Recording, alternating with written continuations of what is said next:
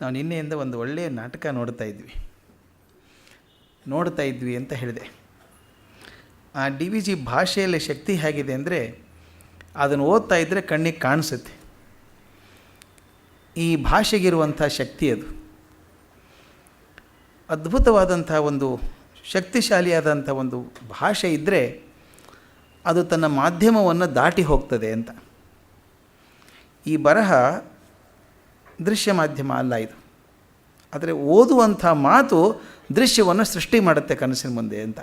ಎಷ್ಟೋ ಸಲ ತಮಗಾಗಿಲ್ವೇ, ಒಂದು ಯಾವುದೋ ಒಳ್ಳೆಯ ಪುಸ್ತಕ ಓದ್ತಿರ್ಬೇಕಾದ್ರೆ ಕಣ್ಣಲ್ಲಿ ನೀರು ಬರುತ್ತೆ, ತುಂಬ ಸಂತೋಷಪಟ್ಟು ನಗ್ತೇವೆ.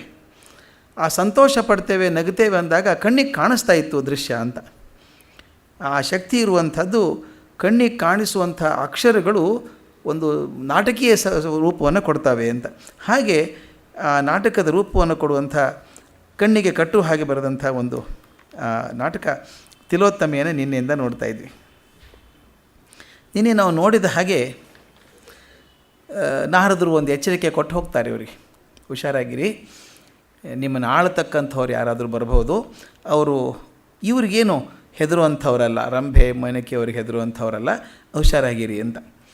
ಉಳಿದವ್ರು ಇವನೇನು ಮಾಡ್ತಾನೆ ಹುಡುಗ, ಉಪಸಂದವ ಏನು ಮಾಡ್ತಾರೆ ಅಂತ ಇಂದ್ರ ಸ್ವಲ್ಪ ಉಪೇಕ್ಷೆ ಮಾಡಿದ. ಆದರೆ ಒಬ್ಬ ಋಷಿ, ಅವನು ತುಂಬ ಕಷ್ಟಪಟ್ಟು ಸ್ವರ್ಗಕ್ಕೆ ಬಂದವನು, ಭೂಲೋಕದಲ್ಲಿ ತುಂಬ ಕಷ್ಟಪಟ್ಟು ಸ್ವರ್ಗಕ್ಕೆ ಬಂದಿದ್ದಾರೆ, ಅವ್ರಿಗೆ ಚಿಂತೆ ಹತ್ಬಿಡ್ತು. ಆತ ಎಚ್ಚರಗೊಂಡ. ಆತ ಋಷಿ ಹೇಳ್ತಾರೆ, ದೇವರಾಜ, ನಾರದರೇನೋ ಎಚ್ಚರ ಕೊಟ್ಟು ಹೋದರು, ಆ ರಾಕ್ಷಸರಿಗೆ ತಕ್ಕ ಪ್ರತಿಕ್ರಿಯೆ ಈಗಲೇ ಮಾಡೋದು ಸರಿ ಅಲ್ವೇ? ಆತ ತಲೆ ಓಡಿಸಿದ್ದು. ಅವ್ರು ಸೂಚನೆ ಕೊಟ್ಟು ಹೋದರು, ಉಪಸುಂದರ ಬಗ್ಗೆ ಹೇಳಿದರು, ನೀನೇನು ಉಪೇಕ್ಷೆ ಮಾಡಿದೆ, ಅವ್ರ ಬಗ್ಗೆ ಸರಿಯಾಗಿ ಹೀಗೆ ಕ್ರಿಯೆ ತಗೊಳ್ಳೋದು ಒಳ್ಳೇದಲ್ವಾ ಅಂತ ಕೇಳಿದಾಗ ಉಪೇಂದ್ರನ ಸಿಟ್ಟು ಬರುತ್ತೆ. ಏನು ಇಂದ್ರನ ಬುದ್ಧಿ ಹೇಳ್ತಾನೆ ಋಷಿ ಇವನು ಅಂತ. ಋಷಿವರ್ಯ, ನಿಮಗೆ ಕ್ಯಾ ಚಿಂತೆ, ಉಪಸುಂದರ ತಪಸ್ಸು ಸಾಂಗವಾದ ಕಾಲಕ್ಕೆ ಬೇಕಾದರೆ ಅವನ ಗಣನೆ ತೆಗೆದುಕೊಳ್ಳಬಹುದು, ತಪಸ್ಸು ಮುಗಿಲಿ ಮೊದಲು. ಈ ಸಾಮಾನ್ಯವಾಗಿ ಹೀಗೆ ಮಾಡೋದು ನಾವು. ಅದು ಆದಮೇಲೆ ನೋಡೋಣ ಅಂತೀವಿ, ಆದಮೇಲೆ ಕೈ ಮೀರಿ ಹೋಗಿರುತ್ತೆ. ನಾನು ಇತ್ತೀಚೆಗೆ ಒಂದು ಶಾಲೆಗೆ ಹೋಗಿದ್ದೆ, ಸುಮಾರು ಶಾಲೆ ಕಟ್ಟಿದ್ದೀವಿ ದೇಶದಲ್ಲಿ, ಎಲ್ಲ ಕಡೆ ಬೇರೆ ದೇಶದಲ್ಲಿ. ಅವ್ರು ಹೇಳ್ತಾಯಿದ್ದೆ, ನೋಡಿಪ್ಪ ಮುಂದಿನ ವರ್ಷ ಬಿಲ್ಡಿಂಗ್ ಬೇಕಾಗತ್ತೆ, ಸ್ಟೂಡೆಂಟ್ಸ್ ಜಾಸ್ತಿ ಆದ ತಕ್ಷಣ ಬಿಲ್ಡಿಂಗ್ ಬೇಕಾಗತ್ತೆ, ಮಾಡೋಣ ಅಂತ ಹೇಳಿದೆ, ಪ್ಲ್ಯಾನ್ ಮಾಡಿ ಈಗಿಂದಾನೆ ಅಂತ. ಅವ್ರ ತೊಂದರೆ ಏನಿರಲಿಲ್ಲ, ಮಾಡಬೇಕು ಅಂದ್ಕೊಂಡವ್ರು. ಅವ್ರ ಸೆಕ್ರೆಟರಿ ನನಗೆ ಹೇಳಿದ್ರು, ಈಗ ಯಾಕೆ ಸರ್ ಅವಸರ, ಹುಡುಗರು ಬರಲಿ ಸರ್, ಹುಡುಗರು ಬರೋದು ಡೌಟ್ ನಮಗೆ, ಹುಡುಗರು ಬಂದರು ನೋಡೋಣ ಅಂದರು. ಪರಿಸ್ಥಿತಿ ಏನಾದ್ರು, ಮರು ವರ್ಷ 600 ಜನ ಹುಡುಗರು ಬಂದರು, ಇವ್ರು ಕೂತ್ಕೊಳ್ಳೋಕೆ ಜಾಗ ಇಲ್ಲ. ಹುಡುಗರು ಬಂದುಬಿಡ್ತಾರೆ ಒಂದೇ ಸಲ, 15 ದಿವಸದಲ್ಲಿ ಅಡ್ಮಿಷನ್ ಮುಗಿದು ಹೋಗುತ್ತೆ, 15 ದಿವಸದಲ್ಲಿ ಬಿಲ್ಡಿಂಗ್ ಕಟ್ಟೋಕ್ಕಾಗತ್ತಾ? ಅಷ್ಟು ತಲೆ ಓಡಿಸ್ಬೇಕಲ್ಲ. ಇವನು ಮಾಡಿದ್ದು ಅದೇ ಕೆಲಸ, ಮುಗಿಲಿ ಅವ್ರು ಸತ್ಯ, ಅವ್ರು ಏನು ಮಾಡ್ತಾರೆ, ತಪಸ್ಸು ಮುಗಿಲಿ, ಆಮೇಲೆ ಬೇಕಾದ್ರೆ ನೋಡೋಣಂತೆ ಅಂತ. ಮತ್ತೊಬ್ಬ ಋಷಿ ಹೇಳ್ತಾನೆ, ಅಲ್ಲ ಸ್ವಲ್ಪ ಹುಷಾರಾಗಿರಬೇಕು, ಇವರು ಪೂರ್ವಿಕರಿದ್ದರಲ್ಲ, ದೇವತೆಗಳಲ್ಲಿ ಮಹಾವೈರವನ್ನು ಬೆಳೆಸಿ ಸಾಹಸ ಮಾಡಿದವರಲ್ವೇ, ಹಿರಣ್ಯಕಶಿಪುನಂಥವರು ಅವೆಲ್ಲ ಮಾಡಿದವರು. ವಂಶಾನ ಪೂರ್ವದಿಂದ ಬಂದಂತಹ ಕ್ರೋಧ ಅತಿ ತೀವ್ರವಾದಂಥದ್ದು. ಸುಂದೋಪಸುಂದರು ಚಿಕ್ಕಂದಲೇ ಸಾಹಸಿಗಳೆಂದು, ಸ್ಥಿರಪ್ರತಿಜ್ಞರೆಂದು, ರಾಕ್ಷಸ ಧರ್ಮವೆಂಬ ಒಂದೇ ಶರೀರದ 2 ಕೈಗಳಂತಿರತಕ್ಕವರೆಂದು ಪ್ರಸಿದ್ಧರಾಗಿದ್ದರು. ಅದರಲ್ಲಿ ಉದಾಸೀನ ಮಾಡಬಹುದೇ? ಇದು ನಮಗೆ ಯಾವಾಗಲೂ ಹಿರಿಯರೊಬ್ಬರು ಮಾರ್ಗದರ್ಶನ ಮಾಡ್ತಾರೆ, ಅದನ್ನು ಕೇಳಿಸ್ಕೋಬೇಕಷ್ಟೇ. ನಾವು ಕೇಳಿಸ್ಕೊಳ್ಳಿಲ್ಲ ಅಂದ್ರೆ ಮುಂದೆ ಏನಾಗ್ತದೆ, ಅದಕ್ಕೆ ಅವನು ಅಗ್ನಿಗೆ ಸಿಟ್ಟು ಬಂದುಬಿಡುತ್ತೆ. ಈ ಋಷಿಗಳು ನಮಗೆ ಬುದ್ಧಿ ಹೇಳ್ತಾ ಇರಲ್ಲ ಅಂತ. ತಾಪಸವರ್ಯರೇ, ಅವ್ರು ಹೇಳೋದು, ನಿಮಗೆ ಅಷ್ಟೊಂದು ಭೀತಿ ತೋರಿದರೆ ನೀವು ಈಗಲೇ ಹೋಗಿ ಸುಂದೋಪಸುಂದರಿಗೆ ಪ್ರತಿಯಾಗಿ ತಪಸ್ಸನ್ನು ಆಚರಿಸಬಹುದಲ್ಲ. ಇದು ಯಾಕೇನಿದೆ, ಬರ್ಬೇಕಾದ್ರೆ ಮಾತಾಡ್ತಾ ಇದ್ದೆ, ಈ ನಾಟಕ ನೋಡಿದಾಗ ಹಾಗೆ ಓದ್ಕೊಂಡು ಹೋದರೆ ತಮಾಷೆ ಇರ್ತದೆ, ಚೆನ್ನಾಗಿ ಅನಿಸುತ್ತೆ. ಸ್ವಲ್ಪ ಆಳಕ್ಕೆ ನಿಂತು ಓದಬೇಕಿದನ್ನು. ಇವತ್ತಿನ ದಿವಸಕ್ಕೆ ಅನ್ವಯ ಆಗುವಂಥ ಮಾತು ಅದರೊಳಗಿದೆ. ನಮ್ಮ ಹುಡುಗರ ಮನೇಲಿ ಹೇಳಿದಾಗ ಹಾಗೆ ಹೇಳಲ್ವಾ, ಬಂದಾಗ ನೋಡ್ಕೊಂಡು ಬಿಡು, ಯಾಕೆ ತಲೆ ಕೆಡಿಸ್ಕೋತೀಯ ಅನ್ನೋದು. ಬಂದಾಗ ಕೈ ಕಾಲಿಗೆಟ್ಟು ಅಪ್ಪ ಏನು ಮಾಡೋದೀಗ ಅಂತ ಕೂತ್ಕೊಳ್ಳೋದು. ಆದ್ದರಿಂದ ಹಿರಿಯರೊಬ್ಬರು ಹೇಳಿದಾಗ ಸಿಟ್ಟು ಬರ್ತದೆ, ಬೇಕಾದ್ರೆ ನೀನೇ ಮಾಡ್ಕೊ ಹೋಗು ಅಂತ ಹೇಳುವಂಥದ್ದನ್ನು ಋಷಿಗಳಿಗೆ ಹೇಳ್ತಾರೆ, ನೀವೇ ಬೇಕಾದ್ರೆ ಉಪವಾಸ ಮಾಡುವಂಥ. ಅದಕ್ಕೆ ಮತ್ತೊಬ್ಬ ಋಷಿ ಹೇಳ್ತಾನೆ, ಅಗ್ನಿದೇವ, ಅದರ ಭಯವು ನಿಮಗಿರಬೇಕಲ್ಲವೇ, ಯಾಕಂದರೆ ತರೋ ನೀನೇ ತಾನೇ, ಆಹುತಿ ತರೋದು ನೀನೇ ತಾನೇ. ಭೂಲೋಕದವರು ಕೊಟ್ಟ ಹವಿರ್ಭಾಗಗಳನ್ನು ಹೊತ್ತು ಬೇಸತ್ತೆನೆಂದು ಇದೇ ತಾನೇ ಹೇಳಿದ್ದೀರಿ. ಸುಂದೋಪಸುಂದರು ಬಲಿತರೆ ನಿಮಗೆ ಪೂರ್ಣ ವಿಶ್ರಾಂತಿ ದೊರೆಯುತ್ತದಲ್ವೇ? ಯಜ್ಞ ಯಾರೂ ಮಾಡೋದೇ ಇಲ್ಲ, ಸುಂದೋಪಸುಂದರ ಗೆದ್ದು ಬಿಟ್ಟರೆ ನಿಮಗೇನು ಹವಿಸ್ಸು ಏನು ಸಿಗ್ತದೆ, ಅವಾಗ ಅವಿರ್ಭಾಗ ಸಿಗೋದಿಲ್ಲ, ಪೂರ್ತಿ ವಿಶ್ರಾಂತಿನೇ ಆಗ್ತದಲ್ಲ ಅಂತ ಅಗ್ನಿ ಹೇಳ್ತಾರೆ. ಅವರೆಲ್ಲ ಒಂದಾಗ್ಬಿಟ್ಟು ಋಷಿವರರೇ ವಾಗ್ವಾದ ಏಕೆ, ಉಪೇಂದ್ರನ ಸ್ಟೈಲ್ ಬೇರೆ, ಯಾಕೆ ಜಗಳಾಡ್ತೀರಿ? ಹಿಂದೆ ವಿಶ್ವಾಮಿತ್ರನಂಥ ಧೀರರ ತಪಸ್ಸೇ ಸಾಗಲಿಲ್ಲ ಮೇನಕೆಯ ಮುಂದೆ. ಇವ್ರಿಗೊಂದು ಇಂಥೊಂದು ಆಗಿದೆಯಲ್ಲ ಸಕ್ಸಸ್ ಸ್ಟೋರಿ. ಇದು ಬಹಳ ತಮಾಷೆ ಇರುತ್ತೆ. ನಾನೊಂದು ಮಾತನ್ನು ಹೇಳ್ತಾ ಇರ್ತೀನಿ, yesterday's solutions are incapable of solving the problems of tomorrow. ನಿನ್ನೆಯ ಪರಿಹಾರಗಳು ನಾಳೆಯ ಸಮಸ್ಯೆಗೆ ಉತ್ತರಗಳಲ್ಲ. ಹೇಳ್ತೀವಿ ನಾನು ಹಿಂದೆ ಮಾಡಿದ್ದೆ 1994ದಲ್ಲಿ ಹಿಂಗೆ ಮಾಡಿದ್ದೆ, ಭಾಳ ಚೆನ್ನಾಗಿತ್ತದು ಅಂತ ಈಗ ಮಾಡಿ ನೋಡಿ ಆಗಲ್ಲ ಅದು. ಅದಕ್ಕೆ ನನ್ನ ಗೆಳೆಯ ಒಬ್ಬ ಒಳ್ಳೆ ಚಂದ ಹೇಳ್ತಿದ್ದ, ಅದು ಹೇಳಿದ್ನೇ ನೆನಪಿಲ್ಲ ನನಗೆ. ಒಬ್ಬ ಮನುಷ್ಯ ಒಂದು ಎಮ್ಮೆ ಸಾಕ್ಕೊಂಡಿದ್ದ. ಎಮ್ಮೆ ಸಾಕಿ ಒಂದಿಷ್ಟು ಹಾಲು ಬರ್ತಿತ್ತು, ಹಾಲು ಮಾರಾಟ ಮಾಡಿ ಜೀವನ ಮಾಡ್ತಾಯಿದ್ದ. ಚೆನ್ನಾಗಿ ನಡೆದಿತ್ತು. ಒಂದು ದಿವಸ ಎಮ್ಮೆಗೆ ಜ್ವರ ಬಂತು. ಅದು ಏನು ರೋಗ ಬಂತೋ ಗೊತ್ತಿಲ್ಲ. ಔಷಧಿ ಕೊಟ್ಟ, ವೈದ್ಯರ ಕಡೆ ಕರ್ಕೊಂಡೋದ, ಅವರೇನೋ ಔಷಧಿ ಕೊಟ್ಟರು. ಏನು ಜ್ವರ ಕುದೀತಾ ಇದೆ ಎಮ್ಮೆಗೆ, ಕಮ್ಮಿ ಆಗ್ತಾಯಿಲ್ಲ, ಒದ್ದಾಡ್ತಾಯಿತ್ತು. ಅವ್ನು ನೆನಪಾಯ್ತು, ಓಹೋ ನನ್ನ ಸ್ನೇಹಿತ ಒಬ್ಬ ಇದ್ದ, ಅವನದೊಂದು ಎಮ್ಮೆ ಇತ್ತು, ಅವನು ಹೀಗೆ ಜ್ವರ ಬಂದಿದೆ ಅಂತ ಹೇಳಿದ ನೆನಪಿತ್ತು. ಅವನು ಏನು ಮಾಡಿದ್ದ ಕೇಳೋಣ ಅಂತ ಅವನ ಕಡೆ ಹೋದನಂತೆ. ಅಲ್ಲಯ್ಯ, ಹೋದ ವರ್ಷ ನೀನು ಎಮ್ಮೆಗೆ ಒಂದು ರೋಗ ಬಂದಿತ್ತಲ್ಲ, ಜ್ವರ ಬಂದಿತ್ತಲ್ಲ, ಏನು ಔಷಧಿ ಕೊಟ್ಟೆ ಅಂತ. ಹೋಗಲಿ ಬಿಡಪ್ಪ ಅಂದ. ಹೋಗಲಿ ಬಿಡಲ್ಲಯ್ಯ, ನನ್ನ ಎಮ್ಮೆಗೂ ತೊಂದರೆ ಆಗಿದೆ, ಔಷಧಿ ಏನು ಕೊಟ್ಟಿದ್ದೆ ಅಂತ. ಬೇಡ ಬಿಡಪ್ಪ ಅಂದವನು. ಏನು ಎಷ್ಟು ಸ್ವಾರ್ಥಿ ಆಗೋದು ನೀನು, ಎಮ್ಮೆಗೆ ಏನು ಔಷಧಿ ಕೊಟ್ಟಿದ್ದು ಹೇಳಬಾರ್ದೆ ಅಂದ. ಅವ್ನು ಕೊನೆಗೆ ಭಾಳ ಕೇಳಿದ್ಮೇಲೆ ಹೇಳಿದ, ನೋಡಪ್ಪ ನನ್ನ ಎಮ್ಮೆಗೆ ನಾನು ಅರ್ಧ ಲೀಟ್ರ್ ಟರ್ಪೆಂಟೈನ್ ಆಯಿಲ್ ಕುಡಿಸಿದ್ದೆ ಅಂದ. ಅವನಂದ, ಎಮ್ಮೆಗೆ ಟರ್ಪೆಂಟೈನ್ ಆಯಿಲ ಎಷ್ಟು ಕುಡಿಸಿದ್ದೆ ಅಂದ. ಅರ್ಧ ಲೀಟ್ರು ಅಂದ. ಇವನು ವಾಪಸ್ ಬರೋಕ್ಕಾರೆ ವಿಚಾರ ಮಾಡಿದ, ಅವನ ಎಮ್ಮೆಗೆ 3 ದಿವಸ ಜ್ವರ ಬಂದಿತ್ತು, ಅರ್ಧ ಲೀಟ್ರ್ ಕುಡಿಸಿದ. ನನ್ನ ಎಮ್ಮೆಗೆ 6 ದಿವಸ ಆಯ್ತು ಬರ್ತಾಯಿದೆ. ಅದನ್ನು 1 ಲೀಟ್ರ್ ಬೇಕು ಅಂತ 1 ಲೀಟ್ರ್ ತಂದ. ಪಾಪ ಪ್ರಾಣಿ ಬಾಯಿ ಹಿಡಿದು ಮೂಗು ಹಿಡಿದು ಅದು ಬಾಯಲ್ಲಿ ಹಾಕಿ ಕುಡಿಸ್ಬಿಟ್ಟ. ಅರ್ಧ ಗಂಟೆಗೆ ಅದು ಒದ್ದಾಡಿ ಸತ್ತೋಯ್ತು. ಹೋಗಿ ಅವ್ನ ಗೆಳೆಯನ ಕುತ್ತಿಗೆ ಹಿಡ್ದ, ಏನಯ್ಯ ಇಂಥ ಉಪದೇಶ ಕೊಡ್ತೀಯ ನೀನು, ಟರ್ಪೆಂಟೈನಲ್ಲಿ ಕುಡಿದ್ರೆ ಎಮ್ಮೆ ಸತ್ತೋಯ್ತು ನನ್ನ ಎಮ್ಮೆ ಅಂತ ಹೇಳ್ದ. ಅವ್ನು ಹೇಳಿದ, ಕೈ ಬಿಡು ಅಂದ. ನೀನು ನನಗೇನು ಕೊಟ್ಟೆ ಅಂತ ಕೇಳಿದೆ, ಏನಾಯಿತು ಅಂತ ಕೇಳಿದ್ಯಾ? ನನ್ನ ಎಮ್ಮೆನೂ ಸತ್ತೋಗಿತ್ತು. ಇದು ಮತ್ತೊಬ್ಬರು ಅನುಕರಣೆ ಮಾಡಿದ್ರೆ ಆಗುವಂಥದ್ದು ಇದು. ಇವರು ಇದೇ ಹೇಳ್ತಾರೆ, ಇವರು ಹಿಂದಿ ನೆನಪಿದೆ ಅವನಿಗೆ. ಏನು ವಿಶ್ವಾಮಿತ್ರರಂಥ ದೃಢ ಮನಸ್ಕರಿದ್ದಾರೆ ಯಾರಾದರೂ, ಅಂಥವನ ಮನಸ್ಸನ್ನೇ ಗೆದ್ದವಳು ಮೇನಕೆ. ಇವನು ಯಾವ ಒಪ್ಪಿಸ್ತಂದ ನೋಡಿ, ಹೇಗೆ ಒಬ್ಬರೊಬ್ಬರನ್ನ ಹೋಲಿಸಿ ಅವನಿಗಾದಂಥ ಟ್ರೀಟ್ಮೆಂಟ್ ಇದಕ್ಕೂ ವರ್ಕ್ ಆಗುತ್ತೆ ಅಂತ ಅಂದ್ಕೊಳ್ಳುವಂಥದ್ದು. ಅದರಿಂದ ಚಿಂತೆ ಮಾಡಬೇಡಿ. ಇನ್ನು ಸಣ್ಣವರ ಮಾತೇನು, ಇವ್ರು ಯಾಕೆ ಚಿಂತೆ ಮಾಡ್ತೀರಾ? ಆ ಇಂದ್ರ ಕೊನೆಗೊಂದು ಸಮರಿ ಕ್ಲೋಸ್ ಮಾಡ್ತಾನಿದ್ದಾರೆ, ಡಿಸ್ಕಷನ್ ಬೇಡ ಅಂಥೇಳಿ. ತಾಪಸೋತ್ತಮರೇ, ಇಲ್ಲಿ ಸ್ವರ್ಗಕ್ಕೆ ಬಂದರೂ ತಾಪಸೋತ್ತಮರೇ ಅವರು ಬಂದಿದ್ದಾರೆ. ಇಲ್ಲಿರುವ ಸುಖಗಳನ್ನು ಬಿಟ್ಟು ಬರದಿರುವ ಚಿಂತೆಗಳನ್ನು ಏಕೆ ಚಿಂತಿಸುತ್ತೀರಿ? ಇರುವಾಗ ಚೆನ್ನಾಗಿದ್ದು ಬಿಡ್ರಿ, ಕಷ್ಟಪಡೋದು ಯಾಕೆ ಅಂತ. ರಾಕ್ಷಸರು ಮುರಿಯುವ ಉಪಾಯಗಳನ್ನು ನಾವು ಚೆನ್ನಾಗಿ ಬಲ್ಲೆವು, ಬೇಕಾದಷ್ಟು ಮಾಡಿದ್ದಾನೆ ಇಂದ್ರ ಹಿಂದೆ. ರಾಕ್ಷಸರ ಉಪಾಯಗಳನ್ನು ಮುರಿಯುವಂಥದ್ದು ನೀವು ಸ್ವಸ್ಥಚಿತ್ತರಾಗಿ ಈ ಮಾತು ಗಮನಿಸಬೇಕು. ನನಗೆ DVG ಮಾತು ಯಾಕೆ ಇಷ್ಟ ಅಂದರೆ, ಒಂದು ಮಾತು ಬಿಟ್ಟರೆ ಏನೋ ಹೋಗ್ಬಿಡುತ್ತೆ ಅಂತ ಅನಿಸುತ್ತೆ, ಹಾಗಿರುತ್ತೆ ಅದು. ನೀವು ಸ್ವಸ್ಥಚಿತ್ತರಾಗಿ ಬಹು ಪ್ರಯತ್ನದಿಂದ ಸಾಧಿಸಿರುವ ಇಲ್ಲಿ ಉಪಭೋಗಗಳನ್ನು ಮಾಡಿಕೊಳ್ಳಿರಿ. ಈ ಭೋಗ ಪಡಬೇಕು ಅಂತಾನೆ ಬಂದಿದ್ದಿಲ್ಲ ನೀವು, ತಪಸ್ಸು ಮಾಡಿದ್ದಷ್ಟು ವರ್ಷ. ಆದ್ದರಿಂದ ಭಾಳ ಕಷ್ಟಪಟ್ಟಿದ್ದು ಸಂತೋಷ ಪಡೋಕ್ಕೆ ಬಂದಿದ್ದೀರಿ, ಸಂತೋಷ ಪಡ್ರಿ. ಈಗ ಯಾಕೆ ಒದ್ದಾಡ್ತೀರಿ, ಚಿಂತೆ ಯಾಕೆ ಮಾಡ್ತೀರಿ ಅಂಥೇಳಿ ಊರ್ವಶಿ ಕಡೆಗೆ ತಿರುಗಿ, ಊರ್ವಶಿ ನಿನ್ನ ನರ್ತನವನ್ನು ನೋಡಿ ಬಹುಕಾಲವಾಯಿತು, ಈಗ ನಮ್ಮ ಋಷಿಗಳ ಚಿಂತೆಯನ್ನು ಮರೆಯಿಸು ಅಂದರು. ಆಕೆ ನೃತ್ಯ ಶುರು ಮಾಡಿದ್ಲು, ಋಷಿಗಳ ಚಿಂತೆ ಮರೆತೋಯ್ತು. ಮುಂದಿನ ಪದ್ಯ ನಾನು ಪೂರ್ತಿ ಇದು ಓದೋದ ಕಾರಣ, ಇಲ್ಲಿ ಎಲ್ಲೂ ಓದೋದ ಕಾರಣಕ್ಕೆ ಮುಖ್ಯವಾದ ಭಾಗಗಳನ್ನು ಓದೋಣ. ಇಲ್ಲಿ ಇಬ್ಬರು ವಿಚಾರ ಮಾಡ್ತಾರೆ. ಇಂದ್ರ ಉಪೇಂದ್ರ ಇಬ್ಬರನ್ನು ಕಳಿಸ್ತಾರೆ. ಹೋಗಿ ಹೇಗಾದ ಮಾಡಿ ಋಷಿಗಳ ಭಂಗ ಮಾಡಿ ಬಾ, ಅವರ ತಪಸ್ಸನ್ನು ಭಂಗ ಮಾಡಿ ಬಾ ಅಂತ ಕಳಿಸ್ತಾರೆ. ಅದಕ್ಕಿಂತ ಮೊದಲು ಮೇನಕೆ ಹೋಗಾಯಿತು, ಊರ್ವಶಿ ಹೋಗಾಯಿತು, ಘೃತಾಚಿ ಹೋಗಾಯಿತು. ಅವ್ರು ಎಲ್ಲರೂ ಹೋದರೂ ಕೂಡ ಅವ್ರದ್ದೇನು ಮನಸ್ಸು ಚಂಚಲ ಆಗಲಿಲ್ಲ. ಆಗ ಇಬ್ಬರು ದೇವತೆಗಳನ್ನು ಕಳಿಸ್ತಾರೆ, ಚಿತ್ರ ವಿಚಿತ್ರ ಅನ್ನೋ ದೇವತೆಗಳನ್ನು. ಇದು ಎಷ್ಟು ವಿಸ್ತಾರವಾಗಿ ಬರೆದಿದ್ದಾರೆ ಅಂದರೆ, DVG ಇದನ್ನು ಮೂಲವಾಗಿ ಇಟ್ಕೊಂಡದ್ದು ವ್ಯಾಸ ಭಾರತವನ್ನೇ ಇಟ್ಕೊಂಡಿದ್ದಾರೆ. ಕುಮಾರ ವ್ಯಾಸ ಭಾರತದಲ್ಲಿ ನಾನು ಹೇಳಿದಂಗೆ 4 ಪದ್ಯದಲ್ಲಿ ಮುಗಿದು ಹೋಗುತ್ತೆ. ಅಲ್ಲಿ 4 ಸರ್ಗಗಳಲ್ಲಿ ಬರ್ತದೆ ಇದು ಸುಂದೋಪಸುಂದರ ಕತೆ. ಇಬ್ಬರು ಹೋಗ್ತಾರೆ, ಚಿತ್ರ ವಿಚಿತ್ರ ಅನ್ನುವಂಥ ದೇವತೆಗಳು ಹೋಗಿ ಅವ್ರು ತಪಸ್ಸು ಭಂಗ ಮಾಡೋಕ್ಕೆ ಹೋಗ್ತಾರೆ. ಅವ್ರು ವಿಚಾರ ಮಾಡ್ತಾರೆ, ಯಾಕೆ ಬಂದ್ವಿ ನಾವು, ಎಷ್ಟು ಮಾಡಿದರೂ ಆಗ್ತಾಯಿಲ್ಲ, ಏನೇನೋ ಮಾಡ್ತಾ ಇದ್ದೀವಿ. ವಿಶ್ವಾಮಿತ್ರನ ತಪಸ್ಸು ಭಂಗ ಮಾಡಿದಂಥ ಮೇನಕೆ ಕಡೆಯಿಂದ ಏನಾಗಲಿಲ್ಲ, ಮಹಾ ದೇವತೆಗಳನ್ನು ಸೋಲಿದಂಥ ರಂಭೆ ಕಡೆಯಿಂದ ಏನಾಗಲಿಲ್ಲ, ದೊಡ್ಡ ದೊಡ್ಡ ಸಾಧಕರನ್ನ ಮನಸ್ಸು ಚಂಚಲ ಮಾಡಿದಂಥ ಊರ್ವಶಿ ಕಡೆಯಿಂದ ಆಗಲಿಲ್ಲ. ನಾವೇನು ಮಾಡೋಕ್ಕೆ ಸಾಧ್ಯ ಇದೆ ಈಗ ಅಂತಿಬ್ಬರು ವಿಚಾರ ಮಾಡ್ತಾರೆ, ಚಿತ್ರ ವಿಚಿತ್ರ. ಕೆಲವರು ಇಬ್ಬರು ವಿಚಾರ ಮಾಡಿ ಏನು ಹೇಳ್ತಾರೆ, ಹಾಗಾದ್ರೆ ಒಂದು ಕೆಲಸ ಮಾಡೋಣಂತೆ, ಈ ಶೃಂಗಾರದಿಂದ ಅವ್ರ ಮನಸ್ಸನ್ನು ಬದಲಾಯಿಸೋಕೆ ಆಗದೆ ಹೋದರೆ ಇನ್ನೇನೋ ಬೇರೆ ಹಾದಿ ಹುಡುಕ್ಬೇಕು. ನಾವು ಏನು ಹಾದಿ ಹುಡುಕಬೇಕು ಅವ್ರು ವಿಚಾರ ಮಾಡ್ತಾರೆ.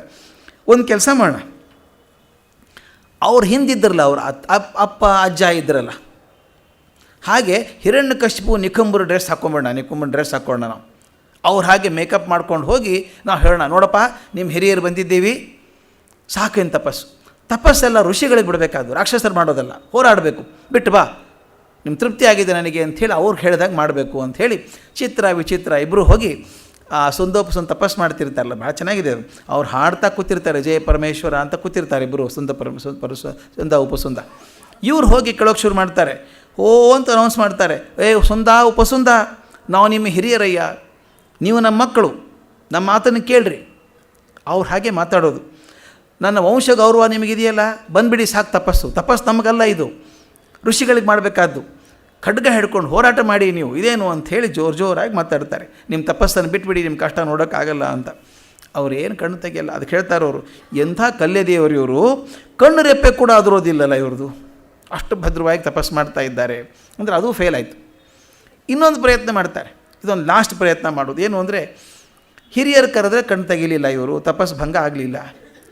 ಅವ್ರ ತಾಯಿ ತಂಗಿ ಥರ ಡ್ರೆಸ್ ಹಾಕ್ಕೊಂಡು ಹೋದರೆ, ಅಂದರೆ ಏನೇನೋ ಪ್ರಯತ್ನ ಮಾಡಿದರು ಅಂತ. ಮೊದಲು ದೈಹಿಕ ಆಕರ್ಷಣೆ ಮಾಡಿ ನೋಡಿದರು, ಮಾನಸಿಕ ಆಕರ್ಷಣೆ ಮಾಡಿ ನೋಡಿದರು, ಈಗ ಆತ್ಮೀಯತೆ ಆಕರ್ಷಣೆ ಮಾಡಿ ನೋಡ್ತಾರೆ. ಅಮ್ಮ ತಂಗಿ ಹಾಕಿ ಹೋಗ್ಬಿಟ್ಟು, ಏನಪ್ಪ ತಪಸ್ಸು ಮಾಡ್ತಾ ಕೂತ್ಕೊಂಡ್ಬಿಟ್ರಿ ನೀವು, ನಮ್ಮ ಪರಿಸ್ಥಿತಿ ಏನಾಗಿದೆ ಕಲ್ಪನೆ ಇದೆಯಾ ನಿಮಗೆ? ದೇವತೆಗಳು ಬಂದು ನಮ್ಮ ರಾಜ್ಯವನ್ನು ಧೂಳಿಪಟ ಮಾಡಿದ್ದಾರೆ, ನಮ್ಮ ಮರ್ಯಾದೆ ಹೋಗೋ ಪ್ರಸಂಗ ಬಂದುಬಿಟ್ಟಿದೆ ನೋಡಿ, ಹಾಗಾಗಿದೆ, ಅಯ್ಯೋ ನಿಮಗೆ ಕರುಣೆ ಇಲ್ಲವೇನೋ, ಆ ಕೆಟ್ಟ ದೇವತೆಗಳು ನಮ್ಮನ್ನು ಪೀಡಿಸುತ್ತಿದ್ದಾರಲ್ಲೋ ಅಂತ ಹೇಳಿ ಕೂಕ್ಕೋತವೆ. ತಾಯಿ ತಂಗಿ ಹಾಗೆ ಹೋಗಿ ಕೂಕ್ಕೊಳ್ಳೋದು. ಅವರೇನಾದರೂ ಕಣ್ಣು ತೆಗೆಯಲ್ಲ. ಇವರಂದರೂ ಅದು ಫೇಲ್ ಆಯ್ತು, ಇನ್ನೇನು ಮಾಡೋದಿನ್ನ, ಮುಂದಿನ ಕೆಲಸ ಏನು ಅಂತ ಹೇಳಿ DVG ನಾಟಕದ ಚತುರತೆ ಅಲ್ಲಿದೆ. ಮುಂದೆ ಜಾಸ್ತಿ ವಿಸ್ತಾರ ಮಾಡಲ್ಲ, ಯಾವುದೂ ವರ್ಕ್ ಆಗಲಿಲ್ಲ ಅಂದಮೇಲೆ ಬಿಟ್ಬಿಟ್ರು. ಮುಂದಿನ ಸರ್ಗದಲ್ಲಿ ದರ್ಶನದಲ್ಲಿ ಏನು ಬರ್ತದೆ ಅಂದರೆ, ಸುಂದ ಉಪಸುಂದಗೆ ಬ್ರಹ್ಮನ ಕೃಪೆ ಆಗಿಬಿಟ್ಟಿದೆ. ಆ ಭಾಗ ತೋರಿಸ್ತಿಲ್ಲ ನಾಟಕದಲ್ಲಿ. ಅವ್ರು ತಪಸ್ಸು ಮಾಡಿದ ಹಾಗೆ, ಬ್ರಹ್ಮ ಬಂದ ಹಾಗೆ, ಇವ್ರಿಗೆ ವರ ಕೇಳಿದ ಹಾಗೆ, ಕೊಟ್ಟ ಹಾಗೆ ಏನೂ ಇಲ್ಲ. ಮುಂದಿನ ದೃಶ್ಯದಲ್ಲಿ ವಿಂಧ್ಯ ಪರ್ವತದ ತಪ್ಪಲು ಬರ್ತದೆ. ಪ್ರಾತಃ ಕಾಲ ಸಮಯ, ಸುಂದ ಉಪಸುಂದ ಅಗ್ದಿ ವಿಜೃಂಭಣೆಯಿಂದ ಬರ್ತಾ ಇದ್ದಾರೆ ಅಲ್ಲಿ. ಅಂದರೆ ಅವ್ರ ಕೆಲಸ ಮುಗಿದು ಹೋಗಿದೆ. ಬರ್ತಾ ಹೇಳ್ತಾರೆ, ಸುಂದ ಹೇಳ್ತಾನೆ ತಮ್ಮನಿಗೆ, ಇನ್ನೇನು ತಮ್ಮ ನಮಗೆ ಕೊರತೆ? ನಮಗೇನು ಕೊರತೆ, ಇನ್ನು ಕೊರತೆಗಳೆಲ್ಲ ನಮ್ಮ ಶತ್ರುಗಳಿಗೆ ಅಂತ ಉಪಸುಂದ ಹೇಳೋದು. ನೋಡಿದೆಯಾ ತಮ್ಮ, ಇದು ನೋಡಿ ವರ ಪಡ್ಕೊಂಡು ಬಂದ ಹೇಳೋದು, ಫ್ರೆಶ್ ಆಗಿ ಬಂದದ್ದು. ನೋಡಿದೆಯಾ ತಮ್ಮ, ಎಂಥ ಲೋಕೋತ್ತರವಾದ ವರಗಳನ್ನು ಹೇಗೆ ಕಿತ್ತುಕೊಂಡೆ, ಎಳ್ಳಷ್ಟಾದರೂ ದೈನ್ಯವನ್ನೇನಾದರೂ ತೋರಿ ಬೇಡಿಕೊಂಡೇನೆ. ಇದು ನೋಡಿ ಬೇಡ್ಕೊಳ್ಳೋದು, ಇದು ವರ ಕೇಳೋಕ್ಕೆ ಹೋಗಿ ವರ ತೊಗೊಂಡ್ಮೇಲೆ ಸ್ವಲ್ಪ ಆದರೂ ದೈನ್ಯ ತೋರಿಸಿದ್ನ ನಾನು, ಹೇಗೆ ಕಿತ್ಕೊಂಡ್ಬಿಟ್ಟೆ ವರಗಳನ್ನು ಅಂತ ಹೇಳುವಂಥದ್ದು. ಅದಕ್ಕನ್ನು ಉಪಸುಂದ ಹೇಳ್ತಾನೆ, ಅಣ್ಣ ದೈನ್ಯವು ನಿನಗೆಲ್ಲಿಂದ ಬರಬೇಕು? ನಿನ್ನ ಹೆಸರು ಹೇಳಿದವರಿಗಾದರೂ ಬಂದಿದೆಯೇ ದೈನ್ಯ? ನಿನ್ನ ಧ್ವನಿ ಧೋರಣೆಯಿಂದಲೇ ಅವನು ಎದೆ ಉಡುಗಿದಂತಾಗಿ, ನಿನ್ನ ಒಂದು ಬಾಯಿಯಿಂದ ಹೊರಟ ಮಾತಿಗೆ ತನ್ನ 4 ಬಾಯಿಗಳಿಂದಲೂ ಒಪ್ಪಿತ ಹೇಳಿದನಲ್ಲವೇ? ನೋಡಿ ಎಷ್ಟು ಚೆನ್ನಾಗಿದೆ. ನೀನು ಕೇಳಿದ್ದು ಒಂದೇ ಬಾಯಿಯಿಂದ ವರ ಕೇಳಿದ್ದು, ಅವನು ಎಷ್ಟು ಗಾಬರಿ ಆಗಿದ್ದ ಅಂದರೆ 4 ಬಾಯಿಯಿಂದನೂ ಹೌದು ಹೌದು ಅಂದ್ಬಿಟ್ಟ, ಒಪ್ಕೊಂಬಿಟ್ಟ ಅಂತ, ಅಷ್ಟು ಹೆದರಿಸ್ಬಿಟ್ಟೆ ಅವನು ಅಂತ. ಹಾಗೆ ಮಾಡದೇ ಇದ್ದಿದ್ದರೆ ಅವನು ಬಂದಂತೆ ಹಿಂದಿರುಗಲಾಗುತ್ತಿದ್ದೆ ಅಂತ ಮಾತಾಡ್ಕೊಳ್ಳೋದು. ವರ ಪಡ್ಕೊಂಡು ಬಂದಮೇಲೆ ಅಷ್ಟೊತ್ತಿಗೆ ನಾರದ ಬರ್ತಾನೆ. ನಾರದ ಕರೆಕ್ಟಾಗಿ ಬರಬೇಕು ಆ ಟೈಮಿಗೆ. ಏನಯ್ಯ ನಾರದ ಮುನಿ ಅಂತ ಕೇಳ್ತಾರೆ. ನಾರದ, ಓ ಸುಂದಾಸುರ, ನಿನ್ನನ್ನು ನೋಡಲೆಂದೇ ಬರುತ್ತಿದ್ದೆ. ಇದು ನಾರದನ ಸ್ವಭಾವ. ಇದು ಅವ್ರು ಬೈದಲ್ಲ, ಬಂದರೆ ವಾರ್ನಿಂಗ್ ಆದರೂ ಕೊಡಬೇಕು ಅಥವಾ ಒಂದು ದಾರಿ ಬದಲಾಯಿಸಬೇಕು. ನಿನ್ನನ್ನು ನೋಡಲೆಂದೇ ಬರುತ್ತಿದ್ದೆ, ಜಯಶೀಲನಾಗು.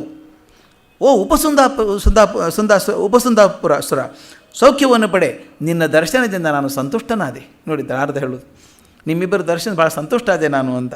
ಏನು ಸಮಾಚಾರ ನಾರದ ಅಂತ ಕೇಳ್ತಾನೆ. ನಾರದ ಅಂದರೆ ನಮ್ಮ ಮೀಡಿಯಾ ಇದ್ದಂಗೆ, ಬ್ರೇಕಿಂಗ್ ನ್ಯೂಸ್ ಎಲ್ಲ ಹೇಳುವಂಥವನು. ಅದಕ್ಕೆ ಹೊಸದೇನಾದರೂ ಇದೆಯಾ ಅಂತ ಕೇಳಿದೆ. ಕೇಳಿದ ತಕ್ಷಣ ಸಮಾಚಾರಗಳು ಇನ್ನು ಮೇಲಲ್ಲವೇ ಹುಟ್ಟಬೇಕಾದದ್ದು? ನಾರದನ್ನು ನೋಡಿ ಹೇಗಿದೆ, ಇನ್ನು ಮೇಲಲ್ಲ ಹುಟ್ಟಬೇಕಾದದ್ದು ಏನು ಹಾಗಂದರೆ ಅಂತ ಸುಂದರ ಕೇಳ್ತಾನೆ. ನಾರದ ಹೇಳೋದು, ಶೂರರಿಲ್ಲದ ಪ್ರಪಂಚದಲ್ಲಿ ಸಮಾಚಾರ ಏನಿದ್ದೀತು ಅಂದರೆ, ನಿಮ್ಮಿಬ್ಬರನ್ನು ಬಿಟ್ಟರೆ ಜಗತ್ತಲ್ಲಿ ಯಾರೂ ಶೂರರೇ ಇಲ್ಲ ಅಂತ. ಶೂರರಿಲ್ಲದ ಪ್ರಪಂಚದಲ್ಲಿ ಸಮಾಚಾರವೇನಿದ್ದೀತು? ಈಗ ತಾನೇ ನೀವು ಬ್ರಹ್ಮದೇವನಿಂದ ಅನ್ಯಾದೃಶವಾದ ಶಕ್ತಿಗಳನ್ನು ಸಾಧಿಸಿರುವಿರಿ. ಆ ಸಮಾಚಾರವನ್ನು ಕೇಳಿ ಸಂತೋಷದಿಂದಲೇ ಇತ್ತೇ ಬಂದೆ. ಇನ್ನು ಮುಂದೆ ನಿಮ್ಮ ದಯೆಯಿಂದ, ನಾರದ ಮಾತಾಡೋ ರೀತಿ ಹೇಗಿದೆ, ನಿಮ್ಮ ದಯೆಯಿಂದ, ನಿಮ್ಮ ಮಹಿಮೆಯಿಂದ ಬಗೆ ಬಗೆಯ ಕಥೆಗಳು, ಚಿತ್ರ ವಿಚಿತ್ರ ಸಮಾಚಾರಗಳು ಅವಕಾಶವಾಗಬೇಕಾಗಿದೆ. ಇನ್ನು ಎಲ್ಲಿ ಅಧಿಕಾರ ಇದೆಯೋ ದರ್ಪ ಇದೆಯೋ ಅಲ್ಲೇ ತಾನೇ ಸಮಾಚಾರ ಬರೋದು. ನಾವೆಲ್ಲ ಹೇಳಿದ ಸುದ್ದಿ ಆಗಲ್ಲ ಹೆಡ್ಲೈನ್ಸಲ್ಲಿ. ದೊಡ್ಡವ್ರು ಯಾರು ಮಾತಾಡಿದ್ರೆ ಮರುದಿವಸ ಫಸ್ಟ್ ಪೇಜಲ್ಲಿ ಬರುತ್ತೆ. ಅದು ಅಧಿಕಾರ ಇದ್ದವ್ರು ಹೇಳಬೇಕು. ಹಾಗೆ ಅದಕ್ಕೆ ಸುಂದನೆ ಖುಷಿ ಆಯಿತು. ನಾರದ ನೀನು ಗುಣಜ್ಞ, ನೀನೀಗ ಮರ್ಮಜ್ಞ. ಅದಕ್ಕೆ ನಾರದ ಹೇಳೋದು, ದಾನವ ಚಕ್ರವರ್ತಿ ನಿನ್ನ ಅಭಿಮಾನವು ಎಂದಿಗೂ ನನ್ನ ಮೇಲೆ ಹೀಗೆ ಇರಲಿ. ಅದು ಬೇರೆ. ನಿನ್ನ ಕೀರ್ತಿಯನ್ನು ನಾನು 3 ಲೋಕದಲ್ಲಿಯೂ ಸಾರುತ್ತಾ ಹೋಗುತ್ತೇನೆ. ಅದಕ್ಕೆ ಅವನು ಮಾತು ಎಷ್ಟು ಚೆನ್ನಾಗಿದೆ ನೋಡಿ, ಉಪಸಂದನ ಮಾತು. ನಾರದ ಮುನಿ, ನೀನು ನಮ್ಮ ವಿಶ್ವಾಸಕ್ಕೆ ಪಾತ್ರನಾಗಿರುವ ಬ್ರಹ್ಮದೇವನ ಮಾನಸ ಪುತ್ರನಲ್ಲವೇ? ಈ ಮಾತನ್ನು ಗಮನಿಸ್ಬೇಕು. ಇಲ್ಲಿ DVG ಶಕ್ತಿ ಇರೋದು ನನಗೆ ಯಾವಾಗ ಗಮನಿಸೋದು. ಒಂದು ಟಕ್ಕಂತ ಒಂದು ಪದ ಇಟ್ಬಿಡ್ತಾರೆ. ಬ್ರಹ್ಮದೇವ ಇದು ಹೇಳೋದು ನೋಡಿ, ನೀನು ನಮ್ಮ ವಿಶ್ವಾಸಕ್ಕೆ ಪಾತ್ರನಾದ ಬ್ರಹ್ಮದೇವ. ಬ್ರಹ್ಮದೇವರಿಂದ ವರ ಪಡ್ಕೊಂಡವ್ರು ಇವರು. ನಮ್ಮ ವಿಶ್ವಾಸದವನು ಬ್ರಹ್ಮದೇವ ಅಂತ ಹೇಳೋದೀಗ. ನಮ್ಮ ವಿಶ್ವಾಸಕ್ಕೆ ಪಾತ್ರನಾದ ಬ್ರಹ್ಮದೇವನ ಮಾನಸ ಪುತ್ರನಲ್ಲವೇ? ಆದ್ದರಿಂದ ನೀನು ನಮಗೆ ಇಷ್ಟವೇ. ಯಾಕಂದರೆ ನಮ್ಮ ಹುಡುಗ ಅಂದಂಗೆ, ನಮ್ಮ ಬ್ರಹ್ಮದೇವ ಇದ್ದಾನಲ್ಲ ಅವನ ಮಗ ನೀನು, ಆದ್ದರಿಂದ ನನಗೆ ಇಷ್ಟವೇ. ಉಪಸಂದಾಸುರ, ಆ ಬ್ರಹ್ಮನಿಗೆ ನನ್ನಂಥ ಮಾನಸ ಪುತ್ರರು ಮಾನಸ ಪುತ್ರಿಯರು ಈಗ ಎಷ್ಟು ಮಂದಿ ಇರುವರೋ, ಇನ್ನೂ ಎಷ್ಟು ಮಂದಿ ಹುಟ್ಟುವರೋ ಗೊತ್ತಿಲ್ಲ. ಇವರೆಲ್ಲ ಇದ್ದಾರಲ್ಲ ಮತ್ತೆ. ಅದಕ್ಕೆ ಎಷ್ಟು ಮಂದಿ ಆದರೂ ಆಗಲಿ, ನಮ್ಮನ್ನು ನಂಬಿದವರಿಗೆ ಭಯವಿಲ್ಲ. ನಾರದ ಹೇಳೋದು, ನನಗೆ ಬೇಕಾದದ್ದು ಅದೇ ಅಭಯ ಸ್ವಾಮಿ. ತ್ರಿಲೋಕ ಸಂಚಾರಕ್ಕೆ ವಿಘ್ನ ಬಾರದಿದ್ದರೆ ಸಾಕು. ನಾನು ತಿರುಗಾಡ್ಕೊಂಡು ಅಡ್ಡಾಡ್ತಾ ಇರ್ತೀನಿ, ನನಗೆ ತೊಂದರೆ ಆಗದಿದ್ದರೆ ಸಾಕು. ಅದು ಸರಿ ನಾರದ ಮುನಿ, ನಿನಗೆ ನಮ್ಮಿಂದ ಯಾವ ಉಪಕಾರವೂ ಬೇಡವೇ? ಸಂಕೋಚವಿಲ್ಲದೆ ಕೇಳ್ಕೊ. ಇಂದ್ರ ಪದವಿ ಬೇಕೇ? ವಿಷ್ಣು ಪದವಿ ಬೇಕೇ? ಈಶಾನ ಪದವಿ ಬೇಕೇ? ಯಾವುದಾದ್ರೂ ಕೊಡಿಸ್ಬಿಡ್ತೀವಿ ನಾವು ಅಂತ. ನಿನಗೇನು ಬೇಕು ಕೇಳ್ಕೊ ಅಂತ. ಇದ್ರಲ್ಲಿ ನಾರದನ ಮಾತು ಎಷ್ಟು ಚೆಂದ ಇದೆ ನೋಡಿ, ತೂಕದ ಮಾತದು. ಸಂದಾಸುರ, ಆ ಸಂಪತ್ತಿಗೆ ನಾನು ಹೇಗೆ ಅಧಿಕಾರಿಯಾದೇನು? ಆ ವಿಷ್ಣು ಪದವಿ ಇಂದ್ರ ಪದವಿ ನಾನು ಹೇಗೆ ಅಧಿಕಾರಿ ಆಗ್ತೇನೆ? ಅದರಿಂದ ನಾನು ಅನುಭವಿಸಬೇಕಾದ ಸುಖವಾದರೂ ಏನು ಅಂತ ಹೇಳ್ತಾನೆ. ನೀವು ಭಾಳ ಕಷ್ಟಪಟ್ಟಿದ್ದೀರಪ್ಪ ತಪಸ್ಸು ಮಾಡಿ ಮಾಡಿ ಬ್ರಹ್ಮನ್ ಒಲಿಸ್ಕೊಳ್ಳೋದಕ್ಕೆ. ಹೇಳ್ತಾರೆ, 12 ವತ್ಸರಗಳ ಕಾಲ ಹಗಲಿರುಳೆನ್ನದೆ ವಿವಿಧ ಕಠೋರ ವ್ರತಗಳನ್ನಾಚರಿಸಿ ಸ್ವಶರೀರದ ರಕ್ತಖಂಡಗಳನ್ನು ಆಹುತಿ ಕೊಟ್ಟು ಘೋರ ತಪಸ್ಸನ್ನು ಸಾಂಗವಾಗಿ ಮಾಡಿರುವ ನೀವಲ್ಲವೇ ವೈಭವಗಳಿಗೆ ತಕ್ಕುದಾರರು? ಅಂದರೆ ಈಗಾಗಲೇ ನಾರದ ತಲೆ ತುಂಬಿಟ್ಟ. ಆ ಮ್ಯಾಕ್ಬೆತ್ ನೆನೆಸ್ಕೋಬೇಕು ನಾವು. ಮ್ಯಾಕ್ಬೆತ್ ಅಲ್ಲ, ವಿಚಿಸ್ ಹೆಂಗೆ ಹೇಳ್ತಾರೆ ನೋಡಿ, ನಾಳೆ ನೀನು ಸಾಮಂತರಾಜ ಆಗ್ತೀಯ, ಮುಂದೆ ಚಕ್ರವರ್ತಿ ಆಗ್ತೀಯ ನೀನು ಅಂತ ಹೇಳಿದಾಗ ಆದಂಗೆ ಅನ್ನಿಸ್ಬಿಡುತ್ತೆ ಅವನಿಗೆ. ಅವ್ರ ತಲೆ ತುಂಬಿದ್ರೆ ಈಗ ಸಣ್ಣ ಪುಟ್ಟ ಯುದ್ಧ ಬೇಡ ನಿಮಗೆ, ವಿಷ್ಣು ಪದವಿ ನಿಮಗೆ ಆಗಬೇಕು, ಇಂದ್ರ ಪದವಿ ನಿಮಗೆ ಆಗಬೇಕು, ಕಷ್ಟಪಟ್ಟವ್ರು ನೀವು ಅಂದರೆ ಅಲ್ಲಿಗೆ ಹೋಗ್ರಿ ಯುದ್ಧಕ್ಕೆ ಅಂತ ಹೇಳಿಬಿಟ್ಟು ಹೇಳಿದ್ರು. ಅದು ನಿಮಗಲ್ಲವೇ? ಅಲೆದಾಟದಿಂದ ಸವೆದು ತನ್ನ ಬಗ್ಗೆ ಹೇಳ್ಕೊತಾರೆ. ಅಲೆದಾಟದಿಂದ ಸವೆದು ಮುಪ್ಪಿನಿಂದ ಒಣಗಿರುವ ನನ್ನ ದೇಹಕ್ಕೆ ಸ್ವರ್ಗಭೋಗದ ಬಯಕೆ ಹೇಗೆ ಹುಟ್ಟಿತು? ಯೌವನವೂ ಬಲವೂ ನಿಮ್ಮದು, ಅವುಗಳನ್ನು ಸಾರ್ಥಕಗೊಳಿಸಿ ಆನಂದಗೊಳಿಸಿರಿ, ಅಂದರೆ ಸಂತೋಷವಾಗಿರ್ರಿ ಅಂತ. ನಾನಿನ್ನು ಹೊರಡುವೆನು. ನಾರದ ಅವ್ರು ಹೇಳೋದು, ಮರೆಯದೆ ನಮ್ಮನ್ನು ಇದಿರಿ ನೋಡಬೇಕೆಂದು ದೇವತೆಗಳಿಗೆ ಹೇಳುವಿಯಾ? ಇನ್ನು ಬರ್ತಾ ಇದ್ದೀವಿ ಅಂತ ದೇವತೆಗಳಿಗೆ ಹೇಳು ಅಂತ ಹೇಳ್ತಾರೆ. ಈಗ ಅವರಲ್ಲಿಗೆ ಹೊರಟೆ, ಇವನು ಹೇಳೋದು ಅಲ್ಲಿಗೆ ಹೊರಟೆ. ಇನ್ನು ನೀವು ಹೊಟ್ಟೆ ದಣಿಯ ಉಂಡು, ಮಾತು ಹೆಂಗೆ, ಹೊಟ್ಟು ದಣಿಯ ಉಂಡು ಕಣ್ಣು ದಣಿಯ ನಿದ್ರಿಸಬಹುದಲ್ಲವೇ? ಇದು ಬಹಳ ಮುಖ್ಯದ ಮಾತು. ಒಂದು ಸಾಧನೆ ಮಾಡ್ತೀವಿ, ನಮ್ಮ ಹುಡುಗರು ಗಮನಿಸಬೇಕು. ಪರೀಕ್ಷೆ ಬಂತು ಅಂತ ಹೇಳಿ ಬೆಳಗ್ಗೆ 3 ಗಂಟೆವರೆಗೆ ಓದಿ, ಪರೀಕ್ಷಾ ಮುಗಿದು ಕೊನೆಯ ದಿವಸ ಪರೀಕ್ಷೆ ಮುಗಿದಾಗ ಮಲ್ಕೋಬೇಕು ಅಂತ ತೀರ್ಮಾನ ಆಗುತ್ತೆ. ಹುಡುಗರು ಮಾತುಕೊಂಡಿರ್ತಾರೆ, ನೋಡಿದ್ದೀರಾ? ಪರೀಕ್ಷೆ ಆಗೋ ತನಕ ತೂಕಡಿಸಿ ಬೀಳ್ತಾ ಇರ್ತಾರೆ ಹುಡುಗರು. ಪರೀಕ್ಷೆ ಇರುವಾಗ ಅಂತಾರೆ, ಪರೀಕ್ಷೆ ಮುಗಿದ ಮೇಲೆ ನಿದ್ದೆ ಮಾಡಿಬಿಡ್ತೀನಿ, 12 ತಾಸು ಗಟ್ಟಿ ಮಲ್ಕೋತೀನಿ ಅಂತಾರೆ. ನೋಡಿ, ಪರೀಕ್ಷೆ ಮುಗಿದ ಮೇಲೆ ಮಲ್ಕೊಳ್ಳೋದೇ ಇಲ್ಲ ಅವರು. ಯಾಕಂದ್ರೆ ಸಂತೋಷ ಅಷ್ಟು ಆಗ್ಬಿಟ್ಟಿದೆಯಲ್ಲ. ಆದರೆ ಇವರು ಎಷ್ಟು ಚೆನ್ನಾಗಿ ಕೆಲಸ ಮಾಡ್ತಾರೆ ನಾರದ ಅಂದರೆ, ನೀವು ಸಂತೋಷದಲ್ಲಿ ಮುಳುಗಿ ಹೋಗ್ರಿ ಅಂತ. ಸಂತೋಷದಲ್ಲಿ ಮುಳುಗಿದಾಗ ಭ್ರಮೆಗಳು ಬರೋದು, ಮದಾಂಧತೆ ಬರೋದೆಲ್ಲ ಆವಾಗಲೇ ಬರೋದು. ಸಂತೋಷದಲ್ಲಿ ಮುಳುಗ್ರಿ ಅಂತ. ಅದಕ್ಕೆ ಇವ್ರು ಹೇಳ್ತಾರೆ, ಆಯಿತು ಹಾಗಾದ್ರೆ ಹಾಗೆ ಮಾಡೋಣ ಅಂತಿಬ್ಬರು ಮುಂದೆ ಬಂದು ತರಿಸ್ತಾರೆ. ನೋಡಿ ಹೇಗಿದೆ. ಉಪಸಂದ ಹೇಳ್ತಾನೆ ಅಣ್ಣನಿಗೆ, ಅಣ್ಣ, ನಮ್ಮ ತಪಕ್ಲೇಶಗಳನ್ನು ಇನ್ನೇಕೆ ದೂರ ಮಾಡಬಾರದು? ಇಷ್ಟು ವರ್ಷ ತಪಸ್ಸು ಮಾಡಿ ಮಾಡಿ ಸಾಕಾಗಿದೆಯಲ್ಲ, ಬಿಟ್ಟು ಬಿಡೋಣ. ಇಂದಿನಿಂದ ನಾವು ಸ್ವತಂತ್ರರಲ್ಲವೇ? ನಮ್ಮ ವೃತವು ಪೂರ್ತಿಯಾದ ಬಳಿಕ ಇಷ್ಟ ಬಂದಂತೆ ಇರಬಹುದೆಂದು ನೀನು ಅವತ್ತೇ ಹೇಳಿದ್ದೀಯಲ್ಲವೇ? ನಾವು ಸಾಮಾನ್ಯ ಹುಡುಗರೆಲ್ಲ ಪರೀಕ್ಷೆ ಮುಗಿದ್ಮೇಲೆಲ್ಲ ಮಾಡು ಅಂತ ಹೇಳಿರ್ತೀವಲ್ಲ, ಹಾಗೆ ಅಂದ್ಕೊಂಡು ಅಣ್ಣ ಹೇಳಿದ್ದ ತಮ್ಮನಿಗೆ, ನಮ್ಮ ವೃತ ಸಾಧನೆ ಆದಮೇಲೆ ಇಷ್ಟ ಬಂದಂತೆ ಇರಬಹುದಲ್ವೇ? ಆಹಾರ ವಿಹಾರ ಸುಖಗಳು ಹೇಗಿರುವವೋ ಕಂಡು ಎಷ್ಟು ಕಾಲವಾಯಿತೋ. ಈ ರಾಕ್ಷಸರಿಗೆ ಅವಕಾಶ ಸಿಕ್ಕಿಲ್ಲ, 2 ದಿವಸ ಆರಾಮಾಗಿ ಕೂತ್ಬಿಟ್ಟಿದ್ದಾರೆ, ಕಷ್ಟಪಟ್ಟಿದ್ದಾರೆ. ಈ ಒಂದೇ ಸಲ ಸಿಕ್ತು. ಅಷ್ಟೊಳಗೆ ಬರ್ತಾರೆ ನೋಡಿ ಬಾಕಿ ರಾಕ್ಷಸರೆಲ್ಲ ಬಂದುಬಿಡ್ತಾರೆ. ಕರಾಳ ಅನ್ನುವಂಥ ರಾಕ್ಷಸ ಹೇಳ್ತಾನೆ, ಪ್ರಭೋ, ನಿಮ್ಮ ಇಷ್ಟಸಿದ್ಧಿಯ ವಾರ್ತೆಯನ್ನು ಕೇಳಿದ ಬಂಧು ಮಿತ್ರ ಬಂದವು ವಿವಿಧ ಉಪಹಾರಗಳನ್ನು ತೆಗೆದುಕೊಂಡು ಸಂಭ್ರಮದಿಂದ ಬರುತ್ತಿದೆ. ರಾಕ್ಷಸರು ಉಪಹಾರ ಅಂದರೆ ಏನಿರುತ್ತೆ, ಹೇಗಿರುತ್ತೆ, ಸಾಧ್ಯ ಇರುತ್ತೆ ಅಂತಂದರು. ತಂದ ಮೇಲೆ ಭಾರಿ ಭಾರಿ ಊಟ ತಂದರು, ಎಲ್ಲ ತಿನ್ನೋಕೆ ಶುರು ಮಾಡಿದರು. ಕೂತ್ಕೊಂಡ್ರು. ತಿನ್ನೋದಾದಮೇಲೆ ದೈತ್ಯ ಬಾಂಧವರೇ ಸುಖಾಸೀನರಾಗಿ ಕೂತ್ಕೊಳ್ಳಿ, ಸಭೆ ಮಾಡ್ತಾನೋ ಸುಂದರ. ನಿಮ್ಮ ಮನೋರಥ ಪ್ರಾಪ್ತಿಯನ್ನು ನಿರೀಕ್ಷಿಸಿಕೊಂಡು ಇದುವರೆಗೂ ಹೇಗೋ ಪ್ರಾಣಗಳನ್ನು ರಕ್ಷಿಸಿಕೊಂಡಿದ್ದೆವು, ಇನ್ನು ಮೇಲೆ ನಮ್ಮ ಭಯವೆತ್ತಣದು, ನಮ್ಮ ಚಿಂತೆ ಇಲ್ಲ, ಯಜಮಾನರ ಶಕ್ತಿ ಬಂದುಬಿಡ್ತು ಅಂತ ಸುಂದರ ಹೇಳ್ತಾನೆ. ಇನ್ನು ಭಯವೇ, ದೈತ್ಯ ಲೋಕಕ್ಕೆ ಶುಭೋದಯವಾಗಿ ಅರಿತು ದೇವಲೋಕ ಎದೆ ಒಡೆದುಕೊಳ್ಳುತ್ತಿರಬೇಕು. ಸಂದೇಹವೇನು, ನಮಗೆ ಉತ್ಸವ ಸಮಯವಲ್ಲವೇ ಅಂಥೇಳಿ ಮುಂದಿನ ಮಾತು ನೋಡಿ. ರಾಕ್ಷಸರು ಹೇಳ್ತಾರೆ, ಈ ಮಹೋತ್ಸವಕ್ಕಾಗಿಯೇ ನಾವು ಇಲ್ಲಿಗೆ ಬಂದಿರುವುದು. ವೃತ ಉಪವಾಸಗಳಿಂದ ಬತ್ತಿ ಹೋಗಿರುವ ತಮ್ಮ ಅವಯವಗಳು ನಾವು ತಂದಿರುವ ಭಕ್ಷ್ಯ ಭೋಜ್ಯಗಳಿಂದ ಪರಿಪುಷ್ಟವಾಗಲಿ. ತಪೋಜ್ವಾಲೆಯಿಂದ ಬಾಡಿ ಬರಲಿರುವ ಈ ದೇಹಗಳು ಈ ಸಮೃದ್ಧವಾದ ಪಾನೀಯಗಳಿಂದ ಪರಿತುಷ್ಟವಾಗಲಿ. ಆ ಸಂಮೋದ ಎಲ್ಲರೂ ಭಾಗಿಯಾಗೋಣ ಅಂಥೇಳಿ ಮತ್ತೆ ಆಮೋದದಲ್ಲಿ ಸೇರಿಕೊಂಡ್ರು. ಆ ಊಟ ಮಾಡಬೇಕಾದ್ರೂ ಕೂಡ ಅವ್ರಿಗೆ ಹೇಗೆ ಕಾಣಿಸ್ತಾ ಇತ್ತು ಅಂತ DVG ಹಾಸ್ಯ ಪ್ರಜ್ಞೆ ಆಗಿದೆ ನೋಡಿ. ಹಣ್ಣು ತಂದಿಟ್ಟಿದ್ದಾರೆ ತಿನ್ನೋದಕ್ಕೆ ಇವರಿಗೆಲ್ಲ. ಊಟ ಆದಮೇಲೆ ಡೆಸರ್ಟ್ ಅಂತ ಮಾಡಿರ್ಬೇಕು. ಒಬ್ಬ ಭೃತ್ಯ ಹೇಳ್ತಾನೆ, ಅಣ್ಣ ಈ ಹಲಸಿನ ತೊಳೆಗಳನ್ನು ನೋಡು. ಸುಂದಕ್ಕೆ ತಗೊಂಡು ಕೊಡೋನವನು ಒಂದೊಂದು ಕೊಡ್ತಾನೆ. ಹಲಸಿನ ತೊಳೆಗಳನ್ನು ನೋಡು, ಹೇಗೆ ದೇವತೆಗಳ ತಲೆಗಳಂತೆ ಸೊಂಪಾಗಿವೆ. ಹಲಸಿನ ತೊಳೆ ನೋಡು, ದೇವತೆಗಳ ತಲೆಗಳಂತೆ ಸೊಂಪಾಗಿವೆ. ಇನ್ನೊಬ್ಬ, ತಮ್ಮ ಈ ಮಾವಿನ ಹಣ್ಣು ನೋಡು, ಹೇಗೆ ಇಂದ್ರನ ಭುಜದಂತೆ ಖಂಡನ ಯೋಗ್ಯವಾಗಿದೆ. ಅಂದರೆ ಊಟ ಮಾಡುವಾಗ ಕೂಡ ಅವ್ರನ್ನ ಹೊಡಿತೇನೆ ಬಡಿತೇನೆ ಅಂತ ಇರೋ ತಲೆಯಲ್ಲಿ ಅವರಿಗೆ ಖಂಡನ ಯೋಗ್ಯವಾಗಿದೆ. ಎಲ್ಲಲ ಈ ಮೋದಕವನ್ನು ನೋಡಿರಿ, ಉಪೇಂದ್ರನ ಎದೆಯಂತೆ ಕಡಿಯಲರವಾಗಿದೆ. ಮಗುದೊಬ್ಬ, ಈ ಚಕ್ಕುಲಿಯೋ ವಿಷ್ಣುವಿನ ಚಕ್ರದಂತೆ ಮುರಿಯಲು ತಕ್ಕದಾಗಿದೆ. ಅಂದರೆ ಏನು ತಿಂದರೂ ಕೂಡ ಅವ್ರ ಮನಸ್ಸಲ್ಲಿ this is what we call obsession ಅಂತ. ಒಂದು ಹುಚ್ಚು ಹಿಡಿದು ಬಿಟ್ಟರೆ ತಲೆಗೆ ಏನೂ ಕಾಣಿಸಲ್ಲ ಅಂತ. ಅದೇ ಮಾಡಬೇಕು, ದೇವತೆಗಳನ್ನ ಹೊಡಿಬೇಕು ಅಂತ ಚಿಂತೆ ಇರುವಂಥದ್ದು. ಊಟ ಮಾಡಿ ಮದ್ಯಪಾನ ಮಾಡ್ತಾ ಇದ್ದಾರೆ. ಮಾಡುವಾಗ, ಅಣ್ಣ ಈ ಸುಖವನ್ನು ನಾಲಿಗೆಯು ಕಂಡು ಎಷ್ಟು ಯುಗಗಳಾದವಲ್ಲ ಅಂತಾಯ್ತು. ಇಷ್ಟು ಕುಡಿಯುತ್ತಿರಬೇಕಾದ್ರೆ ಸಾಮಾನ್ಯ ಕೆಲವರಿಗೆ ಕುಡಿದಾಗೆ ಬುದ್ಧಿ ಜಾಸ್ತಿ ಚುರುಕಾಗುತ್ತೆ ಅಂತ ಹೇಳ್ತಾರೆ, ಗೊತ್ತಿಲ್ಲ. ಅದಕ್ಕೆ ಹೇಳ್ತಾರೆ ಅವರು, ಕುಡಿಯುವಾಗ ಅವನು ಉಪಸಂದ ಹೇಳ್ತಾನೆ, ಅಣ್ಣ ನಾವೆಂಥ ಹುಚ್ಚರು ಅಂತಾನೆ. ಇಷ್ಟೆಲ್ಲ ಗೆದ್ದು ಹುಚ್ಚರು ಅಂತಾನೆ. ಯಾಕೆ ಹಾಗ್ಯಾಕನ್ನುವೆ ಅಂತ ಅಣ್ಣ ಕೇಳಿದಾಗ, ಇಂಥ ಸುಖವನ್ನು ಕೊಡೆಂದು ಬ್ರಹ್ಮನನ್ನು ಕೇಳಿಕೊಳ್ಳುವುದು ಬಿಟ್ಟು ಏನೇನೋ ಕೇಳಿಕೊಂಡಿವಲ್ಲ. ನಾವಿಬ್ಬರು ಯಾರನ್ನೂ ಸೋಲ್ಬಾರ್ದು, ಎಲ್ಲರನ್ನೂ ಗೆಲ್ಲಬೇಕು, ನಾವಿಬ್ಬರು ಜೊತೆಗಿದ್ದಾಗ ನಮ್ಮನ್ನು ಯಾರೂ ಕೊಲ್ಲೋ ಸಾಧ್ಯ ಇಲ್ಲ ಅಂತೆಲ್ಲ ಏನೇನೋ ಬಿಡ್ಕೊಂಡ್ವಿ ಅಂತ ಯಾಕೆ ಕೇಳ್ಕೊಂಡ್ವಿ ನಾವು. ಎಷ್ಟು ಚೆನ್ನಾಗಿದೆ ನೋಡಿ. ಅಪರಿಮಿತವಾದ ಬಲವನ್ನು, ಅಪ್ರತಿಹತಿಗಳಾದ ಶಸ್ತ್ರಾಸ್ತ್ರಗಳನ್ನು, ಅವಧ್ಯತ್ವವನ್ನು ಪಡೆದುಕೊಂಡವರಿಗೆ ಒಂದು ಲೋಕದ ಅಧಿಪತ್ಯವನ್ನು ಪಡೆದುಕೊಳ್ಳುವಷ್ಟು ಬುದ್ಧಿ ಇಲ್ಲದೆ ಹೋಯ್ತಲ್ಲ. ಇಷ್ಟೆಲ್ಲ ಕೇಳ್ಕೊಳ್ಳೋದಕ್ಕಿಂತ ಒಂದು ಲೋಕದ ಅಧಿಪತ್ಯ ಕೊಟ್ಬಿಡು ಅನ್ಬೋದಾಗಿತ್ತಲ್ಲ ನಾವು. ಆಗ ಅಣ್ಣ ಬುದ್ಧಿ ಹೇಳ್ತಾನೆ, ತಮ್ಮ ಯೋಚಿಸಿ ನೋಡು, 14 ಲೋಕಗಳನ್ನು ಸ್ವಾಧೀನ ಮಾಡಿಕೊಳ್ಳುವ ಶಕ್ತಿಯನ್ನು ಪಡೆದ ಮೇಲೆ ಒಂದು ಲೋಕದ ಅಧಿಪತ್ಯವನ್ನು ಬೇಡಿಕೊಳ್ಳುವಲೆಂದು ಪೇಚಾಡುವುದು ಜಾಣತನವೋ ಹುಚ್ಚುತನವೋ. 14 ಲೋಕ ತಗೊಳ್ಳೋ ಶಕ್ತಿಯನ್ನು ಬಂದಿದೆ, ಈಗ ಒಂದು ಲೋಕ ಸಲುವಾಗಿ ಯಾಕೆ ಒದ್ದಾಡ್ತೀಯಪ್ಪ ನೀನು ಅಂತ ಕೇಳ್ತಾನೆ. ಉಪಸಂದ ಸ್ವಲ್ಪ ರಿಲ್ಯಾಕ್ಸ್ಡ್ ಮನುಷ್ಯ ಅವನು ಹೇಳೋದು ಹಾಗಲ್ಲ, ಲೋಕಾಧಿಪತ್ಯ ಸುಖವನ್ನು ಬಾಯಿ ಮಾತಿನಿಂದ ಪಡೆಯಬಹುದಾಗಿರುವಾಗ ಅದಕ್ಕಾಗಿ ಯುದ್ಧ ಮಾಡಿ ಶ್ರಮ ಪಡುವುದು ಏಕೆ ಅಂತ. ಈಗ ನಾವು ಯುದ್ಧ ಮಾಡಿ ರಾಜ್ಯ ತೊಗೊಳ್ಳೋದಕ್ಕಿಂತ ರಾಜ್ಯನೇ ಕೊಡಪ್ಪ ಅಂದರೆ ಕೊಟ್ಟೇ ಬಿಡ್ತಿದ್ದ ಅವನು. ಯುದ್ಧ ಮಾಡೋ ಕಾರಣ ಏನು? ಈಗ ದ್ವೇಷವು, ರೋಷವು, ಕದನವು, ಅದರ ಆಯಾಸವು ಯಾರಿಗೆ ಬೇಕಾಗಿದೆ? ಕೇಳಿದ ಮಾತ್ರಕ್ಕೆ ಬೇಕಾದ ಭಕ್ಷ್ಯ ಭೋಜ್ಯಗಳನ್ನು ತಂದು ಬಡಿಸುವವರಿರುವಾಗ ಅಡಿಗೆ ಮಾಡಿಕೊಳ್ಳಲು ಸಾಮಗ್ರಿಗಳನ್ನು ಕೊಡಿರಿ ಎಂದು ಕೇಳುವುದು ಜಾಣತನವೇ? ಕೇಳಿದ್ದನ್ನು ಅಡುಗೆನೇ ಮಾಡ್ತಂದು ಹಾಕ್ತಿರ್ಬೇಕಾದ್ರೆ ಅಡುಗೆ ಸಾಮಾನು ಕೊಡಿ ಅಂತ ಯಾಕೆ ಕೇಳಬೇಕು? ಮತ್ತು ಅಡುಗೆ ಮಾಡ್ಕೋಬೇಕಲ್ಲ ನಾವು. ಅದಕ್ಕೆ ಹೇಳ್ತಾರೆ, ಈಗ ನನಗೇ ಒಂದು ಲೋಕವಿದ್ದು ಬಿಟ್ಟಿದ್ದರೆ ಆಹಾ ಎಂದಿಗೂ ಹೀಗೆ ವಿನೋದದಲ್ಲಿದ್ದು ಬಿಡುತ್ತಿದ್ದೆ.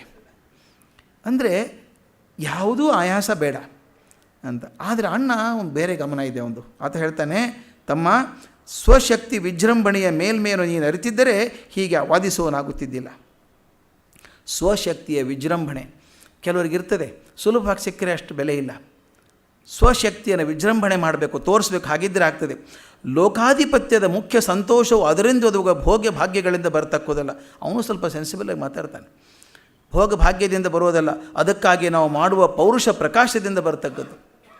ಎಷ್ಟು ಸಾಧನೆ ಮಾಡಿ ಬಂದ್ವಿ ಅಂತ. ಈಗ ತೆಂಡೂಲ್ಕರ್ಗೆ ನಿಂದು 100 ಆಯಿತು ಅಂತ ತಿಳ್ಕೊಂಬಿಡಪ್ಪ ಅಂತ ಒಂದು ಮೆಡಲ್ ಕೊಟ್ಟಿದ್ರೆ, 100 ಸೆಂಚುರಿ ಆಯಿತು ಅಂತ ತಿಳ್ಕೊಂಡ್ಬಿಡು ಅಂತ ಮೆಡಲ್ ಕೊಟ್ಟರೆ ಖುಷಿ ಆಗ್ತಿರಲಿಲ್ಲ. ಅದು ಒದ್ದಾಡ್ಕೊಂಡು ಕಷ್ಟಪಟ್ಟು ಮಾಡಿ 100 ಸೆಂಚುರಿ ತೆಗೆದಾಗಲೇ ಬೆಲೆ ಬರೋದು. ಅದು ಅದಕ್ಕೆ ಹೇಳ್ತಾರೆ, ಆ ಪೌರುಷ ಪ್ರಕಾಶದಿಂದಲೇ ಬರಬೇಕಾದದ್ದು ಅಂತ.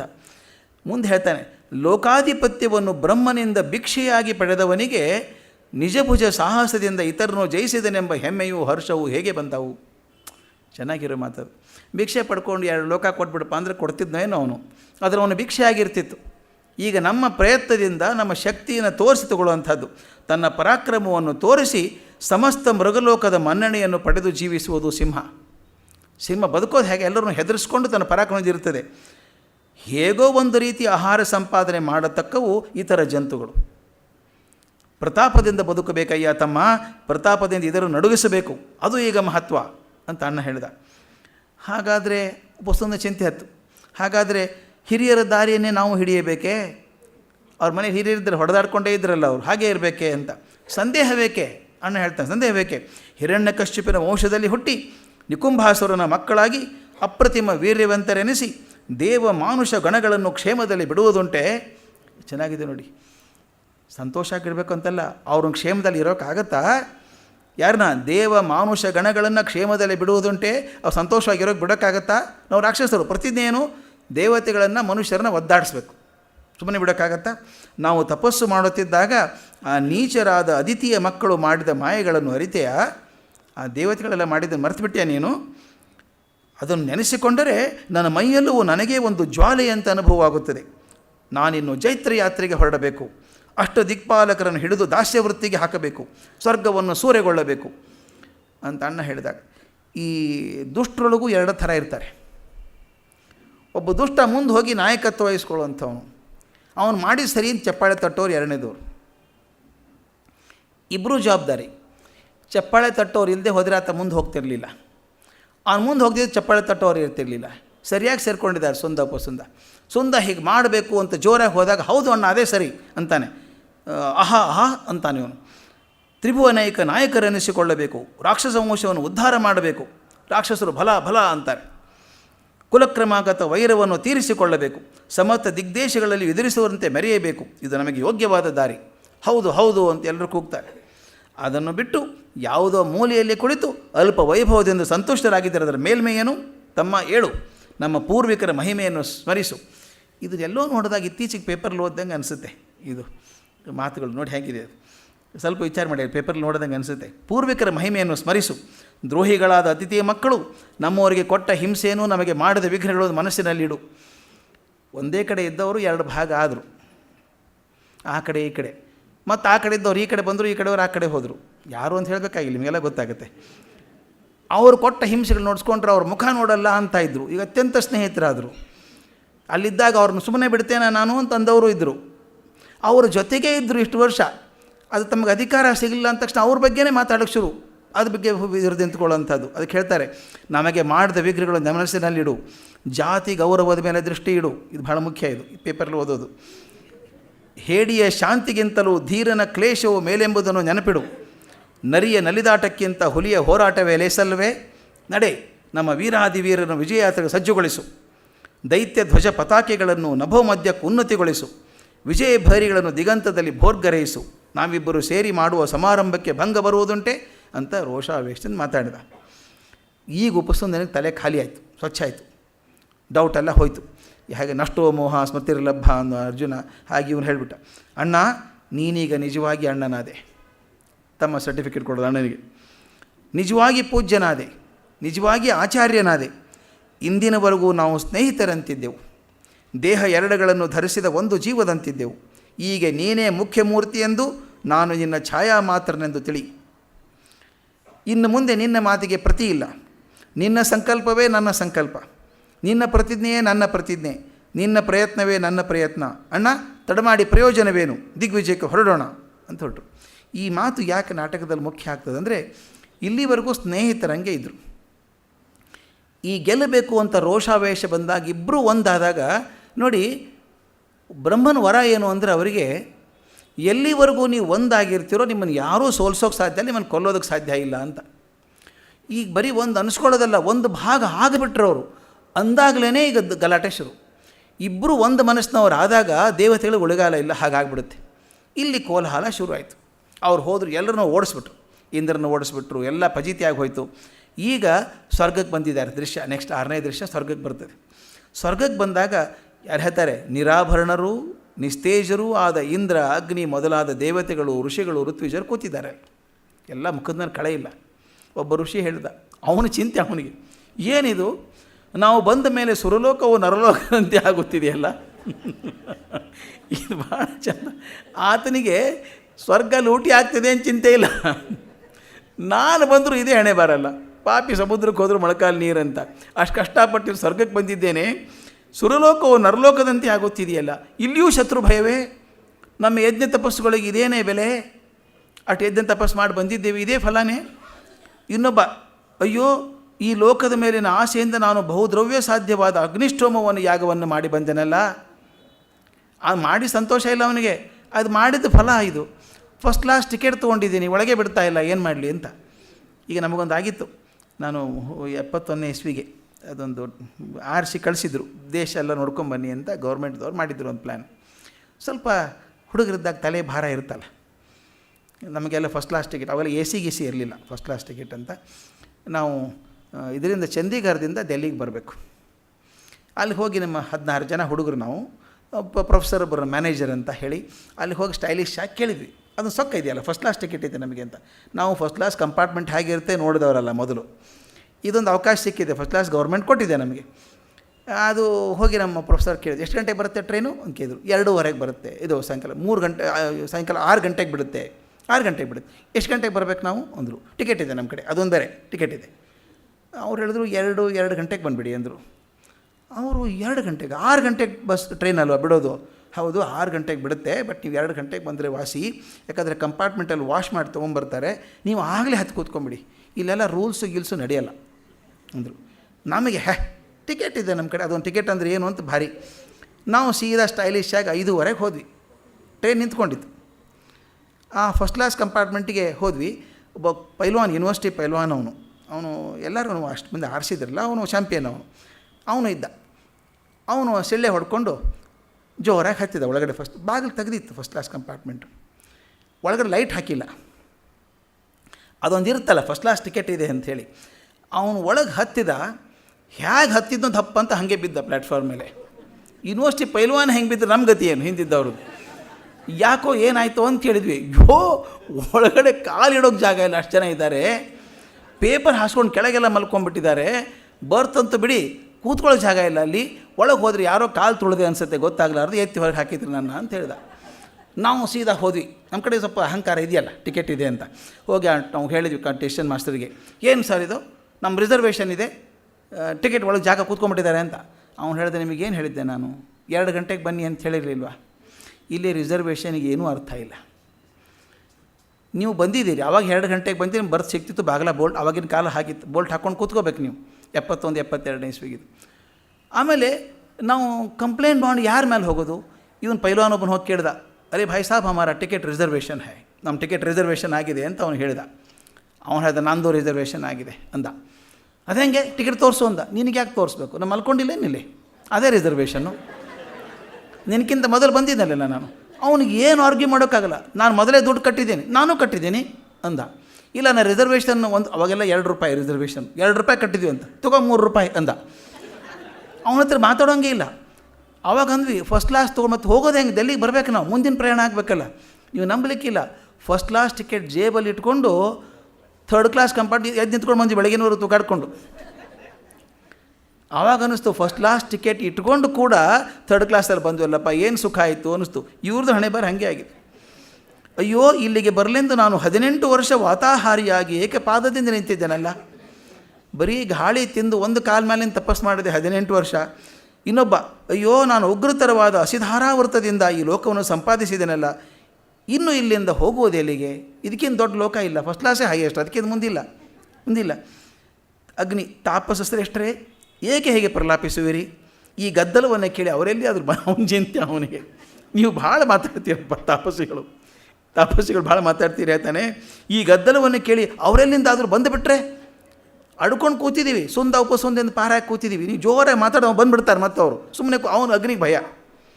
ಅದಕ್ಕೆ ಹೇಳ್ತಾರೆ, ಅವನು ಋಷಿ ಹೇಳ್ತಾನೆ, ಅಗ್ನಿದೇವನೇ ನೀನಲ್ಲವೇ ನಾವು ಕೊಟ್ಟ ಆಹುತಿಗಳನ್ನು ತೆಗೆದುಕೊಂಡು ಬಂದವನು? ನಾವು ಪಟ್ಟ ಕಷ್ಟಗಳು ನೀನು ಅರಿಯೆಯ? ಎಷ್ಟೋ ಆಸೆ ಪಟ್ಟುಕೊಂಡು ಇಲ್ಲಿಗೆ ಬಂದರೆ ಇಲ್ಲಿಯೂ ಭ್ರಷ್ಟರಾಗುವಂತಾಯ್ತಲ್ಲ. ಈ ಗೋಳನ್ನು ಯಾರಲ್ಲಿ ಹೇಳಿಕೊಳ್ಳಬೇಕು? ಒದ್ದಾಡ್ತಾರೆ ಅವರು. ನಮ್ಮಲ್ಲೊಬ್ಬರು ಹಿರಿಯರು ಹೇಳ್ತಾಯಿದ್ರು, ಮತ್ತೂರಲ್ಲಿ ಭಾಳ ಚೆನ್ನಾಗಿ ಹೇಳೋರು. ಒಬ್ಬ ಬ್ರಾಹ್ಮಣರು ಭಾರಿ ಮಡಿ ಮನುಷ್ಯ, ಅಲ್ಲಿ ಮುಟ್ಟಲ್ಲ, ಇಲ್ಲಿ ಮುಟ್ಟಲ್ಲ, ಅಲ್ಲಿ ನೀರು ಕುಡಿಯೋಲ್ಲ, ಹಿಂಗೇನೋ ವೃತ್ತಗಳನ್ನು ಮಾಡ್ಕೊಂಡಿದ್ದವ್ರು. ಒಂದು ಸಲ ಏನೋ ಕೆಮ್ಮು ಬಂದುಬಿಡ್ತವ್ರೆ. ಕೆಮ್ಮು ಬರುತ್ತೆ ಹೋಗುತ್ತೆ, ಏನೋ ಶುಂಠಿ ಕಷಾಯ ಮಾಡಿಕೊಂಡ್ರು, ಏನೋ ಮಾಡಿಕೊಂಡ್ರು ಕಮ್ಮಿ ಆಗಲಿಲ್ಲ. ಏನಾದರೂ ಕಮ್ಮಿ ಆಗಲಿಲ್ಲ. ತಿಂಗಳಿಗಟ್ಟಲೆ ಆಯಿತು.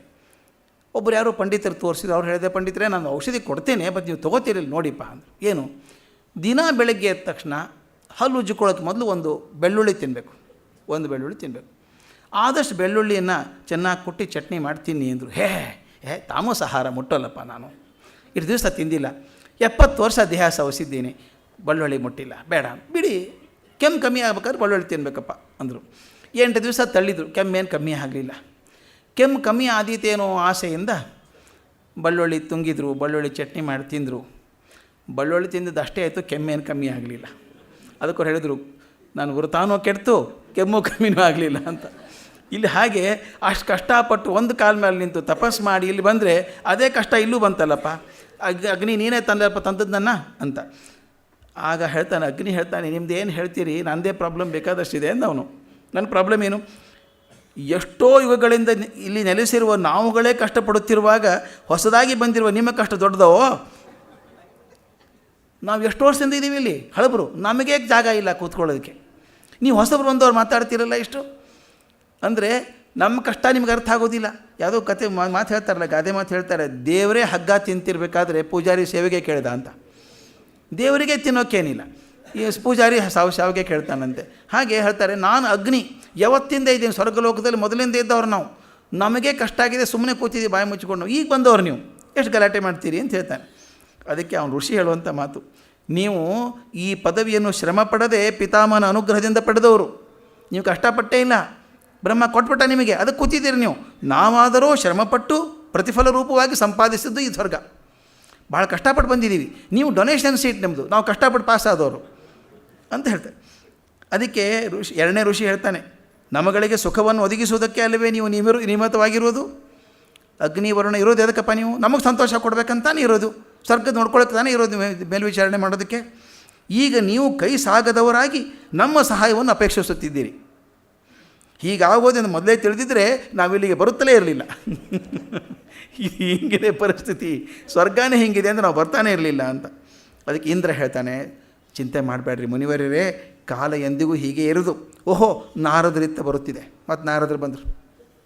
ನಾರದರು ಏನು ಮಾಡ್ತಾರೆ, ನನ್ನ ದುಃಖವನ್ನು ಹೇಳಿಕೊಳ್ಳೋಣ ಅಂತ. ಆ ನಾರದರು ಎಂದೂ ಸಮಾಧಾನ ಹೇಳಬೇಕು ಅಂತ ಬಂದವರಲ್ಲ.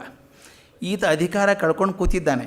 ಹಿಂದಿನ ಸಲ ಬೆಟ್ಟರಾಗಿ ಹೇಳಿದ್ರು, ಹುಷಾರಾಗಿರು, ಯಾರೋ ಒಬ್ರು ಇದ್ದಾರೆ ಅಂತ, ಅವ್ರು ಏನು ಮಾಡ್ತಾರೆ ನಮಗೆ ಅಂತ ಅಂದಿದ್ದ. ಈಗೇನಾಗೋದು ಆಗ್ಬಿಟ್ಟಿದೆ. ಈಗ ಬಂದರು. ಇಂದ್ರ, ನಾರದರೇ ಅಭಿವಂದಿಸುವೆನು, ಮಹೇಂದ್ರ ವಿಜಯಿಯಾಗು. ಇದೇನು ಇಲ್ಲಿರುವೆ? ಆ ಸಭೆಯಲ್ಲಿ ಇರಬೇಕಾಗಿತ್ತಲ್ಲ ಯಾವಾಗಲೂ, ಇಲ್ಲಿ ಯಾಕಿದ್ದೆ ಇಲ್ಲಿರುವೆ? ಐರಾವತದಲ್ಲಿ ಉಚ್ಚೈಶ್ರವಸ್ಸಲ್ಲಿ ಪಾದಚಾರಿಯಾಗಿ ಹೊರಟಿಲ್ಲೋ ಕಾರಣವೇನು? ಇದೇನು ಸರ್ವಸಮತಾಭ್ಯಾಸವೋ ಅಥವಾ ವಿರಕ್ತಚರ್ಯೆಯೋ? ಸರ್ವಸಮತಾಭಾವ ಅಂದರೆ ಎಲ್ಲರಂಗೆ ಇರಬೇಕು, ಸೋಷಿಯಾಲಿಸಮ್ ಆಗಿರಬೇಕು ಅಂತ ಬಂದ್ಯೋ? ಬರಿಗಾಲಲ್ಲಿ ಹೋಗ್ತಾ ಇದೆಯಾ ನೀನು? ವಿಚ್ಛ್ರೇಷವಸ್ಸ ಎಲ್ಲಿ ಹೋಯಿತು, ಐರಾವತ ಎಲ್ಲಿ ಹೋಯಿತು ಅಂತ ಕೇಳ್ತಾನೆ. ಮಹಾಮುನಿಯೇ, ತಮಗೆ ತಿಳಿಯದ ಮರ್ಮ ಉಂಟೆ, ನಮ್ಮನ್ನು ಏಕೆ ಪರಿಹಾಸ ಮಾಡುವಿರಿ? ನಿಮ್ಗೆ ಗೊತ್ತಿಲ್ವೇ, ಯಾಕೆ ತಮಾಷೆ ಮಾಡ್ತೀರಿ? ದೇವೇಂದ್ರ, ನಿಮ್ಮನ್ನು ನಾನು ಪರಿಹಾಸ ಮಾಡತಕ್ಕವನೇ? ಚಚೆ, ನಿಮಗೆ ಯಾಕೆ ಮಾಡಲಪ್ಪ? ಸುಂದೋಪಸುಂದರರು ಪ್ರದಪಲಾದಾರೆಂದು ನಾನು ಅವತ್ತೇ ಎಚ್ಚರಿಸಿದ್ದೆ, ನಿಮ್ಮನ್ನು ಎಚ್ಚರಿಸಿದ್ದೆ. ಅವರಿಂದ ಭಯ ಇಲ್ಲೆಂದು ಹೇಳಿದ್ದೆಯಲ್ಲ ನೀನು, ಅವತ್ತೇನು ಭಯ ಇಲ್ಲ ಅಂತ ನೀನೇ ಹೇಳಿದ್ದಿಲ್ವಾ? ಆದ್ದರಿಂದ ನೀವು ಅಮರಾವತಿಯನ್ನು, ನಂದನವನವನ್ನು ಬಿಟ್ಟು ಬರಲು ಇನ್ನಾವುದೋ ಕಾರಣವಿರಬೇಕು ಎಂದು ಊಹಿಸಿದ್ದೆ. ಗೊತ್ತಿದೆ ನಾರದರಿಗೆಲ್ಲ ಹೇಳೋದಾಗೆ, ನೀನು ಯಾವತ್ತು ಹೇಳಿದೆ ಯಾವುದೇ ಭಯ ಇಲ್ಲ ಅಂತ. ಹಾಗಾದರೆ ನೀನೇನೋ ನಿನ್ನ ಇಚ್ಛೆಯಿಂದ ಬಂದಿದ್ದೀಯಾ ಅಂದ್ಬಿಟ್ಟು ಕೊನೆಗೆ ಮಾತು ಹೇಳ್ತಾರೆ, ನಿಮಗೆ ವೈರಾಗ್ಯ ಜಾಡ್ಯವೇನಾದರೂ ಈಚೆಗೆ ಹಿಡಿದಿರಬಹುದೇ? ವೈರಾಗ್ಯ ಅನ್ನುವಂಥ ಜಾಡ್ಯ ಅದೇನಾದರೂ ಹತ್ಕೊಂಡಿದೆಯಾ ಅಂತ. ಅದಕ್ಕೆ ಒಬ್ಬ ಋಷಿಗಳು ಸುತ್ತಲಿದ್ದಾರಲ್ಲ, ಅವರೆಲ್ಲ ಕಂಪ್ಲೇಂಟು ಒಂದು ಘೇರ ಹಾಕ್ಕೊಂಡಾಗ ಮಾಡಿದ್ದಾರೆ. ಅವ್ರು ಹೇಳ್ತಾರೆ, ಪೂಜ್ಯರೇ, ವೈರಾಗ್ಯವು ಸರ್ವಸಮ್ಮತೆಯು ಈ ದೇವತೆಗಳಿರುವಡೆಗೆ ಹೇಗೆ ಬಂದಾವು? ದೇವತೆಗಳಿಗೆ ಡ್ಯಾಮೇಜಿಂಗ್ ರಿಮಾರ್ಕ್ ಇದು. ವೈರಾಗ್ಯವು ಸರ್ವಸಮ್ಮತೆಯು ಈ ದೇವತೆಗಳಿರುವಡೆಗೆ ಹೇಗೆ ಬಂದಾವು? ವೈರಾಗ್ಯ ಮತ್ತು ಎಲ್ಲರೂ ಸಮಾನವಾಗಿರೋದು ಈ ದೇವತೆಗಳಿರೋದು ಸಾಧ್ಯ ಇಲ್ಲ. ಮಾತು ಹೇಗಿದೆ ನೋಡಿ, ಡಿವಿಜಿಯರ್ ಭಾಷೆ ಇದು ನನಗೆ ಇಷ್ಟ ಆಗುತ್ತೆ. ಸ್ವಸುಖೈಕ ಲೋಲುಪತೆಗೂ ಸ್ವಪ್ರತಿಷ್ಠಾ ನಿರತತೆಗೂ ಇವರೇ ಆದರ್ಶ ರೂಪರು. ಎದಕ್ಕೆ ಆದರ್ಶ ರೂಪರು ಇವರು? ಸ್ವಸುಖೈಕ ಲೋಪತೆ, ತನ್ನ ಸುಖವನ್ನು ಮಾತ್ರ ತೋರಿಸ್ಕೊಂಡು ಲೋಲುಪತಲ್ಲಿರುವಂಥವರು ದೇವತೆಗಳು. ಅದಲ್ಲದೆ ಸ್ವಪ್ರತಿಷ್ಠಾ ನಿರತರು, ಬರೀ ತಮ್ಮನ್ನು ಹೇಳ್ಕೊಳ್ಳೋದ್ರಲ್ಲೇ ಇರ್ತಾರೆ. ಇದರಲ್ಲಿ ಇವರು ಆದರ್ಶ ಪುರುಷರಾಗಿದ್ದಾರೆ. ನಾರದ ತಾಪಸೋತ್ತಮರೇ, ಹಾಗೆ ಹೇಳಲಾದೀತೆ, ಹಾಗೆ ಹೇಳ್ತೀರೇ ಅಂತ ಕೇಳ್ತಾನೆ. ಇನ್ನೊಬ್ಬ ಋಷಿ ಸಂಕಟ ಆಗಿಬಿಟ್ಟದೆ, ಪಾಪ ಕಷ್ಟಪಟ್ಟು ಬಂದಿದ್ದಾವೆಲ್ಲ ಮೇಲೆ ಕಷ್ಟಪಟ್ಟಿದೆ. ಹೇಳ್ತಾನೆ, ಏಕೆ ಹೇಳಲಾಗದು, ಯಾಕೆ ಹೇಳೋದಿಲ್ಲ? ನನ್ನ ಭಿನ್ನಹವನ್ನು ಕೇಳೋಣವಾಗಲಿ. ಸ್ವರ್ಗ ನಿವಾಸಿಗಳೆಲ್ಲರಿಗೂ ಅಮೃತವು ಒಂದೇ ರೀತಿ ಸಿದ್ಧವಾಗಿರುವುದಷ್ಟೇ, ಒಂದೇ ರೀತಿ ಅಮೃತ ಎಲ್ಲರಿಗೂ. ಕಾಮಧೇನು ಎಲ್ಲರನ್ನೂ ಒಂದೇ ರೀತಿ ಉಪಚರಿಸುವುದಷ್ಟೇ. ಕಲ್ಪವೃಕ್ಷವು ಸಮಸ್ತರಿಗೂ ಒಂದೇ ರೀತಿ ಫಲಪ್ರದವಾಗಿರುವುದಷ್ಟೇ. ಚಿಂತಾಮಣಿಯು ಸಕಲರಿಗೂ ಒಂದೇ ರೀತಿ ಇಷ್ಟದಾಯಕವಾಗಿರುವುದಷ್ಟೇ. ರಂಭಾದಿಗಳ ಸೇವೆಯು ಸಕಲರಿಗೂ ಒಂದೇ ರೀತಿ ದೊರೆಯುತ್ತಿರುವುದಷ್ಟೇ. ಹೀಗಿದ್ದರೂ ಇವರಲ್ಲಿ ಒಬ್ಬನು ರಾಜನಂತೆ, ಒಬ್ಬನು ಉಪರಾಜನಂತೆ, ಮತ್ತೊಬ್ಬನು ದಂಡನಾಯಕನಂತೆ, ಇನ್ನು ಕೆಲವು ದಿಕ್ಪಾಲಕರಂತೆ. ಈ ತಾರತಮ್ಯ ಏಕೆ? ಇದೊಂದು ಮಾತು ಗಮನಿಸಬೇಕು. ಯಾವಾಗಲೂ ಯಶಸ್ಸು ಬಂದಾಗ, ನಥಿಂಗ್ ಸಕ್ಸೀಡ್ಸ್ ಲೈಕ್ ಸಕ್ಸಸ್ ಅಂತಾರೆ. ಯಶಸ್ಸು ಬಂದಾಗ ಎಲ್ಲರೂ ಒಂದಾಗಿರ್ತಾರೆ. ಸೋಲು ಬಂತೋ ಜಗಳ ಶುರು ಆಯಿತು, ಬ್ಲೇಮ್ ಗೇಮ್ ಶುರು ಆಗುತ್ತೆ. ಈ ತಾಪಸ್ ಹೇಳುವಂತ ನೋಡಿ, ನಾವು ಬಂದಿದ್ದೀವಪ್ಪ, ಇದು ನಮ್ಮದು ಯಾವ ಕೋಟ ಗೊತ್ತಿಲ್ಲ, ಬಂದಿದ್ದೀವಿ ನಾವು, ಸ್ವರ್ಗದಲ್ಲಿದ್ದೀವಿ. ಬೇರೆ ಬೇರೆ ಯಾಕೆ ಮಾಡ್ತೀರಿ ನೀವು? ಒಬ್ಬ ರಾಜ ಅಂತೆ ಇಂದ್ರ, ಇನ್ನೊಬ್ಬ ಉಪರಾಜ ಅಂತೆ, ಅವು ದಿಕ್ಪಾಲಕರಂತೆ, ಅವು ವಿಶೇಷ ಯಾಕೆ? ಅವರಿಗೆಲ್ಲ ಒಂದೇ ಇರಬೇಕಲ್ವ, ನಾವು ಸ್ವರ್ಗದಲ್ಲಿ ಒಂದೇ ಇರಬೇಕಲ್ವೇ ಅಂತ ಹೇಳಿ ಡಿಮಾಂಡ್ ಮಾಡೋಕ್ಕೆ ಶುರು ಮಾಡ್ತಾರೆ ಋಷಿಗಳು. ನಾವೆಲ್ಲ ಒಂದೇ ಥರ ಇರಬೇಕು ಅಂತ. ಈ ಮಾತು ತಿಲೋತ್ತಮೆ ನಾಟಕದಲ್ಲಿ ಬಂದರೂ ಕೂಡ ಅದು ಇವತ್ತಿನ ಮಾತೇ. ಈಗ ನಾವು ಪೇಪರಲ್ಲಿ ಬೇಕಾಡ್ಸಲ್ಲಿ ನೋಡಿದ್ದೀವಿ, ಕೆಲವರು ಇಲೆಕ್ಟೆಡ್ ಮೆಂಬರ್ಸ್ ಇರ್ತಾರೆ, ಕೆಲವರು ನಾಮಿನೇಟೆಡ್ ಮೆಂಬರ್ಸ್ ಇರ್ತಾರೆ. ಇಲೆಕ್ಟೆಡ್ ಮೆಂಬರ್ಸ್, ನೀವು ನಾಮಿನೇಟೆಡ್ ಮೆಂಬರ್ ಜಾಸ್ತಿ ಮಾತಾಡಬೇಡಿ, ಯಾರು ಅಧಿಕಾರದಲ್ಲಿರೋರು 4 ಜನ ಹ್ಞೂ ಅಂದರು ಅಂತ ಬಂದುಬಿಟ್ರಿ ನೀವು ಒಳಗಡೆ. ನಾವೆಲ್ಲ ಇಲೆಕ್ಷನ್ ನಿಂತ್ಕೊಂಡು ಆರಿಸಿ ಬಂದವರು. ಅದರಲ್ಲಿ ಇಬ್ಬರು ಒಂದೇ ಹೆಸರು, ಡೆಸಿಗ್ನೇಷನ್ ಎಲ್ಲ MLA MLC ಎಲ್ಲ ಒಂದೇ ಇರುತ್ತೆ, ಆದರೆ ಆರಿಸಿ ಬಂದ ರೀತಿ ಬೇರೆ, ಅದೇ ಅಂತ ತಾತ್ಪರ್ಯ ಬಂತು. ಇಲ್ಲ ಅದೇ ಹೇಳ್ತಾನೆ ಅವನು, ನಾವೆಲ್ಲ ಸ್ವರ್ಗದಲ್ಲಿ ಇರೋರಲ್ವ, ಯಾಕೆ ಭಿನ್ನತೆ ಬರಬೇಕು ಇದನ್ನು? ಮತ್ತೊಬ್ಬ ಋಷಿ ಸಿಟ್ಟು ಬಂದುಬಿಡ್ತದೆ. ಅಷ್ಟು ಮಾತ್ರವೇ ಅಲ್ಲ, ಸ್ವಪ್ರಯತ್ನ ಎಳ್ಳಷ್ಟು ಇಲ್ಲದೆ ಸ್ವರ್ಗ ಪದವಿಯನ್ನು ದಾನವಾಗಿ ಪಡೆದವರು ಇವರು ಅಧಿಕಾರಿಗಳಂತೆ. ಏನೂ ಕಷ್ಟಪಟ್ಟಿಲ್ಲ, ದಾನ ಪಡ್ಕೊಂಬಂದಿದ್ದಾರೆ ಇವರು. ಸ್ವಪ್ರಯಾಸದಿಂದ ಕೊಂಡುಕೊಂಡಿರುವ ನಾವು ಅಧೀನರಂತೆ. ಇದೆಂಥ ನ್ಯಾಯ ಅಂತ ಜೋರು ಮಾಡಿದಾಗ ನಾರದರು ಸೊಲ್ಯೂಷನ್ ಕೊಡ್ತಾರೆ. ಎಷ್ಟು ಚೆನ್ನಾಗಿದೆ ನೋಡಿ ಮಾತದು. ನಾರದ ಅಂತಾರೆ, ಇದು ಭೂಲೋಕದ ನ್ಯಾಯ, ಇದು ಭೂಲೋಕದಲ್ಲಿ ಹಿಂಗೆಲ್ಲ ನ್ಯಾಯ ಇದೆಯಪ್ಪ. ಅಲ್ಲಿಂದ ಬಂದವರೊಡನೆ ಬಹುಕಾಲ ಸಹವಾಸ ಮಾಡಿದುದರಿಂದ ದೇವತೆಗಳಿಗೂ ಅವರ ಬುದ್ಧಿ ಬಂದಿರುವುದೋ ಏನೋ. ಅವ್ರ ಜೊತೆಗೆ ಬಹಳ ದಿವಸ ಇದ್ದಾರಲ್ಲ, ಇದ್ದು ಇವರಿಗೂ ದೇವತೆಗಳಿಗೆ ಕೂಡ ಮನುಷ್ಯರ ಬುದ್ಧಿಯೇ ಬಂದಿದೆ. ಹಾಗುಂಟೆ ಋಷಿ ಹೇಳ್ತಾನೆ, ದೇವತೆಗಳು ಮನುಷ್ಯರಂತೆ ಮೋಹ ಮತ್ಸರ ವಿಶಿಷ್ಟರಾಗಿ ಸರ್ವಸಮ್ಮತಿ ಇಲ್ಲದಿದ್ದರೆ ಭೂಲೋಕಕ್ಕೂ ದೇವಲೋಕಕ್ಕೂ ಇರುವ ವ್ಯತ್ಯಾಸವೇನು? ಎಲ್ಲ ಒಂದೇ ಅಲ್ಲ ನಾವು. ಅದಕ್ಕೆ ಈ ಮಾತನ್ನು ಭಾಳ ಚೆಂದ ಹೇಳ್ತಾರೆ ನಾರದ. ನೀವು ಹೊಗಳುವ ನೀತಿಯನ್ನು ನೀವೇ ಅನುಸರಿಸಿದ್ದೀರಲ್ಲವೇ ದೇವತೆಗಳನ್ನು ಆಕ್ಷೇಪಿಸುವುದಕ್ಕೆ ನಿಮಗೆ ಬಾಯಿ ಬರುವುದು? ನೀವೇನು ಹೇಳ್ತಾ ಇದ್ದೀರಿ, ಹಾಗೆ ನಡ್ಕೊಂಡಿದ್ದೀರಾ ನೀವು ಅಂತ ಋಷಿಗಳನ್ನು ಕೇಳ್ತಾರೆ. ಇತರ ಮನುಷ್ಯರಿಗಿಂತ ಶ್ರೇಷ್ಠರೆನಿಸಿಕೊಂಡು ಅವರಿಗಿಂತ ಹೆಚ್ಚಾಗಿ ಸುಖಿಸಬೇಕೆಂದು ನೀವು ಬಯಸಿದಿರಿ. ಅದೇ ರೀತಿ ನಿಮಗಿಂತ ಶ್ರೇಷ್ಠರೆನಿಸಿಕೊಂಡು ನಿಮಗಿಂತ ಹೆಚ್ಚಾಗಿ ಸುಖಿಸಬೇಕೆಂದು ದೇವತೆಗಳು ಬಯಸಿದರು. ನೀವು ಯುದ್ಧದ ಭೂಮಿಯಲ್ಲಿ ಏನು ಮಾಡಿದಿರಿ? ಹೇಗಾದರೂ ಮಾಡಿ ಸ್ವರ್ಗ ಬೇಕು ಅಂತ ಉಳಿದವ್ರಿಗಿಂತ ಹೆಚ್ಚು ಪಡ್ಕೋಬೇಕು ಅಂತ ಬಂದಿರಿ. ನೀವು ನಿಮಗಿಂತ ಹೆಚ್ಚಾಗಿರಬೇಕು ಅಂತ ಇವರು ಬಂದರು. ಅದಕ್ಕೆ ಹೇಳ್ತಾರೆ, ಈ ಮಾತು ಭಾಷೆ ಎಷ್ಟು ಚೆನ್ನಾಗಿ ಪದ ನೋಡಿರಲಿಲ್ಲ, ಇದುವರೆಗೂ ಪದ ನೋಡಿರಲಿಲ್ಲ ಅಂಥದ್ದು. ಈ ಬಗೆಯ ಸ್ಪರ್ಧಾ ದುಃಖವಿಲ್ಲದೆ, ಸ್ಪರ್ಧಾ ದುಃಖ ಅಂತ ಪದ ಕೇಳಿರಲಿಲ್ಲ ನಾನು. ಸ್ಪರ್ಧೆನೇ ಸ್ಪರ್ಧಾ ದುಃಖವಿಲ್ಲದೆ ಸರ್ವಸಮವಾಗಿ ಅಚ್ಯುತವಾಗಿರತಕ್ಕ ಸುಖವು ಸ್ವರ್ಗದಲ್ಲಿಲ್ಲ. ಇದು ಹೇಗಂದರೆ ಸ್ಪರ್ಧಾ ದುಃಖ, ಈ ಒಂದು ಸ್ಪರ್ಧೆ ಮಾಡಿ ಇಲ್ಲಿ ಬಂದ್ರಿ, ಇನ್ನೊಬ್ಬರು ಸ್ಪರ್ಧೆ ಮಾಡಿ ಇಲ್ಲಿ ಬಂದರು, ಈ ಎರಡರ ನಡುವೆ ಸ್ಪರ್ಧಾ ದುಃಖ ಇರಬೇಕು, ವ್ಯತ್ಯಾಸ ಇರಬೇಕು, ಅಂದಾಗ ಮಾತ್ರ ಸ್ವರ್ಗದಲ್ಲಿರುವಂಥದ್ದು. ಅದು ವ್ರತ ಉಪವಾಸಗಳಿಂದ ದೊರೆಯುವುದಿಲ್ಲ. ಇದೊಂದು ಮಾತು ಬರ್ತದೆ, ಭೂಮಿ ಮೇಲಿದ್ದಾಗ ವ್ರತ ಉಪವಾಸಗಳನ್ನು ಮಾಡಿ ಸ್ವರ್ಗಕ್ಕೆ ಹೋಗ್ತಾರೆ, ಎಷ್ಟು ದಿವಸ ಇರ್ತಾರೆ ಅಂತ. ಇದನ್ನು ಅಗ್ನಿ ಹೇಳ್ತಾನೆ, ನೀವು ಈಗ ಬಂದವರು ಮಾತಾಡ್ತೀರಿ, ನಾವು ಎಷ್ಟು ವರ್ಷದಿಂದ ಇದ್ದೀವಿ ಅಂತ. ಇದಕ್ಕೊಂದು ಭಾಳ ನಮ್ಮ ಪುರಾಣದಲ್ಲಿ ಒಂದು ಕಥೆ ಬರ್ತದೆ. ಒಬ್ಬ ಚಕ್ರವರ್ತಿ ಇದ್ದ ಅಂತ, ಇಂದ್ರದ್ಯುಮ್ನ ಅಂತ ಒಬ್ಬ ಕಥೆ ಇದೆ. ಭಾಳ ದೊಡ್ಡ ಕಥೆ ಅದು, ಭಾಳ ಸಿಂಬಾಲಿಕ್ ಕಥೆ, ನನಗೆ ಭಾಳ ಇಷ್ಟವಾದಂಥದ್ದು. ಇಂದ್ರದ್ಯುಮ್ನ ಬಹಳ ವರ್ಷ ರಾಜನಾಗಿದ್ದ. ಇರುವಾಗ ಬೇಕಾದ ದಾನ ಧರ್ಮಗಳನ್ನೆಲ್ಲ ಮಾಡಿದ್ದಂತೆ. ಅವನು ಸ್ವರ್ಗದ ಆಸೆಯಿಂದನೇ ಮಾಡಿದವನು. ಬೇಕಾದ ಸ್ವರ್ಗ ಸಿಗಲಿ ಅಂತ ಅಷ್ಟೋ 1000 ವರ್ಷ ತಪಸ್ಸು ಮಾಡಿ ಕೊನೆಗೆ ಅವನು ದೇಹ ಬಿಟ್ಟ, ಸ್ವರ್ಗ ಸಿಕ್ತು. ಸ್ವರ್ಗದಲ್ಲಿ 100 ವರ್ಷ ಇದ್ದಿದ್ದಾನವನು. ಒಂದು ದಿವಸ ಬಂದು ಸ್ವರ್ಗದ ಅಧಿಕಾರಿಗಳು ಹೇಳಿದ್ರಂತೆ, ನಾಳೆ ನಿಮ್ಮದು ಮುಗೀತು, ಬುಕ್ಕಿಂಗ್ ಇರ್ತದಲ್ಲ ಎಷ್ಟು ದಿವಸ ಇರಬೇಕು ಅಂತ, ಅದು ಮುಗೀತು, ನಾಳೆ ಖಾಲಿ ಮಾಡಬೇಕು ನೀವು, ಮತ್ತೆ ಭೂಮಿಗೆ ವಾಪಸ್ ಹೋಗಬೇಕು ಅಂದ್ರಂತೆ. ಅವನಂದ, ನಾನು ಪರ್ಮನೆಂಟ್ ಇರ್ತೀನಿ ಅಂದ್ಕೊಂಡಿದ್ದೆ. ಹಾಗಿಲ್ಲ ಸ್ವಾಮಿ, ನಮ್ಮ ಪದ್ಧತಿ ಬೇರೆ ಇದೆ. ನೀವು ಭೂಮಿಯಲ್ಲಿ ಎಷ್ಟೆಷ್ಟು ಕೆಲಸ ಮಾಡಿದ್ದೀರೋ ಅದು ಅಕೌಂಟ್ಸ್ ಇದೆ, ಅದು ಎಷ್ಟು ವರ್ಷ ಅಂತ ಇರ್ತದೆ ಅಷ್ಟು ಕೂಪನ್ ಕೊಡಲ್ವ, ಈಗ ಕೂಪನ್ನು ಕ್ರೆಡಿಟ್ ಪಾಯಿಂಟ್ಸ್ ಅಂತ ಕೊಡ್ತಾರೆ, ಅಷ್ಟು ಆಗೋ ತನಕ ಇರ್ಬೋದು, ಆದಮೇಲೆ ಹೋಗ್ಬೇಕು ನೀವು. ಅವನೊಂದು ಎಷ್ಟೊಂದು ಮಾಡಿದ್ದೀನಲ್ಲ ನಾನು ಒಂದು, ಅವನು ಮಾಡಿದ್ದೀರಿ ನಿಜ, ಆದರೆ ಒಂದು ಪ್ರಾಬ್ಲಮ್ ಇದೆ. ನಮ್ಮಲ್ಲಿ ಒಂದು ಸ್ವರ್ಗದಲ್ಲಿ ರೂಲ್ ಏನಪ್ಪ ಅಂದರೆ, ನೀವು ಮಾಡಿದಂಥ ದಾನ ಧರ್ಮಗಳನ್ನಾಗಲಿ ಏನಾದರೂ ಮಾಡಿದ್ದು ನೆನೆಸುವಂಥವ್ರು ಇರುವವರೆಗೂ ನೀವು ಸ್ವರ್ಗದಲ್ಲಿರ್ಬೋದು. ನೀವು ಮಾಡಿದ್ದೀರಿ ಅಂತ ನೆನೆಸುವಷ್ಟು ಜನ ಇದ್ದಾರಲ್ಲ ಭೂಮಿ ಮೇಲೆ, ಅಷ್ಟು ವರ್ಷ ಇರ್ಬೋದು. ನೀವು ಮಾಡಿದ್ದನ್ನು ನೆನೆಸದೇ ಹೋದಂಥ ಒಬ್ಬ ಪ್ರಾಣಿನೂ ಇಲ್ಲದೆ ಹೋದರೆ ನಿಮ್ಮ ಸ್ವರ್ಗದ ಅವಶ್ಯ ಮುಗೀತು. ಅಂದರೆ ಪರ್ಮನೆಂಟಾಗಿ ಎಲ್ಲರೂ ನೆಲೆಸುವಂಥ ಕೆಲಸವನ್ನು ಮಾಡಿದರೆ ಮಾತ್ರ ಸಾಯುಜ್ಯ ಸಿಗುವಂಥದ್ದು, ಸ್ವಲ್ಪ ದಿವಸ ಆದರೆ ಆಗೋಲ್ಲ ಅಂತ. ಇವನೊಂದು ಹಾಗಾದ್ರೆ ನಾನು ಎಷ್ಟೊಂದು ಮಾಡಿದ್ದೆ ಮರ್ತು ಬಿಟ್ರೆ ಜನ, ಅವನು ಸ್ವಲ್ಪ ಸ್ವರ್ಗದವನು ಕನಿಕರ ತೋರಿಸ್ತಾನೆ, ಭಾಳ ವರ್ಷ ಇದ್ದವನು ಇಲ್ಲಿ ಸ್ವರ್ಗದಲ್ಲಿ ಅಂತೇಳಿ. ಬೇಕಾದ್ರೆ ಒಂದು ಕೆಲಸ ಮಾಡ್ತೇನೆ, ನೀವು ಭೂಮಿಗೆ ಹೋಗಿ ನೋಡ್ಕೊಂಬನ್ನಿ, ನಿಮ್ಮನ್ನು ನೆನೆಸೋರು ಯಾರಾದರೂ ಒಬ್ಬರಿದ್ದರೂ ಸಾಕು, ಒಬ್ಬರು ಇದ್ರೆ ಸಾಕು, ಬನ್ನಿ ಮತ್ತು ನಿಮ್ಮ ಕಂಟಿನ್ಯೂ ಮಾಡ್ತೀನಿ ಸ್ವರ್ಗದಲ್ಲಿ ಅಂತಾನೆ. ಇಂದ್ರದ್ಯುಮ್ನ ಭೂಮಿಗೆ ಬರ್ತಾನೆ. ಇದು ಪುರಾಣದ ಕಥೆ, ಭಾಳ ಚೆನ್ನಾಗಿರೋ ಕಥೆ. ಭೂಮಿಗೆ ಬರ್ತಾನೆ, ಬಂದು ತಾನಿರುವಂಥ ರಾಜ್ಯಕ್ಕೆ ಹೋಗ್ತಾನೆ. ರಾಜ್ಯ ಗುರ್ತೇ ಸಿಗಲ್ಲ. ಅವನು ತಾನು ಇದೇ ರಾಜ್ಯಕ್ಕೆ ಚಕ್ರವರ್ತಿ ಆಗಿದ್ದ, ನಾನು ರಾಜ್ಯ ಎಲ್ಲಿದೆ ಏನು ಮಿತಿನ ಮೇರೆ ಇಲ್ಲ. ಈಗ ನಮ್ಗೆ 10 ವರ್ಷ ಬಿಟ್ಟು ಬೆಂಗಳೂರಿಗೆ ಬಂದರೆ ಬೆಂಗಳೂರಿಗೆ ಗುರ್ತು ಸಿಗಲ್ಲ. ಆ ರಾಜ್ಯ ಎಷ್ಟೋ ಸಾವಿರ ವರ್ಷ ಹೋಗಿದೆ, ಬಂದಿದ್ದಾನು, ರಾಜ್ಯ ಗುರ್ತೇ ಸಿಗಲ್ಲ. ಎಲ್ಲಿದ್ದೆ ನಾನು, ಏನು ಮಾಡಿದೆ? ಹೋಗಿ ಕೇಳ್ತಾನೆ ಎಲ್ಲರಿಗೂ, ಇಂದ್ರದ್ಯುಮ್ನ ಅಂತ ಒಬ್ಬ ಚಕ್ರವರ್ತಿ ಇದನ್ನ ಗೊತ್ತಾ ನಿಮಗೆ ಅಂತ. ಏನು ಕೇಳಿಲ್ಲ ಬಿಡಿ, ಹೆಸರೇ ಗೊತ್ತಿಲ್ಲ ಅಂದ್ಬಿಟ್ರು.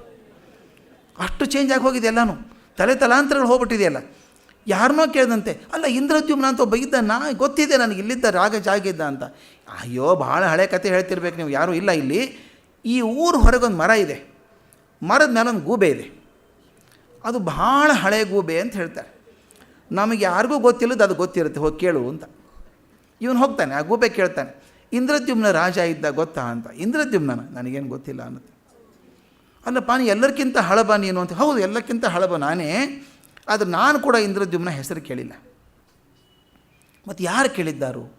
ನನಗಿಂತ ಒಂದು ಪ್ರಾಣಿ ಇದೆ, ಈ ಊರು ಹೊರಗೊಂದು ಕೆರೆ ಇದೆ, ಆ ಕೆರೆಯೊಳಗೊಂದು ಆಮೆ ಇದೆ, ಅದರಷ್ಟು ವಯಸ್ಸಾದ ಪ್ರಾಣಿ ಭೂಮಿ ಮೇಲೆ ಇಲ್ಲ ಅಂತ ಹೇಳ್ತಾರೆ. ಅದು ಜೀರ್ಣಾವಸ್ಥೆಗೆ ಬಂದುಬಿಟ್ಟಿದೆ, ಬೇಗ ಹೋಗು ಅದನ್ನು ಮಾತಾಡಿಸು, ಅದಕ್ಕೇನಾದರೂ ಗೊತ್ತಿದ್ದರೆ ಗೊತ್ತಿರಬೇಕು.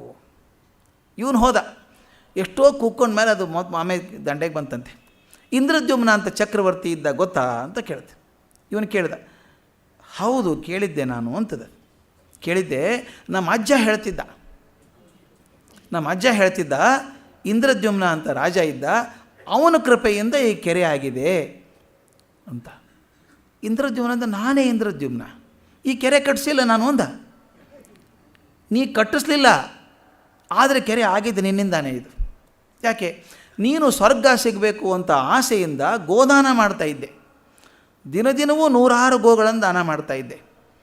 ಅದನ್ನು ತೊಗೊಂಡು ಹೋಗ್ತಾ ಇದ್ರಲ್ಲ ಜನ ಊರು ಹೊರಗೆ ಹೋದಾಗ ಹಸುಗಳಿಗೆ ಭಯ ಆಗಬೇಕು, ಎಲ್ಲೋ ಕರ್ಕೊಂಡು ಹೋಗ್ಬಿಡ್ತಾರೆ ನಮ್ಮನ್ನು ಅಂತ, ಹೋಗೋದಿಲ್ಲ ಅಂತ ಹಿಂದೆ ಎಳಿತಿತ್ತು. ಕರ್ಕೊಂಡು ಹೋಗೋರು ಎಳ್ಕೊಂಡು ಹೋಗ್ತಾಯಿದ್ರು. ಆ ಹಿಂದೆ ಮುಂದೆ ಎಳೆದಾಗ ಆ ಹಸುಗಳ ಖುರಪುಟದಿಂದಾಗಿ ತೆಗ್ಗಾಯಿತು. ದಿನಾಲೂ 1000 ಹಸುಗಳನ್ನ ದಾನ ಕೊಡ್ತಿದ್ದೆಲ್ಲ ನೀನು. ಕೊಡುವಾಗ ಆ ದನಗಳು ಬೇಜಾರಿಂದ ಹೋಗೋದು ಬೇಡ ಅಂತ ನೆಲ ಕೆರೆದು ದೊಡ್ಡ ಕೆರೆ ಆಯಿತು. ಅದರಲ್ಲಿ ನೀರು ನಿಂತಿದೆ. ಇಷ್ಟೊಂದು ಜಲಚರಗಳು ಅದರಿಂದ ನಿನ್ನ ಕಟ್ಟಿದಂಥ ಕೆರೆಯಿಂದ ಉಳಿದಿದೆ. ನೀನು ಸ್ವರ್ಗ ಬೇಕು ಅಂತ ಮಾಡಲಾರದು ಇದೊಂದೇ ಕೆಲಸ. ಎಷ್ಟು ಚೆನ್ನಾಗಿರೋ ಮಾತು. ಉಳಿದೆಲ್ಲ ಯಜ್ಞ ಯಾಗಾದಿಗಳನ್ನು ಏನು ಮಾಡಿದೆಯೋ, ಹಸುಗಳನ್ನು ಕೊಟ್ಟಿಯೋ, ಅದೆಲ್ಲ ಸ್ವರ್ಗದ ಆಸೆಯಿಂದ ಮಾಡಿದ್ದು. ಇದು ನಿನಗೆ ಗೊತ್ತೇ ಇಲ್ಲ, ಆದರೆ ನಿನ್ನದು ಉಪಕಾರ ಆಗಿದೆ. ಇಷ್ಟೊಂದು ಜಲಚರಗಳು, ನಾನು ನಮ್ಮ ಪನಿತನ ಎಲ್ಲ ಬದುಕಿದ್ದ ನೀರಲ್ಲಿ, ಆದ್ದರಿಂದ ಇಂದ್ರದ್ಯುಮ್ನಾಜ ಒಳ್ಳೆ ಕೆಲಸ ಮಾಡಿದ್ದೀಯಾ ಅಂತ ಹೇಳ್ತಂತೆ. ಅಷ್ಟೊತ್ತಿಗೆ ಹಿಂದೆ ಭುಜ ತಟ್ಟಿದಂಗೆ ತಿರುಗಿ ನೋಡಿದರೆ ಆ ಸ್ವರ್ಗ ಲೋಕದ ಅಧಿಕಾರಿ ಬಂದಿದ್ದಂತೆ. ಬರಯ್ಯ, ಇನ್ನೂ ಟೈಮ್ ಇದೆ, ನಿನಗೆ ಮೇಲೆ ಕರ್ಕೊಂಡು ಹೋಗ್ತೇನೆ ಎಂದಂತೆ. ಈ ಪ್ರಾಣಿಗಳಿರೋ ತನಕನೂ ನೀ ಮಾಡಿದ್ದ ಕೃಪೆ ಇದೆಯಲ್ಲ, ಆದ್ದರಿಂದ ಇರುತ್ತೆ ಅಂತ. ಆದ್ದರಿಂದ ಯಾವ ಸ್ವರ್ಗಕ್ಕೋಸ್ಕರ ಅಂತ ಮಾಡಿದ್ದು ಅಷ್ಟವಧಿ ಮಾತ್ರ. ಸ್ವರ್ಗ ಬೇಡ ಅಂತ ಅನಪೇಕ್ಷೆಯಿಂದ ನಿರಾಪೇಕ್ಷೆಯಿಂದ ಮಾಡಿದಂಥ ಕೆಲಸ ಸ್ವರ್ಗದಲ್ಲಿ ಜಾಸ್ತಿ ದಿವಸ ಇರೋಕ್ಕೆ ಅವಕಾಶ ಕೊಡ್ತದೆ ಅಂತ ಅದು ಹೇಳ್ತಾರೆ. ಅದು ವೃತ ಉಪವಾಸಗಳಿಂದ ನಡೆಯೋದು. ಬ್ರಹ್ಮನಿಷ್ಠರಾಗಿ ಭೋಗಾಪೇಕ್ಷೆಯನ್ನು ಬಿಟ್ಟಿರುವವರೇ ಮಾತ್ರ ಇಲ್ಲಿ ಸ್ವರ್ಗದಲ್ಲಿ ಸುಖಿಯಾಗಿರಬಲ್ಲವರು. ಸ್ವರ್ಗದಲ್ಲಿ ಸುಖಿಯಾಗಿರಬೇಕಾದ್ರೂ ಕೂಡ ಅಲ್ಲಿ ಕೂಡ ಅಪೇಕ್ಷೆಗಳನ್ನು ಬಿಟ್ಟಿರಬೇಕು ಅಂತ. ಹಾಗಾದರೆ ಕಡಿಕ ಋಷಿಗಳು ಹೇಳ್ತಾರೆ, ನಮಗೆ ಇಲ್ಲಂತೂ ಸುಖ ಸಿಗಲಿಲ್ಲ, ಹಾಗಾದರೆ ನಮ್ಮನ್ನು ಇಲ್ಲಿಂದ ಹಿಂದಕ್ಕಾದರೂ ಕಳಿಸಿದರೆ ತಾವು ತೋರುವ ದಾರಿಯನ್ನೇ ನಾವು ಹಿಡಿಯಬಹುದು, ವಾಪಸ್ ಭೂಮಿಗಾದರೂ ಕಳಿಸಿ ಅಂತ. ಅದಕ್ಕೆ ಮಾತು ಇಷ್ಟು ಚೆನ್ನಾಗಿದೆ. ಅದು ಸುಮ್ಮನೆ ಓದ್ಕೊಂಡ್ರೆ ಅಷ್ಟು ಆಗಲಿಕ್ಕಿಲ್ಲ ಅನಿಸ್ತು. ಆ ದಾರಿಯನ್ನು ಎಲ್ಲಿದ್ದರೂ ಹಿಡಿಯಬಹುದು, ಕೆಳಗೆ ಹೋಗುವ ದಾರಿಯನ್ನು ಎಲ್ಲಿದ್ದರೂ ಹಿಡಿಬೋದು. ಎಷ್ಟು ತೂಕದ ಮಾತು ಗೊತ್ತಾ ಅದು. ಮೇಲೆ ಹೋಗೋದು ಕಷ್ಟಕರವಾದಂಥ ಯಾತ್ರೆ. ಕೆಳಗೆ ಬರಬೇಕಾದ್ರೆ ಏನೂ ಕಷ್ಟಪಡಬೇಕಾಗಿಲ್ಲ. ಅದಕ್ಕೆ ಹೇಳ್ತಾರೆ ಆ ದಾರಿಯನ್ನು ಎಲ್ಲಿದ್ದರೂ ಹಿಡಿಬೋದು. ಕೆಳಗೆ ಬೀಳೋದು ಬೇಕಾದರೆ ಏನೂ ಕಷ್ಟಪಡಬೇಕಾಗಿಲ್ಲ, ಮೇಲೆ ಹೋಗ್ಬೇಕಾದ್ರೆ ಕಷ್ಟಪಡಬೇಕು, ಸಾಧನೆ ಮಾಡಬೇಕು. ಕೆಳಗೆ ಬೀಳಬೇಕಾದ್ರೆ ಒಂದು ಕೆಲಸ, ನೀನು ಹೇಳಿದ್ನಲ್ಲ, ಒಥೆಲೋ, ಹ್ಯಾಮ್ಲೆಟ್, ಇವನು ಮ್ಯಾಕ್ಬೆತ್, ಎಲ್ಲರೂ ಅದೇ ಕೆಲಸ ಮಾಡಿದವರು. ದೊಡ್ಡವರು ಕಷ್ಟಪಟ್ಟ ಮೇಲೆ ಕೇರಿದವರು ಒಂದು ಟಕ್ ಅಂತ ಜಾರಿ ಬಂದರು ಕೆಳಗೆ. ಅದಕ್ಕೆ ಹೇಳ್ತಾರೆ ಆ ದಾರಿಯನ್ನು ಎಲ್ಲಿದ್ದರೂ ಹಿಡಿಯಬಹುದು. ಸದ್ಯ ಇಲ್ಲಿಯ ಧರ್ಮಗಳು ನಿಮ್ಮಿಂದ ನಡೆಯಲಿ. ಅಗ್ನಿ ಹೇಳ್ತಾನೆ, ತಾಪಸರೇ ನೋಡಿದ್ದೀರಾ, ನೀವು ಸ್ವರ್ಗಕ್ಕಿಂತಲೂ ಉತ್ತಮ ಪದವನ್ನು ಪಡೆಯಬಹುದು, ನಿಮಗೆ ಉಪಾಯ ಉಂಟು. ನಾರದರು ಹೇಳಿದರು, ನಮಗೆ ಆ ಉಪಾಯವಿಲ್ಲ, ನಾವು ಇಲ್ಲೇ ಇರಬೇಕು. ಅಗ್ನಿ ಹೇಳಿದು, ನಮಗೆ ಬೇರೆ ಜಾಗ ಇಲ್ಲ. ಅಂದು ಸುಖಕ್ಕೆ ನಾವು ಮುಖ್ಯಾಧಿಕಾರಿಗಳಾಗಿದ್ದೆವು, ಇನ್ನು ದುಃಖಕ್ಕೂ ನಾವೇ ಮುಖ್ಯಾಧಿಕಾರಿಗಳು. ನಿಮಗೆ ನಿರ್ಬಂಧವಿಲ್ಲ, ಆದ್ದರಿಂದ ನಮ್ಮಲ್ಲಿ ಅಸೂಯೆ ಪಡಬೇಡಿ.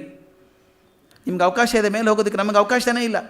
ಈಗ ನಾವು ಲಿಫ್ಟಲ್ಲಿ ಮೇಲೆ ಕೆಳಗೆ ಹೋಗಿ ಬರ್ಬೋದು ಅಲ್ವಾ? ಆ ವಾಚ್ಮನ್ನಿಗೆ ಏನು ಕೆಲಸ ಪಾಪ, ಅಲ್ಲೇ ಇರಬೇಕು ಅವನು, ಬೇರೆ ಗತಿ ಇಲ್ಲ, ಅವನು ಅಲ್ಲೇ ಅಪಾಯಿಂಟ್ ಮಾಡಿದವನು. ಇವ್ರು ಹಾಗಾಯ್ತು, ನಾವು ಕೆಲಸ ಮಾಡೋರು ಇಲ್ಲೇ ಇರ್ತೀವಿ, ನೀವು ಇರಬೇಕು ಅಂತ.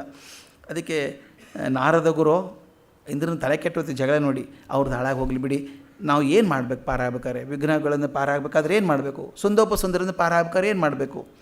ಅವ್ರು ಹೇಳ್ತಾರೆ, ನಾರದ ಹೇಳುವಂಥ ಇಂದ್ರ ಹೇಳುವಂಥ ಮಾತು ಹೇಗಿದೆ ನೋಡಿ, ಅವರ ತಪಸ್ಸಿಗೆ ಎಷ್ಟೋ ವಿಘ್ನಗಳನ್ನು ಮಾಡಿದೆವು, ಪ್ರಯೋಜನವಾಗಲಿಲ್ಲ. ಯಾರ ತಪಸ್ಸಿಗೆ, ಸುಂದರ ತಪಸ್ಸಿಗೆ ಬೇಕಾದಷ್ಟು ವಿಘ್ನಗಳನ್ನು ಮಾಡಿದ್ವಿ, ಆಗಲಿಲ್ಲ. ಅವರು ಯಾವುದರಿಂದೂ ಕದಲಲಿಲ್ಲ. ಅದಕ್ಕೆ ನಾರದರ ಮಾತು ಎಷ್ಟು ಚೆನ್ನಾಗಿದೆ ನೋಡಿ. ಮಹೇಂದ್ರ, ಭಗವದ ಉಪಾಸನೆಗೆ ಭಂಗ ಎಸಗುವುದೊಂದು ಪುಣ್ಯವೇ? ಆತ ತಪಸ್ಸು ಮಾಡ್ತಿದ್ದ ಭಗವಂತನ ಕುರಿತು. ಭಗವದ್ ಉಪಾಸನೆಗೆ ಭಂಗ ಎಸಗುವುದೊಂದು ಪುಣ್ಯವೇ?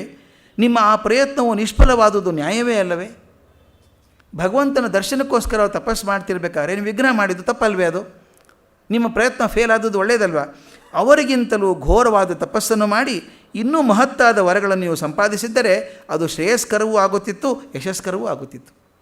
ಅವನು ತಪಸ್ಸು ಭಂಗ ಮಾಡ್ಬೋದು, ನೀವೇ ತಪಸ್ಸು ಮಾಡ್ಬೋದಾಗಿತ್ತಲ್ಲ ಅಂತ ಕೇಳ್ತಾರೆ. ಸುಂದೋಪಸುಂದರು ಬಲಶಾಲಿಗಳಾದರೂ ಇಷ್ಟು ದೂರ ದುಡುಕುವರೆಂದು ನನಗನಿಸಿರಲಿಲ್ಲ.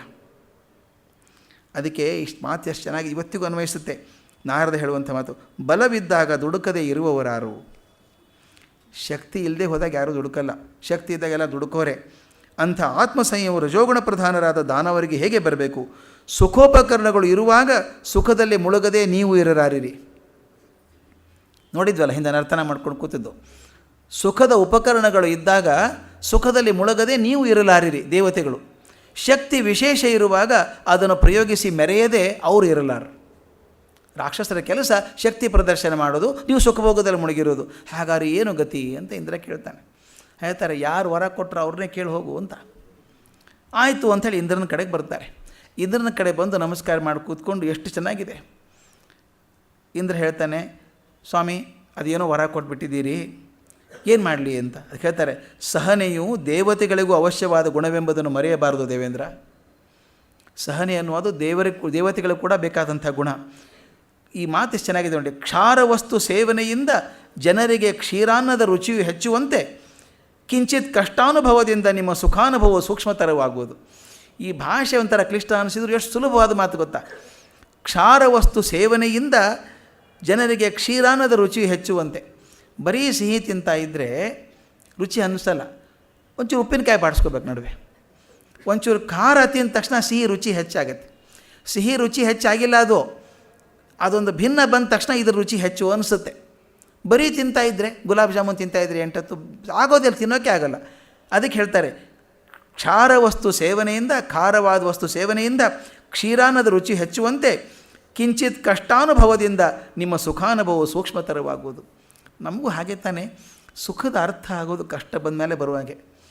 ಅವನು ಮ್ಯಾಕ್ಸಿಮ್ ಗಾರ್ಕಿ ಹೇಳ್ತಾನೆ, ಹೇಗಿದೆ ಸುಖ ಅಂದರೆ, ಕೆಟ್ಟ ಬೇಸಿಗೆ, ಲೈಟ್ ಇಲ್ಲ ಅಂತ ಇಟ್ಕೊಂಬಿಡಿ, ಮನೇಲಿ ಫ್ಯಾನ್ ಕೂಡ ಇಲ್ಲ, ಏನು ಮಾಡೋದಪ್ಪ ಅಂತ ತೋಚ್ತಾ ಇಲ್ಲ, ಬೀಸಣಿಗೆ ಕೈ ಹಾಕ್ಕೋತೀರಿ, ಕೈ ನೋಯಿಸುತ್ತೆ, ಕಿಟಕಿ ಪಕ್ಕ ಕೂತ್ಕೋತೀರಿ, ಎಲ್ಲಿಂದ ಒಂದು ತಂಗಾಳಿ ಬರುತ್ತೆ. ಒಂಚೂರು ತಂಗಾಳಿ ಬಂದಾಗ ಎಷ್ಟು ಹಾಯ ಅನಿಸುತ್ತಲ್ಲ. ಆ ಬೇಸಿಗೆ ಇದ್ದಾಗಲೇ ತಂಗಾಳಿಗೆ ಬೆಲೆ ಇರುವಂಥದ್ದು. ಬೇಸಿಗೆ ಇಲ್ಲದೆ ತಂಗಾಳಿಗೆ ಬೆಲೆ ಇಲ್ಲ. ಅದಕ್ಕೆ ಹೇಳ್ತಾರೆ, ಕಿಂಚಿತ್ ಕಷ್ಟ ಅನುಭವದಿಂದ, ಸ್ವಲ್ಪ ಕಷ್ಟ ಬಂದಾಗಲೇ ಸುಖದ ಅನುಭವ ಇದೆಯಲ್ಲ ಸೂಕ್ಷ್ಮತರವಾಗುವುದು, ಅರ್ಥ ಆಗೋದು ಆವಾಗಲೇ ಅಂತ ಹೇಳಿ, ಅಲ್ಲದೆ ಲೋಕ ಪರಿಸ್ಥಿತಿಯು ನಿಮ್ಮ ಗಮನಕ್ಕೆ ಬಂದು ಪ್ರಮಪ್ತತೆಯು ನಿಮ್ಮಲ್ಲಿ ನೆಲೆಸದಂತೆ ಮಾಡುವುದು, ನಿಮ್ಮಲ್ಲಿ ಅಹಂಕಾರ ಬರದಂತೆ ಮಾಡೋದು ಈ ಕಷ್ಟದ ಸಮಯನೇ. ಮುಂದೆ ನೆನಪಾಗುತ್ತೆ, ಅಯ್ಯೋ ಕಷ್ಟಪಟ್ಟಿದ್ದೀವಪ್ಪ, ಹಂಗೆ ಅಹಂಕಾರ ಪಡೋದು ಬೇಡ ಅಂತ. ಆದ್ದರಿಂದ ನಿಮ್ಮ ಜೀವನ ಸೂಕ್ಷ್ಮತರ ಆಗ್ತದೆ. ಅವನು ಹೇಳ್ತಾನಾಗ, ನಮ್ಗೆ ಅಷ್ಟೇ ಅಲ್ಲರಿ ಕಷ್ಟ ಬಂದಿರೋದು, ಭೂಲೋಕದಲ್ಲಿ ಬಂದಿದೆ, ಎಲ್ಲರಿಗೂ ತೊಂದರೆ ಆಗಿದೆ. ನೀವು ವೇದ ಮೂಲ ಅಂತಿದ್ರಲ್ಲ, ವೇದ ಮೂಲಗಳು ಹಾಳಾಗಿ ಹೋಗ್ತಾ ಇದ್ದಾವೆ, ಏನು ಮಾಡೋದಿನ್ನ? ಅದು ಬ್ರಹ್ಮ ಹೇಳ್ತಾನೆ, ಒಂದೇ ಮಾತು ಹೇಳ್ತಾನೆ, ದೇವೇಂದ್ರ, ದುಃಖಾನುಭವವು ಭೂತಕೋಟಿಗೆಲ್ಲಕ್ಕೂ ಆಗಾಗೂ ಬಂದು ಅದು ಮತ್ತತೆ ಎಂಬ ಮಹಾರೋಗಕ್ಕೆ ದಿವ್ಯ ಚಿಕಿತ್ಸೆ. ಮತ್ತತೆ ಅಂದರೆ ಅಹಂಕಾರ. ಆಗಾಗ ಅಹಂಕಾರ ಬರ್ತಲ್ಲ, ಅಹಂಕಾರ ಬಂದಾಗ ಅದನ್ನು ತೆಗಿಬೇಕಾದ್ರೆ ಒಂದೇ ಒಂದು ಗುಣ ಅಂದರೆ ದುಃಖಾನುಭವ. ಒಂದು ದುಃಖದ ಪೆಟ್ಟು ಬಿತ್ತು ಅಂದರೆ ಅಹಂಕಾರ ಕೆಳಗಿಳಿತದೆ. ಅದಕ್ಕೆ ಅದು ಹಾಗೆ ಕೊಡಬೇಕು. ಅದಕ್ಕೆ ಹೇಳ್ತಾರೆ, ಬಾಹ್ಯ ವಸನ ಸಂಭ್ರಾಂತರಾದ ದೇಹಿಗಳು ಅಂತರ್ಮುಖಿಗಳಾಗುವುದು ದುಃಖ ಬಂದಾಗಲೇ ಅಲ್ಲವೇ. ಈ ಮಾತು ಕ್ಲಿಷ್ಟ ಅನಿಸುತ್ತೆ, ಬಟ್ ಬಿಡಿಸಿ ಓದಿದ್ರೆ ಎಷ್ಟು ಸಂತೋಷ ಆಗುತ್ತೆ ಗೊತ್ತಾ. ಬಾಹ್ಯ ವ್ಯಸನ ಸಂಭ್ರಾಂತರಾದ ದೇಹಿಗಳು, ಬಾಹ್ಯ ವ್ಯಸನ ದೇಹನೇ ಮುಖ್ಯ ಅಂದ್ಕೊಂಡು ಬಾಹ್ಯವಾಗಿ ಚಿಂತಿಸಿಕೊಂಡು ಸಂಭ್ರಾಂತರಾದ ಭ್ರಾಂತಿಯನ್ನು ಉಂಟು ಮಾಡಿಕೊಂಡಂಥ ದೇಹಿಗಳಿದ್ದಾರಲ್ಲ ಮನುಷ್ಯರೆಲ್ಲರೂ, ಇವರ ಅಂತರ್ಮುಖಿಗಳಾಗೋದು ಯಾವಾಗ? ಮನಸ್ಸನ್ನು ಒಳಗೆ ತಿರುಗಿಸ್ಕೊಳ್ಳೋದು ಯಾವಾಗ? ದುಃಖ ಬಂದಾಗಲೇ ಅಲ್ಲವೇ. ಅದಕ್ಕೆ ನಮ್ಮಲ್ಲಿ ಒಂದಿದೆ ಸ್ಮಶಾನ ವೈರಾಗ್ಯ ಅಂತ. ಪ್ರಸೂತಿ ವೈರಾಗ್ಯ, ಸ್ಮಶಾನ ವೈರಾಗ್ಯ, ಅಭಾವ ವೈರಾಗ್ಯ ಅಂತ ಮೂರು. ಅಭಾವ ವೈರಾಗ್ಯ ನಮ್ಗೆ ಇಲ್ಲದೆ ಹೋದ, ನಮಗಿಲ್ಲಿ ಬಿಡಪ್ಪ, ನಮಗೇನು ಮಾಡೋಕ್ಕಾಗ್ತದೆ, ಬೇಡ ಬೇಡ ನಮಗೆ, ಇಲ್ಲೇ ಇಲ್ಲ, ಏನು ಬೇಕಂದ್ರೆ ಸಿಗೋಲ್ಲ, ಅದು ಬೇಡ ನಮ್ಗೆ ಯಾಕೆ ಬೇಕದು ಅನ್ನೋದು. ಎರಡನೇದು ಪ್ರಸೂತಿ ವೈರಾಗ್ಯ. ಆ ಹೆರಿಗೆ ನೋವು ಉಂಡಾಗಿ ಮಕ್ಕಳು ಬೇಡ, ಏನು ಬೇಡ ಮಾರಾಯ, ಏನು ಬೇಡ ಅಂತ. ಆದರೆ ಮಗು ಅಂತ ತೋರಿಸಿದ ತಕ್ಷಣ ಎಲ್ಲ ಮರ್ತು ಹೋಗುತ್ತೆ, ಆ ಕ್ಷಣಕ್ಕೆ ಮಾತ್ರ ಇರುವಂಥದ್ದು. ಸ್ಮಶಾನ ವೈರಾಗ್ಯ, ಯಾವುದೋ ದೇಹ ತೊಗೊಂಡು ಹೋಗಿರ್ತಾರೆ, ನಿಂತ್ಕೊಂಡಿರ್ತಾರೆ, ಮಾತಾಡ್ತಿರ್ತಾರೆ, ಏನು ದೇಹ ನೋಡ್ರಿ, ನಿನ್ನೆ ಸಾಯಂಕಾಲ ನೋಡಿದ್ದೆ ಎಷ್ಟು ಚೆನ್ನಾಗಿದ್ದೆ ಪಾಪ, ಛೇ ಏನು ಜೀವನ ರೀ, ನೀರು ಮೇಲಿನ ಗುಳ್ಳೆ ಇದ್ದಂಗೆ ಅಂತೆಲ್ಲ ಅದೇ ಮಾತಾಡ್ತಿರೋದು. ಮುಗಿಸಿ ಆ ಗೇಟಿಂದ ಹೊರಗೆ ಬಂದ ತಕ್ಷಣ ಏನು ಇನ್ಕ್ರಿಮೆಂಟ್ ಬಂತಂತೆ ತಕ್ಷಣ. ಅದು ಯಾಕೆ ಅಂದರೆ ಇರೋದೇ ಹಾಗೆ ಅದು. ಅದಕ್ಕೆ ಹೇಳ್ತಾರೆ, ಆ ಪೆಟ್ಟು ಬಿದ್ದಾಗಲೇ ಆಗಾಗ ಸ್ವಲ್ಪ ಬರ್ತದೆ ನಮಗೆ ಭ್ರಾಂತಿ ಹೋಗಬೇಕಾದದ್ದು. ಆದ್ದರಿಂದ ಬಾಹ್ಯ ವ್ಯಸನ ಸಂಭ್ರಾಂತರಾದ ದೇಹಿಗಳಿಗೆ, ಆ ಮಾತು ಎಷ್ಟು ಚೆನ್ನಾಗಿದೆ ನೋಡಿ, ದೇಹಿಗಳಿಗೆ ಆಗಾಗ ಅಂತರ್ಮುಖಿಗಳಾಗುವುದು ದುಃಖ ಬಂದಾಗಲೇ ಅಲ್ಲವೇ. ನಮ್ಮ ಮನುಷ್ಯರ ಚಿಂತೆ ಬಂದಾಗ ತಾನೇ ನಾವು ಏಕಾಂಗಿಯಾಗಿ ವಿಚಾರ ಮಾಡೋದು. ಮನುಷ್ಯ ಯಾಕೆ ಹಿಂಗಾಯ್ತಿದ್ದು, ಯಾಕೆ ಆಯ್ತಿದ್ದು, ನಮ್ಗೆ ಯಾಕೆ ಆಗಬೇಕು ಅಂತ ಒಳಗೆ ಚಿಂತೆ ಮಾಡೋದು. ನಮ್ಮ ಭಾರತೀಯ ಸಂಪ್ರದಾಯ ಅಂತರ್ಮುಖತೆಯನ್ನು ಕಲಿಸುವಂಥದ್ದು, ಒಳಗೆ ಚಿಂತೆ ಮಾಡುವಂಥದ್ದು. ಹಾಗಾದರೆ ಈ ಸುಂದರ ದೌಷ್ಟ್ಯಕ್ಕೆ, ಅವ್ರ ದೌರ್ಜನ್ಯಕ್ಕೆ ಮಿತಿ ಇಲ್ವೇ, ಕೊನೆ ಆಗೋದಿಲ್ವೇ? ಆಗ ಬ್ರಹ್ಮ ಹೇಳ್ತಾನೆ, ಆಗತ್ತೆ, ಭಾಳ ದೂರ ಇಲ್ಲ ಅಂಥೇಳಿ ಅಷ್ಟೊಂದು ಭೀತಿಗೆ ಕಾರಣವಿಲ್ಲ, ಅವರ ಕೈ ಅಷ್ಟು ದೂರ ಸಾಗದು. ಅಲ್ಲ, ವರ ನೀವೇ ಕೊಟ್ಟಿದ್ದೀರಿ, ಹೆಂಗಾಗ್ತದೆ ಅಂತ ಅದಕ್ಕೆ ಹೇಳ್ತಾರೆ ಅವರು. ಹೌದು, ಎಂದಿನವರೆಗೂ ಅವರಿರುವರು ಏಕಮನಸ್ಕರು ಏಕಕರ್ಮಿಗಳು ಆಗಿರುವರೋ ಅಂದಿನವರೆಗೂ ಅವರು ಅಜೇಯರೇ ಸರಿ. ಅವರ ಅಭೇದ್ಯತೆಯು ಎಂದು ಮುಗಿಯುವುದೋ ಅಂದೇ ಅವಧ್ಯತೆಯು ಮುಗಿಯುವುದು. ಎಂದು ಅಭೇದತೆ, ಅವರು ಎಂದು ಬೇರೆ ಬೇರೆ ಆಗ್ತಾರೋ ಅವತ್ತರ ಅವಧ್ಯತೆ, ಎಂದು ಸಾಯಬಾರ್ದು ಅಂತ ವರ ಕೊಟ್ಟಿದ್ದೇನೆಲ್ಲ ಮುಗಿದು ಹೋಗ್ತದೆ. ಆದರೆ ಇಂದ್ರನ ಚಿಂತೆ, ಆದಿದೇವ ಸುಂದೋಪಸುಂದರು ಒಂದೇ ತಟ್ಟೆಯಲ್ಲಿ ಉಣ್ಣುವವರಾಗಿ, ಒಂದೇ ಹಾಸಿಗೆಯಲ್ಲಿ ಮಲಗುವವರಾಗಿ, ಒಂದೇ ತೆರನಾದ ಸ್ವಭಾವವುಳ್ಳವರಾಗಿ, ಒಂದು ಕ್ಷಣವಾದರೂ ಅಗಲದವರಾಗಿ, ಒಂದೇ ಚೈತನ್ಯದಿಂದ ಎರಡು ಶರೀರಗಳ ಮೂಲಕ ವರ್ತಿಸುವರೆಂಬಂತೆ ಕಾಣುತ್ತಿರುವರು. ಅವರು ಎಂದಾದರೂ ಭಿನ್ನ ಮನಸ್ಕರಾದಾರೆಯೇ, ಆಗ್ತಾರೆಯೇ ಅಂತ. ಈ ಮುಂದಿನ ಮಾತು ನಾವು ಎಂದೂ ಮರಿಬಾರ್ದು ನಮ್ಮ ಜೀವನದಲ್ಲಿ. ಅಷ್ಟು ಅದ್ಭುತವಾದ ಮಾತನ್ನು ಹೇಳ್ತಾರೆ ಅವರು. ಅಂಥವರು ಅಭೇದ್ಯರಲ್ಲ, ಅಂಥವ್ರು ಅಭೇದ್ಯರಲ್ಲ. ಸ್ನಿಗ್ಧತೆಯಂತೆ ಭೇದ್ಯತೆಯೂ ಪ್ರಾಣಿ ಮಾತ್ರಕ್ಕೆ ಸಹಜ ಗುಣ. ಅಂಟುಕೊಳ್ಳೋದು ಹೇಗಿದೆಯೋ ಬಿಡಿಸ್ಕೊಳ್ಳೋದು ಪ್ರಾಣಿ ಮಾತ್ರಗಳಿಗೆ ಬಂದಂಥ ಗುಣ. ಅದು ಹೇಗಾಗ್ತದೆ ಅಂದಾಗ ಈ ಮಾತು ನೋಡಿ, ಎಷ್ಟು ಕಣ್ಣಿಗೆ ಕಟ್ಟೋಂಗೆ ಬರೀತಾರೆ DVG. ಉದಾಹರಣೆ ಅವ್ರದ್ದು ಅದ್ಭುತ. ಅದೇನು ಆಶ್ಚರ್ಯ ಬ್ರಹ್ಮ ಹೇಳುವಂಥದ್ದು. ಪ್ರಾರ್ಥನೆ ಮಾಡುವಾಗ ಒಂದಾಗಿರುವ ಕೈಗಳು ಪ್ರಸಾದ ಪಡೆಯುವಾಗ ಬೇರೆ ಆಗುವುದಿಲ್ಲವೇ? ಎಷ್ಟು ಅದ್ಭುತ ಮಾತು. ಈ ಮಾತನ್ನು ಮಿಸ್ ಮಾಡ್ಕೋಬಾರ್ದು ನಾಟಕದಲ್ಲಿ ನಾವು. ಎಷ್ಟು ಚೆನ್ನಾಗಿದೆ. ಪ್ರಾರ್ಥನೆ ಮಾಡುವಾಗ ಒಂದಾಗಿರುವ ಕೈಗಳು ಪ್ರಸಾದ ಪಡೆಯುವಾಗ ಬೇರೆ ಆಗುವುದಿಲ್ಲವೇ? ಮತ್ತೊಬ್ಬರನ್ನು ಉದ್ದೇಶಿಸಿ ಪ್ರಾರ್ಥನೆ ಮಾಡುವಾಗ ಒಂದಾಗ್ತೇವೆ, ಫಲ ಪಡ್ಕೊಳ್ಬೇಕಾದ್ರೆ ಎರಡಾಗ್ತೇವೆ. ಮುಂದೆ ಹೇಳ್ತಾರೆ, ಸೂರ್ಯ ದಂದರ್ಶನಕ್ಕಾಗಿ ಒಂದು ಗೂಡಿರುವ ಪದ್ಮಪತ್ರಗಳು ಕಿರಣಸ್ಪರ್ಶವಾದೊಡನೆ ಬಿರಿದು ಬೇರೆ ಆಗೋದಿಲ್ಲವೇ? ಸೂರ್ಯನ ಬೆಳಕು ಬಂದರೆ ಸಾಕು ಅಂತ ಅಂಟ್ಕೊಂಡು ಕೂತಿದ್ದಾವೆ, ಒಂದಕ್ಕೊಂದು ಬರಲಿ ಅಂತ ಕಾಯ್ದಿದ್ದಾವೆ. ಸೂರ್ಯನ ಕಿರಣ ಬಂದ ತಕ್ಷಣ ಬೇರೆ ಬೇರೆ ಆಗಿಬಿಡ್ತವೆ. ಹಾಗೆ ಅದಕ್ಕೆ ಹೇಳ್ತಾರೆ, ಇನ್ನೊಂದು ಹೇಳ್ತಾರೆ, ಸಕಲ ಜೀವನಗಳ, ಈ ಮಾತು ಎಷ್ಟು ತೂಕ.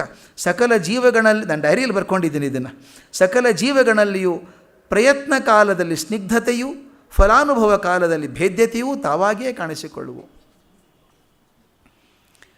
ಈ ಮಾತು ಪ್ರತಿಯೊಂದು ಜೀವದಲ್ಲಿ ಬರುವಂಥದ್ದು. ಪ್ರಯತ್ನ ಕಾಲದಲ್ಲಿ ಸ್ನಿಗ್ಧತೆ, ಏನೋ ಒಂದು ಗುರಿ ಸಾಧಿಸಬೇಕು, ಮಾಡಬೇಕು, ಎಲ್ಲರೂ ಒಂದಾಗ್ತೀವಿ. ನಮ್ಮ ದೇಶದ ಮೇಲೆ ಯಾರೋ ದಾಳಿ ಮಾಡಿದರು, ಆವಾಗ ಜಾತಿ ಭೇದ ಬರಲ್ಲ, ಎಲ್ಲರೂ ಒಂದಾಗ್ಬಿಟ್ಟು ನಮ್ಮ ದೇಶದ ಮೇಲೆ ರಕ್ಷಣೆ ಮಾಡಿ ಹೋರಾಡಬೇಕು. ಎಲ್ಲರೂ ಪ್ರಯತ್ನ ಕಾಲದಲ್ಲಿ ಸ್ನಿಗ್ಧತೆ ಬರ್ತದೆ, ಮುಂದೆ ಫಲಾನುಭವ ಕಾಲದಲ್ಲಿ ಭೇದ್ಯತೆ. ಒಂದು ಸಣ್ಣ ಉದಾಹರಣೆ ಹೇಳಿಬಿಡ್ತೀನಿ, ಅದು ಸ್ವಲ್ಪ ಕಾಂಟ್ರವರ್ಸಿ ಅಂತೇನಲ್ಲ, ಬಟ್ ಆಗುತ್ತೆ. ನಮ್ಮ ವೀರಪ್ಪನ ಹಿಡಿಯೋದಕ್ಕೆ ಪೊಲೀಸ್ ಪಡೆ ಇತ್ತು. ಹೋಗಿ ಹೊಡೆದಾಡಿದ್ರು, ಎಷ್ಟು ಪ್ರಾಣ ಒತ್ತಿಟ್ಟು ಎಷ್ಟು ಜನ ಸತ್ತೋದ್ರು ಗೊತ್ತಾ, ಪಾಪ ಕಷ್ಟಪಟ್ಟರು, ಎಲ್ಲ ಮಾಡಿದರು, ಹೋರಾಡಿ ಹೋಗಿ ಕಾಡಲ್ಲಿ ಹೊಡೆದಾಡ್ಕೊಂಡು ಬಂದರು. ಹೋರಾಡಬೇಕಾದ್ರೆ ಐಕ್ಯತೆ ಸ್ನಿಗ್ಧತೆ ಎಲ್ಲ ಇತ್ತು. ಅವರಿಗೆ ಇಷ್ಟು ದುಡ್ಡು ಕೊಡ್ತೇವೆ ಅಂತ ಸರ್ಕಾರ ಅನೌನ್ಸ್ ಮಾಡ್ತು. ಅಲ್ಲಿ ಶುರು ಆಯ್ತು ನೋಡಿ, ಕಾನ್ಸ್ಟೇಬಲ್ಸಿಗೆ ಎಷ್ಟು, ACPಗೆ ಎಷ್ಟು, ಅವೆಲ್ಲ ಒಂದೇನಾ? ಯಾಕೆ SP ಗೆ ಬೇರೆ ಬೇಡವಾ, DGPಗೆ ಬೇರೆ ಬೇಡವಾ ಅಂತ ಹೇಳಿ ಫಲಾನುಭವ ಬಂದಾಗ ಬೇರೆ ಆದರೂ, ಅಲ್ಲಿ ವೀರಪ್ಪನ ಗುಂಡು ಹಾರಿಸ್ತಿರ್ಬೇಕಾದ್ರೆ DGP ನೀವು ಮುಂದೆ ಹೋಗಿ ನಾವು ಹಿಂದಿರ್ತೀವಿ ಅಂದ್ರೆ ಯಾರಾದರೂ? ಯಾರೂ ಅನ್ನಲಿಲ್ಲ, ಎಲ್ಲರೂ ಹೊಡೆದಾಡಿದರು. ಪ್ರಯತ್ನ ಕಾಲದಲ್ಲಿ ಸ್ನಿಗ್ಧತೆ ಬರ್ತದೆ, ಫಲ ಬಂದಾಗ ಬೇರೆ ಆಗ್ತದೆ. ಇದು ಭಾಳ ಪ್ರಪಂಚದಲ್ಲಿರುವಂಥದ್ದು. ಅದಕ್ಕೆ ಎಷ್ಟು ಚೆನ್ನಾಗಿ ಬುದ್ಧಿ ಹೇಳ್ತಾನೋ ಅವನು ಬ್ರಹ್ಮ ಇವರಿಗೆ. ಹಿಂದೆ ಸಮುದ್ರ ಮಥನ ಕಾಲದಲ್ಲಿ ನೀವು ದೈತ್ಯರು ಒಂದು ಗೂಡಲಿಲ್ಲವೇ? ಸಮುದ್ರ ಮಥನ ಬೇಕಾದ್ರೆ ಇಬ್ಬರು ಕೂಡ ಹಗ್ಗ ಹೇಳಿದ್ರಲ್ಲ. ಹಾಲು ಹುಟ್ಟಿದಾಗ ಇಬ್ಬರೂ ಓಡಿ ಹೋಗಿ ಅಮೃತ ಬಂದಾಗ ಇಬ್ಬರು ಮತ್ತೆ ಎದುರಿಗೆ ನಿಂತು ಕಾದಾಡಲಿಲ್ಲವೇ? ಮಹಾಕಾರ್ಯವನ್ನು ಸಾಧಿಸತೊಡಗುವವರು ಆತ್ಮ ನಿಗ್ರಹವನ್ನು, ನಿರ್ಮತ್ಸರತೆಯನ್ನು, ಪರಸ್ಪರ ಔದಾರ್ಯವನ್ನು ಅಭ್ಯಸಿಸುವರು. ಸ್ವಾರ್ಥ ತ್ಯಾಗವನ್ನು, ಮಿತ್ರಭಾವವನ್ನು ಕಲ್ಪಿಸಿಕೊಡುವುದು ಉದ್ಯಮಶೀಲತೆಯ ಗುಣ. ಸ್ವಾರ್ಥ ಪರತೆಯನ್ನು, ಶಾಸ್ತ್ರವ ಬುದ್ಧಿಯನ್ನು ಕಲಿಸಿಕೊಡುವುದು ಭೋಗೇಚ್ಛೆಯ ಗುಣ. ಯಾವಾಗ ಭೋಗೇಚ್ಛೆ ಬಂತೋ ಬೇರೆ ಬೇರೆ ಆಯಿತು. ಅದರ ಬದಲು ಯಾವಾಗ ಸ್ವಾರ್ಥ ತ್ಯಾಗ ಬಂತೋ ಒಂದಾಗ್ತೀವಿ. ಒಂದು ಮಾತನ್ನು ಹೇಳಬೇಕು, ಒಂದು ಹೇಳ್ತಾರೆ, ವೆನ್ ಗೌರ್ಮೆಂಟ್ಸ್ ಬಿಕಮ್ ವೀಕ್ ಅಂತ ಹೇಳ್ತಾರೆ. If you want a most ideal party, if you want to destroy a most ideal party, give power to it ಅಂತ. ಇದು ಭಾಳ ಅದ್ಭುತ. ಮಾರ್ಕ್ಸ್ ಹೇಳ್ತಾನೆ ಅದನ್ನು. ಯಾರೋ ಆದರ್ಶವಾಗಿ ಒಂದು ಪಕ್ಷ ಕಟ್ಕೊಂಡಿದ್ದಾರೆ, ಏನು ಆದರ್ಶ ಬಿಟ್ಟು ಹೋಗೋದಿಲ್ಲ. ಎಲ್ಲಿವರೆಗೂ ಆದರ್ಶ ಇರುತ್ತೆ ಗೊತ್ತಾ? ಅವನು ಹೇಳ್ತಾನೆ, ಇವರ ಆದರ್ಶವನ್ನು ಓಡಿಸ್ಬೇಕು ಅಂದರೆ ಅಧಿಕಾರ ಕೊಡಿಯವ್ರಿ. ಒಂದು ಸಲ ಅಧಿಕಾರ ಕೊಟ್ಟು ನೋಡಿ, ಆದರ್ಶ ಎಲ್ಲ ಹಿಂಬಾಗಲಿನಿಂದ ಹೋಗ್ತದೆ, ಹೊಡೆದಾಡ್ತಾರೆ, ನನಗದು ಬೇಕು ನನಗಿದು ಬೇಕು ಅಂತ ಹೊರತಾಗಿ ಅಲ್ಲಿವರೆಗೂ ತೋರಿದಂಥ ತ್ಯಾಗ, ನಿಷ್ಠೆ, ದೇಶಪ್ರೇಮ ಎಲ್ಲ ಒಂದಿತ್ತಲ್ಲ, ಫಟ್ ಅಂತ ಹೊಡೆದು ಹೋಯಿತು. ಅದಕ್ಕೆ ಹೇಳ್ತಾರೆ, ಎಷ್ಟು ಚೆನ್ನಾಗಿದೆ ನೋಡಿ ಅದು. ಸ್ವಾರ್ಥಪರತೆಯನ್ನು, ಶಾಸ್ತ್ರವ ಬುದ್ಧಿಯನ್ನು ತರಿಸಿಕೊಡುವುದು ಭೋಗೇಚ್ಛೆಯ ಗುಣ. ಆದ್ದರಿಂದ ಫಲಾನುಭವ ಆಗುವಾಗ ಬೇರೆ ಆಗುವುದು, ಪ್ರಯತ್ನ ಆಗುವಾಗ ಸ್ನಿಗ್ಧತೆ ಬರುವುದು ಮನುಷ್ಯ ಗುಣ. ಹಾಗಾದರೆ ಈ ಭೋಗಾಪೇಕ್ಷೆಗೆ ಹೇಗೆ ಸಿಗ್ತಾರೆ ಅವರು? ನಾವೆಲ್ಲ ಪ್ರಯತ್ನ ಮಾಡಿದ್ವಲ್ಲ, ರಂಬೆ, ಮೇನಕೆ, ಊರ್ವಶಿ, ಘೃತಾಚಿ ಎಲ್ಲರೂ ಕಳಿಸ್ಕೊಟ್ವಿ, ಏನಾಗಲಿಲ್ಲ ಅಂತ. ಅದಕ್ಕೆ ಇಂದ್ರ ಬುದ್ಧಿ ಹೇಳ್ತಾರೋ, ಬಹಳ ಚಿಂತೆ ಮಾಡಬೇಡಪ್ಪ, ಸದ್ವಿಷಯವು ಅನಂತವಾದುದು, ದುರ್ವಿಷಯವು ಶಾಂತವಾದುದು. ಸದ್ವಿಷಯ, ಒಳ್ಳೆಯ ವಿಷಯ ಇದೆಯಲ್ಲ, ಅದಕ್ಕೆ ಸೀಮೆ ಇಲ್ಲ. ದಯಕ್ಕೆ ಮೇರೆ ಇಲ್ಲ, ದ್ವೇಷಕ್ಕೆ ಮೇರೆ ಉಂಟು. ಎಷ್ಟು ಅದ್ಭುತ ಮಾತು. ಅವರು ದ್ವೇಷದಲ್ಲಿ ಕುದೀತಾ ಇದ್ದಾರೆ, ದಯೆಗೆ ಮಿತಿ ಇಲ್ಲ, ದ್ವೇಷಕ್ಕೆ ಮಿತಿ ಇದೆ. ಅವರು ದ್ವೇಷ ಎಲ್ಲಿವರೆಗಿರುತ್ತೆ? ನಿಮ್ಮನ್ನೆಲ್ಲ ಹೊಡೆದು ಹಾಕಬೇಕು, ದೇವತೆಗಳನ್ನು ಓಡಿಸ್ಬೇಕು, ನಿರ್ನಾಮ ಮಾಡಬೇಕು ಅಂತಿದೆ. ಆದ್ದರಿಂದ ಅವ್ರು ಮಾಡಲಿ. ಎಂದು ಅವರು ಸಕಲ ದೇವತೆಗಳನ್ನು ಗೆದ್ದೆವೆಂದು ಹಿಗ್ಗಲು ಆರಂಭಿಸುವರೋ, ಎಂದು ತಾವು ಕೃತಾರ್ಥರಾದವೆಂದು ನಂಬುವರೋ, ಭಾವಿಸಿ ಮೈ ಮರೆಯುತ್ತಾರೋ, ಎಂದು ಭೋಗಾಕಾಂಕ್ಷೆಯವರಲ್ಲಿ ಹುಟ್ಟುತ್ತದೋ, ಅಲ್ಲಿ ಭೇದ ಬುದ್ಧಿ ತಾನಾಗಿಯೇ ಹುಟ್ಟುತ್ತದೆ. ಈಗ ಒಂದು ಹಠ ಇದೆ, ಗೆಲ್ಲಬೇಕು ಅಂತ ಇದೆ. ಎಲ್ಲರೂ ಸೇರ್ಕೊಂಡು ಮಾಡ್ತಾ ಇಬ್ಬರು ಹೊಡೆದಾಡ್ತಾ ಇದ್ದಾರೆ. ಅವರು ಒಂದು ಸಲ ತಾವು ಗೆದ್ದೆವು ಅಂತ ಅನ್ನಿಸ್ತು ಅವರಿಗೆ, ತಮ್ಮ ಜಯಶೀಲರಾದೆವು ಅಂಥೇಳಿ ಭೋಗದಲ್ಲಿ ಮುಳುಗ್ತಾರೆ. ಆಗ ಬೇರೆ ಆಗ್ತದೆ. ಆಗ ಒಂದು ಇಂದ್ರ ಪ್ರಶ್ನೆ ಕೇಳ್ತಾನೆ, ಬುದ್ಧಿವಂತಿಕೆ ಪ್ರಶ್ನೆ ಕೇಳ್ತಾನೆ ಬ್ರಹ್ಮನಿಗೆ. ಅಲ್ಲ ಸ್ವಾಮಿ ಪಿತಾಮಹ, ನಿಮ್ಮ ಲೀಲಾ ವಿಭೂತಿ ವಿಚಿತ್ರವಾದದ್ದು. ಸುಂದೋಪಸುಂದರಿಗೆ ಅತ್ಯುತ್ಕಟ ಶಕ್ತಿಯನ್ನು ಕೊಡಲೇಕೆ? ಅವರು ಲೋಕಕಂಟಕರಾದ ಮೇಲೆ ಕಾಮಿಗಳಾಗೆಂದು ಕಾದಿರಲೇಕೆ? ಮೊದಲು ಕೊಟ್ಟರೆ ಯಾಕಪ್ಪ ಅವ್ರಿಗೆ ವರ ಯಾಕೆ ಕೊಟ್ರಿ? ಕೊಟ್ಬಿಟ್ಟು ಹಿಂಗಾಗಲಿ ಅಂತ ಯಾಕೆ ಕಾಯ್ತಿದ್ದೀರಿ ಅಂತ ಕೇಳ್ತಾರೆ. ಎಲ್ಲರೂ ಕೇಳುವಂಥ ಪ್ರಶ್ನೆ, ಬ್ರಹ್ಮ ಯಾಕೆ ಕೊಡ್ತಾನೆ ಇಂಥ ವರಗಳನ್ನೆಲ್ಲ? ನಾವು ಎಷ್ಟೋ ಸಲ ಅಂತೀವಿ, ಏನೋ ಕೊಟ್ಬಿಡ್ತಾನೆ ವರ, ಓದಾಡ್ತಾನೆ ಆಮೇಲೆ. ಅದಲ್ಲ, ಉತ್ತರ ಎಷ್ಟು ಚೆನ್ನಾಗಿದೆ ನೋಡಿ. ಬ್ರಹ್ಮ ನಾನು ಯಾವುದನ್ನು ಕೊಟ್ಟವನಲ್ಲ, ಅವರ ಕರ್ಮದಿಂದಲೇ ಅವರು ಎಲ್ಲವನ್ನು ಸಂಪಾದಿಸಿದ್ದವರು. ಎಷ್ಟು ಚೆನ್ನಾಗಿರೋ ಮಾತು. ಅವರ ಕರ್ಮದಿಂದ ಸಂಪಾದಿಸಿದ್ದು. ಅತ್ಯುಗ್ರ ತಪಸ್ಸಿಗೆ ಅತ್ಯದ್ಭುತ ಶಕ್ತಿಯು ನ್ಯಾಯವಾಗಿ ಸಂದ ಫಲ. ಅವನು ಎಷ್ಟು ಪ್ರಯತ್ನ ಮಾಡಿದ್ದಾರೆ, ತಪಸ್ಸು ಮಾಡಿದ್ದಾರೆ ಗೊತ್ತಾ? ಯಾವ ಋಷಿಗಳು ಮಾಡದಂಥ ತಪಸ್ಸನ್ನು ಅವ್ರು ಮಾಡಿದ್ದಾರೆ. ಅವರ ಏಕಾಗ್ರ ಸಿದ್ಧಿ ಅತ್ಯದ್ಭುತವಾದಂಥ ತಪಸ್ಸಿದೆಯಲ್ಲ, ಅದಕ್ಕೆ ಅತ್ಯದ್ಭುತವಾದಂಥ ಶಕ್ತಿಯು ನ್ಯಾಯವಾಗಿ ಸಂದ ಫಲ. ಹಾಗೆಯೇ ಅತ್ಯುಚ್ಚಂಡ ವೈರ ಸಾಧನ ಅವಸಾನದಲ್ಲಿ ಅತ್ಯದ್ಭುತ ಗರ್ವವು, ಮದಾಂಧತೆಯು ಒಂದುಗೂಡಿ ಬರುವು. ಹೇಗೆ ಅವರು ತಮ್ಮ ಸಾಧನೆ ಮಾಡಿಕೊಂಡ್ರೋ, ಅವರು ನಾನು ಕೊಟ್ಟದ್ದಲ್ಲ, ಅವ್ರು ಪಡ್ಕೊಂಡದ್ದು ಶಕ್ತಿಯಿಂದ.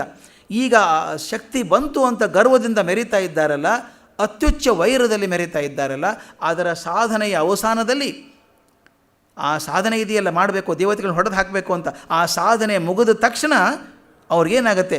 ಅತ್ಯದ್ಭುತವಾದ ಗರ್ವ, ಮದಾಂಧತೆ ಬರ್ತದೆ.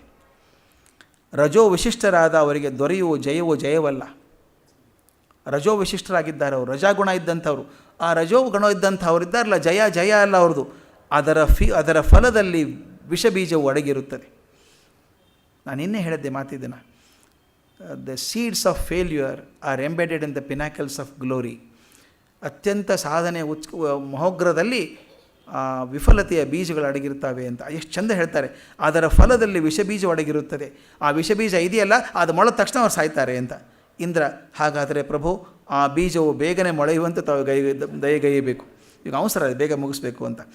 ಇದು ಮುಗಿದ ಮೇಲೆ ಮುಂದಿನ ದೃಶ್ಯ ಅವರೆಲ್ಲ ಗೆದ್ದುಬಿಟ್ಟಿದ್ದಾರೆ. ಎಲ್ಲರನ್ನೂ ಹೊಡೆದು ಹಾಕಿ ಎಲ್ಲರನ್ನೂ ಸೋಲಿಸ್ಬಿಟ್ರು. ಏನು ಶತ್ರುಶೇಷ ಉಳಿದಿಲ್ಲ.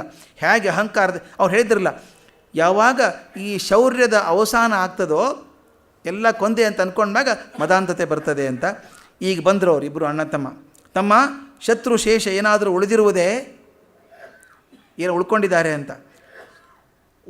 ಸುಂದೋಪಸುಂದರು ಭುಜತಟ್ಟಿ ನಿಂತರೆ ಶತ್ರುವೆಂದು ನಿಲ್ಲುವಂಥವನು ಲೋಕದಲ್ಲಿ ಯಾರು ಇರುವನೇ? ಸುಂದ ಕೇಳ್ತಾನೆ, ಇಂದ್ರನೇನಾದ? ಯಾವ ಮೂಲೆಯಲ್ಲಿ ಅವತುಕೊಂಡಿರುವನೋ ಹೇಳುವವರೇ ಇಲ್ಲ. ಉಪೇಂದ್ರನು ನಮ್ಮ ಪ್ರಾಸಾದದ ಹೆಬ್ಬಾಗಿಲ ಬಳಿ ಕಾದು ಬಿದ್ದುಕೊಂಡಿದ್ದಾನಂತೆ. ನಮ್ಮ ಮನೆ ಬಾಗಿಲ ಹತ್ರ ಬಿದ್ದು ಉಪೇಂದ್ರ ಬಿದ್ದಿದ್ದಾನೆ. ಅಗ್ನಿ ಏನಾದ? ಅಣ್ಣ ಕೇಳೋದು, ತಮ್ಮ ಉತ್ತರ ಕೊಡೋದು. ದೈತ್ಯ ಭೋಜನಕ್ಕೆ ಅಡಿಗೆ ಮಾಡುವುದರಲ್ಲಿ ಪ್ರಸಿದ್ಧನಾಗುತ್ತಿದ್ದಾನೆ. ಯಮನು ನಮ್ಮ ಪಶುಶಾಲೆಗೆ ತಕ್ಕ ಭೃತ್ಯನಾಗಿದ್ದಾನೆ. ನಿವೃತ್ತಿಯಲ್ಲಿದ್ದಾನೆ, ಪಾಪ ಅವನನ್ನು ಮೂಟೆ ಹೊರಲು ಹಾಕಿದ್ದಾರೆ. ವರುಣ ದಾನವ ಪ್ರಪಂಚಕ್ಕೆ ಸ್ನಾನಪಾನಕ್ಕೆ ನೀರು ಹೊತ್ತು ಬೆನ್ನು ಮುರಿದುಕೊಂಡಿದ್ದಾನೆ. ಅದು ಎಲ್ಲರೂ ಮುಗಿಸಿದ್ದೀವಿ ಅಂತ ಹೇಳಬೇಕಾಗಿದೆ. ವಾಯು ಧನುಜವೀರರಿಗೆ ಬೇಕಾದ ಚಾರನಾಗಿದ್ದಾನೆ. ಕುಬೇರ ದಿತಿಸುತ್ತರಿಗೆ ಉಡುಗೆ ತೊಡುಗೆಗಳನ್ನು ಒದಗಿಸುತ್ತಿದ್ದಾನೆ. ಈಶಾನ ಎಲ್ಲಿದ್ದಾನೆ? ಬೂದಿ ಬೆಳೆದುಕೊಂಡು ಬೆಟ್ಟಗುಡ್ಡಗಳಲ್ಲಿ ಹಾರಾಡುತ್ತಿದ್ದಾನೆ. ಆ ಬ್ರಹ್ಮ ಎಲ್ಲಿದ್ದಾನೆ? 4 ಮುಖಗಳಿಂದಲೂ ಹುಚ್ಚು ಹಾಡುಗಳನ್ನು ಹಾಡುತ್ತಿದ್ದಾನೆ. ಆ ವಿಷ್ಣು ಎಲ್ಲಿ ಹೋದ? ಅವನ ಸುದ್ದಿಯೇ ಇಲ್ಲ, ಪತ್ತೇನೇ ಇಲ್ಲ. ತಮ್ಮ, ಈಗೇನು ಹೇಳುವೆ? ಒಂದು ಲೋಕದ ಪ್ರಭುತ್ವವನ್ನು ಬೇಡಿಕೊಳ್ಳಲಿಲ್ಲವೆಂದು ಪೇಚಾಡುತ್ತಿದೆಯಲ್ಲ, ಒಂದು ಲೋಕ ಕೇಳ್ಕೋಬೇಕಾಗಿತ್ತು ಅಂತ. ಅಣ್ಣ, ಆ ಮರಳುತನವನ್ನು ಅಂದೇ ಬಿಡಿಸಿಬಿಟ್ಟಿಯಲ್ಲ ನೀನು. ಸಕಲ ಪ್ರಪಂಚಕ್ಕೂ ನಾವೇ ಅಲ್ಲರೇ ನಾಥರು. ನಮ್ಮ ಅಧಿಕಾರಕ್ಕೆ ಮೀರಿದುದು ಏನುಂಟು ಈಗ? ಶತಭೋಗಗಳನ್ನು ಅನುಭೋಗಿಸು ಈಗ ಅಂತ ಭೋಗದಲ್ಲಿ ತೊಡಗ್ತಾರೆ, ಊಟ ಮಾಡೋಕ್ಕೆ ಶುರು ಮಾಡ್ತಾರೆ. ಈ ಆಗೋ ಹೊತ್ತಿಗೆ ಬಹಳ ಚೆನ್ನಾಗಿರೋದು ಬಗ್ಗಿತದೆ. ಅಲ್ಲಿ ಒಂದು ಸಂಗೀತ ಕೇಳಿಸುತ್ತೆ. ಸಂಗೀತ ಎಷ್ಟು ಸಂಗೀತ ಅದ್ಭುತವಾದದ್ದು ಅಂದರೆ, ಈ ಮತ್ತರಾದಂತಹ ಕುಡಿದು ಮತ್ತರಾಗಿದ್ದಾರೆ ಅಂತಂದು ಅವರು ಕೂಡ ಕೇಳಿಸುತ್ತೆ. ಅದೇನು ಮಧುರ ಧ್ವನಿ ಅಂತ ಸುಂದ ಕೇಳಿದ. ನಾರೀ ಸ್ವರದಂತಿದೆ ಅಂದ. ಸುಂದ, ಹೌದು ಯುವತಿ ಕಂಠವಿದೆ ನೋಡಿ. ಮೇನಕೆ ಅವರೆಲ್ಲರಿಗೂ ಮರಳಾಗದಂಥವರು ಈಕೆ ನೋಡೇ ಇಲ್ಲ, ಬರೀ ಧ್ವನಿಗೆ ಮರಳಾಗ್ಬಿಟ್ಟಿದ್ದಾರೆ. ಕರಾಳ, ಮಧುವನ್ನು ತಂದಿರುವೆನೋ, ಕುಡಿಯರಿ ಯಜಮಾನ್ರೆ. ಅವನ ಶಿಷ್ಯ ಕುಡಿಲಿಂತ. ತಮ್ಮ, ಕುಡಿದು ದಣವನ್ನು ಆರಿಸಿಕೊಳ್ಳೋಣ ಬಾ. ಆಹಾ, ಈ ಪಾನ ಮಾಧುರ್ಯವು ಆ ಗಾನ ಮಾಧುರ್ಯವು ಹೇಗೆ ಸಮವಾಗಿ ಸೇರಿಕೊಂಡಿವೆ ಅಂತ ಅನ್ಕೋತಾರೆ. ಉಪಸುಂದ, ಸೌಖ್ಯ ಸಂಪೂರ್ತಿಗೆ ಒಂದೇ ಕಡಿಮೆ ಅಂದಾಗ ಸುಂದ ಏನು ಮಾಡ್ತಾನೆ ನೋಡಿ ಹೇಗಿದೆ. ತಮ್ಮ, ನೀನು ಇಲ್ಲಿಯೇ ಇರು, ನಾನದು ಅವಳು ನೋಡಿ ಬರುವೆನು. ಆ ನೋಡಿ ಬರೋದು ಒಂದು ಭಾಗ, ತಮ್ಮನ ಇಲ್ಲಿ ಉಳಿಸೋದು ಮುಖ್ಯ. ತಮ್ಮ, ನೀನು ಇಲ್ಲಿರು, ನಾನು ಅವಳು ನೋಡಿ ಬರ್ತೇನೆ ಅಂತ. ಅದಕ್ಕೆ ಉಪಸುಂದ, ಅಣ್ಣ, ಆ ಚಾಪಲ್ಯವು ಕಿರಿಯರಿಗೆ ಉಚಿತವಾದುದಲ್ಲವೇ? ನೀನು ಇಲ್ಲಿಯೇ ಇರು, ನಾನೇ ನೋಡಿ ಬಂದು ತಿಳಿಸುವೆನು. ಉಪಸುಂದ, ಸುಂದ, ನೀನು ಬಳಲಿ ಇರುವೆ, ವಿಶ್ರಮಿಸಿಕೊ, ನಾನು ಬೇಗನೆ ಹೋಗಿ ಬರುವೆನು ಅಂತ ಅಣ್ಣ ಹೇಳೋದು. ಅಣ್ಣ, ನೀನು ಇಲ್ಲಿ ವಿಹರಿಸುತ್ತಿರು, ನಾನು ನಿನಗೆ ಬೇಕಾದ ವರ್ತಮಾನವನ್ನು ತರುವೆನು. ನಿನಗೇಕೆ ಶ್ರಮ? ಎಷ್ಟು ಪ್ರೀತಿ ನೋಡಿ ಇಬ್ಬರು ಮೇಲೆ. ಹಾಗಲ್ಲ, ನೀನು ನಿಲ್ಲು, ನಾನು ಹೊರಟೆ. ಎಡಭಾಗದಿಂದ ಅವನು ಹೋಗ್ತಾನೆ. ಅದು ಹೇಗಾದೀತು? ಸುಂದರಿ ದರ್ಶನವು ನನಗೆ ಬೇಡವೋ ಅಂಥೇಳಿ ಬಲಭಾಗದಿಂದ ಇವನು ಹೋದ. ಅಲ್ಲಿ ಆಕೆ ರಮಣಿ ಹಾಡ್ತಿದ್ದಾಳೆ, ತಿಲೋತ್ತಮೆ ಹಾಡ್ತಾ ಇದ್ದಾಳೆ. ಆ ಹಾಡೋದನ್ನು ನೋಡಿ ಪರ್ವತ ತುದಿಗೆ ಒಬ್ಬ ಇನ್ನೊಬ್ಬ ಆ ಕಡೆ ಈ ಕಡೆ ಇದ್ದಾರೆ. ನೋಡಿಬಿಟ್ಟು ಸುಂದ ಕೇಳ್ತಾನೆ, ಆ ಸಖಿ ಒಬ್ಬಳಿದ್ದಾಳೆ, ಎಲ್ಲವೂ ಅವಳಾರು ಅಂತ ಕೇಳ್ತಾನೆ. ಆಕೆ ಒಬ್ಬ ಹೆಂಗಸು ಅಂತ ಸಖಿ ಹೇಳೋದು. ಅದು ಸರಿ, ಆಕೆ ಯಾರ ಮಗಳು? ಯಾರು ಲೋಕವೆಲ್ಲವೂ ಪಿತಾಮಹವನೆಂದು ಕರೆಯುವುದೋ ಆತನ ಮಗಳು ಈಕೆ. ಆಕೆ ಹೆಸರೇನು ಬೇಗ ತಿಳಿಸು. ಪ್ರಪಂಚದ ವಸ್ತುರಾಶಿಯ ಉತ್ತಮ ಲಕ್ಷಣಗಳು ತಿಲಮಾತ್ರವೂ ಬಿಡದೆ ಈಕೆಯಲ್ಲಿ ಸೇರಿರುವ ಕಾರಣ ಈಕೆಯನ್ನು ತಿಲೋತ್ತಮೆ ಎಂದು ಕರೆಯುತ್ತೇವೆ. ಲೋಕದಲ್ಲಿರುವಂಥ ಎಲ್ಲ ಸೌಂದರ್ಯವನ್ನು ತಿಲಮಾತ್ರವೂ ಬಿಡದೆ ಹಾಕಿರೋದ್ರಿಂದ ತಿಲೋತ್ತಮೆ ಅಂತ ಹೆಸರು. ಆಹಾ, ಅವಳು ಇಲ್ಲಿ ಏಕೆ ಇರುವಳು? ಸುಂದನ ಪ್ರಶ್ನೆ. ತಾನು ಯಾರಿಗಾಗಿ ಜನ್ಮವೆತ್ತಿರುವಳೋ ಅವನನ್ನು ಹುಡುಕುತ್ತಾ ಅಲ್ಲಿ ಎತ್ತಿರುವಳು. ಯಾರಿಗೋಸ್ಕರ ಹುಟ್ಟಿದ್ದೇನೆ? ಯಾರು ಆ ಪುಣ್ಯಶಾಲಿ? ಆಕೆ ಸಖಿ ಹೇಳುವಂಥದ್ದು. ಇನ್ನೂ ಆಕೆ ನೋಡೇ ಇಲ್ಲ ಅವನು. ಸಖಿ ಜೋಡನೆ ಡಿಸ್ಕಷನ್ ಇನ್ನೂ ಒಂದು. ಯಾರ ಹೆಸರನ್ನು ಹೇಳಿದರೆ ಸಕಲ ಭೂತಗಳು ನಡುಗುತ್ತವೋ ಆ ಶೂರನೇ ಆ ಪುಣ್ಯಶಾಲಿ. ಸಖಿ ಹೇಳ್ತಾಳೆ, ಇದೇಕೆ ಹೇಗೆ ಮಾಡುತ್ತಿರುವೆ? ನನಗಿಂತ ಶೂರನಾದವನು 3 ಲೋಕದಲ್ಲಿ ಯಾರಿರುವನು? ತಮ್ಮ ಹೆಸರೇನು ಅಂತಾಳಕ್ಕೆ. ಛೇ, ತಿಳಿಯದೆ ಸಮಸ್ತ ದೇವತೆಗಳನ್ನು ದಾಸರನ್ನಾಗಿ ಮಾಡಿಕೊಂಡಿರುವ ಸುಂದಾಸುರ ಚಕ್ರವರ್ತಿಯಲ್ಲವೇ ನಾನು? ಓಹೋ ಹಾಗೆಯೇ ಅಂತ ಹೇಳಿಬಿಟ್ಟು, ಸಂದೇಹ ಬೇಕೆ, ನಾನೇ ಅವಳ ಪತಿ, ಅವಳೇ ನನ್ನ ಪತ್ನಿ, ಎಲ್ಲವೂ ನನ್ನನ್ನು ಅವಳ ಬಳಿಗೆ ಬೇಗ ಕರೆದುಕೊಂಡು ಹೋಗು. ಆಕೆ ಹೇಳ್ತಾಳೆ, ದೈತ್ಯೇಂದ್ರ, ಇದು ಅಧಿಕಾರ ಇದ್ದಂಗೆ ಆಗೋದು. ದೈತ್ಯೇಂದ್ರ ಮನ್ನಿಸಬೇಕು, ನೀನಿರು, ನಾವು ಏನೂ ಅರಿಯದ ಬಾಲೆಯರು. ಹಠಾತ್ತಾಗಿ ತಮ್ಮಂಥ ದೊಡ್ಡವರನ್ನು ನಾನು ಒಡತಿ ಬಳಿಗೆ ಕರೆದುಕೊಂಡು ಹೋಗಿ ನಿಲ್ಲಿಸಿದರೆ ಅವಳು ನಾಚಿಕೆಯಿಂದಲೂ ಭಯದಿಂದಲೂ ಓಡಿ ಹೋದಾಳು. ನೀವು ಭಾರಿ ದೊಡ್ಡವರು, ಬಂದುಬಿಟ್ಟು ಗಾಬರಿ ಆಗಿಬಿಟ್ರೆ, ಆದ್ದರಿಂದ ಒಂದು ಕ್ಷಣ ವಿರಾಮ ಕೊಟ್ಟರೆ ನಾನೇ ಹೋಗಿ ತಾವು ಬಂದಿರುವ ಸಂತೋಷ ವಾರ್ತೆಯನ್ನು ತಿಳಿಸಿ ತಮ್ಮನ್ನು ಎದುರುಗೊಳ್ಳುವುದಕ್ಕೆ ವ್ಯವಸ್ಥೆ ಮಾಡುವೆನು ಅಂತ ಹೇಳ್ತಾಳೆ. ಆಯಿತು, ಹಾಗೆ ಮಾಡು. ಆಕೆ ಹೋದಳು. ಇಲ್ಲಿ ಉಪಸುಂದ ಈ ಕಡೆ ಬಂದ. ಎಲ್ಲವೂ ಅಲ್ಲಿ ಹಾಡುತ್ತಿರುವವರಾರು? ಆಕೆ ಒಬ್ಬ ಸುಂದರಿ ಅಂತ. ಅದು ನನ್ನ ಕಣ್ಣಿಗೆ ಕಾಣುತ್ತಿದೆ. ಅವಳು ಎಲ್ಲಿಂದ ಬಂದಳು?